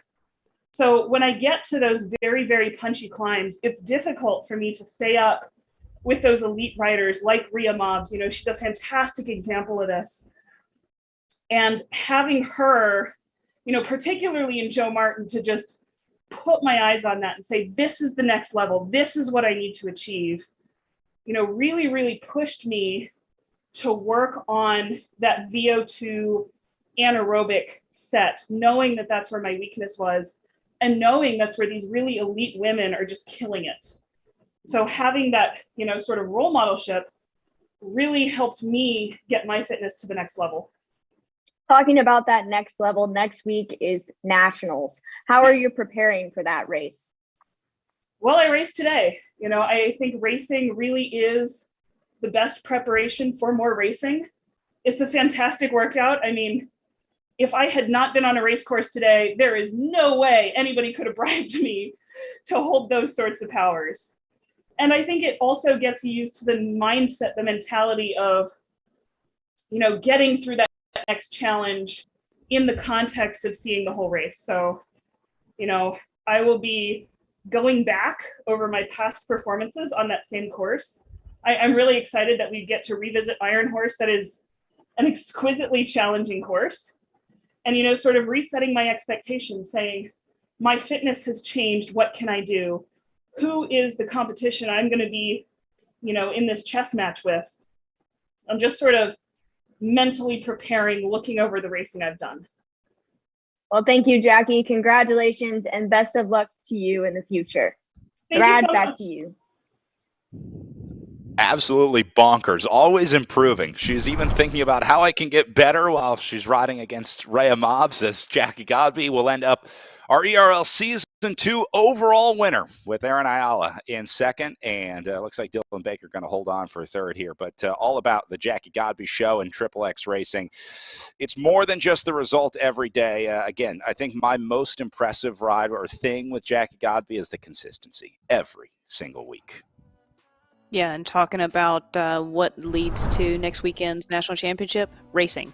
How do you get better at racing? Well, you do racing. And just talking about that motivation to prepare for that is, or to even get through today's workout, is to do this race, to finish out the Echelon Racing League series and show up and put in the effort. So, you know, even Godby talks about the motivation on the trainer and having to do these workouts.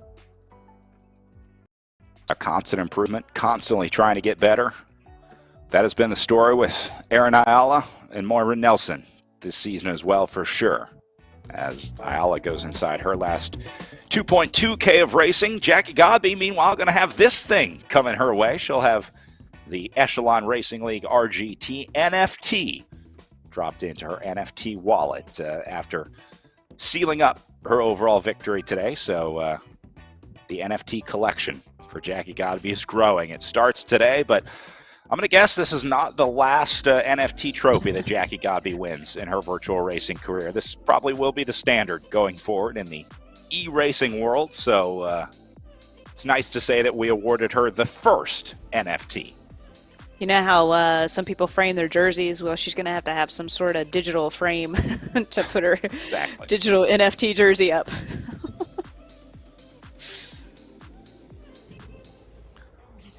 Ayala crushing 4 watts per kilo on the way up here. Last 1.8K for her.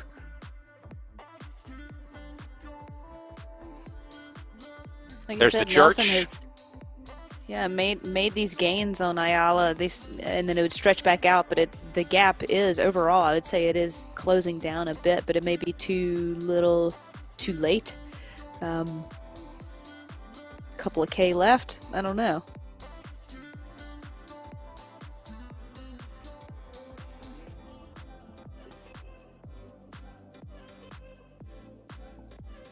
And Nelson's a lot of credit in this one as well. Same fight as Aaron Ayala in this situation. It would be so easy to hang this one up.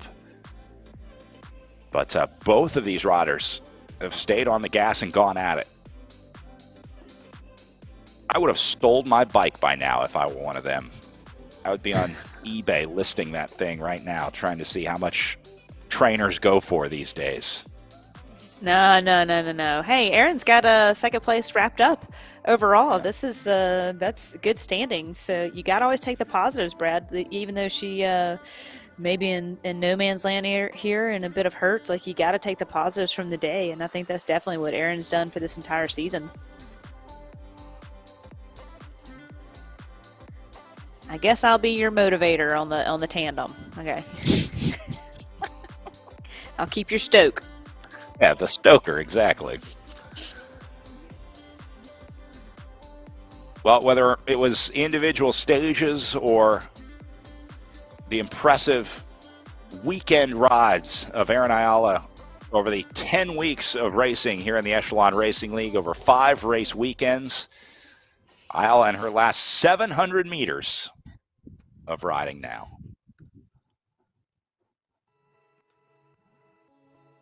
And knowing Aaron Ayala, I'm sure she'll be right back to training, recovery, and getting ready for whatever's next on her calendar. This is not a person that likes to sit still, that's for sure.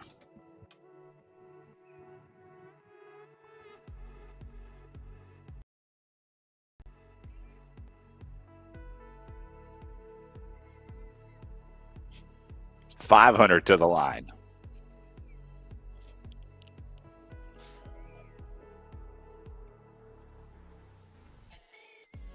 See if we can pick up Nelson then behind her, and then Miller and O'Toole looks like will come in for 4 and 5. Ayala finishing strong out of the saddle. Way to go, Aaron.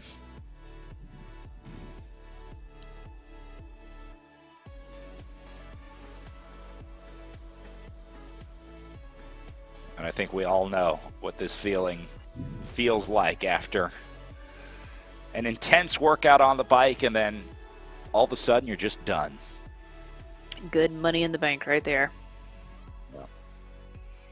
So Ayala will be in for second. We'll see Moira Nelson in for third. Again, all the credit in the world to Nelson as well out there today. A lot of fight in this ride for a bronze medal. Yeah, she made the separation from Miller, 20K to go. And whether that was by choice or by design, you're out there by yourself and you're committed. So she just pushed forward and almost caught Ayala. It was touch and go there for a while, but Ayala eventually able to pull away and hold on for that silver medal.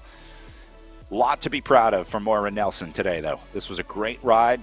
Showed a lot of fight, hung with Ayala as long as she could, held off Kim Miller behind her after dropping that group. Remember, Miller and O'Toole were both with Ayala and Nelson at one point before Ayala and Nelson created some separation. Then Ayala went alone. So Nelson across the line, going to lock things up for third and finish up our podium on the final day of racing here at the Echelon Racing League Championships as Godby takes the win today with Ayala in second and Nelson good for third. Cannot compliment these riders enough, not just for the race, but for the entire season. It's been a learning experience for all of us here in the Echelon Racing League, but I am more excited now than ever for what's to come in the virtual racing world in the years to come, Lauren. I totally agree. It's been an absolute pleasure watching all these athletes race this year and this season and being a part of the process. And it's been a lot of fun to co-announce with you, Brad. I appreciate it. It has been an honor announcing with you. So, Lauren, thank you for being here, and thanks for the support all season. Cannot wait to be back for Season 3, but first we have the National Championships and World Championships. National Championships will be right here on RGT next weekend, February 20th, for the USA Cycling Esports National Championships. We certainly hope to see you there, at least cheering on the riders if you're not going to be participating. There are age group categories as well as races for our pro riders. So, Lauren, wrapping up a successful season of the Echelon Racing League here. We might have to rename this one the Jackie Godby Racing League for Season 3 next year, but I think we'll stick with ERL for now. I think Jackie has been the breakthrough story of this year from Season 1 into Season 2. That'll be the biggest story that I take away from this one. We just watched the greatest in the world compete here in the Echelon Racing League. It'll be interesting to see how she goes. I think National Championships will be a great race for her, but then very curious to see how Worlds plays out. So I'm a new fan, new supporter, and I will definitely be following. We'll hope to see you for the National Championships again February 20th as we congratulate Jackie Godby, Erin Ayala, and Moira Nelson, your top three today in the ERL Women's Championship race, with Jackie Godby finishing this one up just under 2 hours with a 4.22 average watt per kilo. What a day in the saddle for Jackie Godby. That'll do it for us from the Echelon Racing League. For my colleague Lauren Hall, my name is Brad Soner, saying thanks for watching, and for everybody here at the Echelon Racing League, our director Mark Zalewski, our camera operator Damon Bates, our interviewer Emma Watson, and of course all the crew behind the scenes, Frank Cundiff and Eric Hill, the commissioners of the Echelon Racing League. Thanks for being with us all season. We'll see you at the National Championships, and if not, we'll see you for Season 3.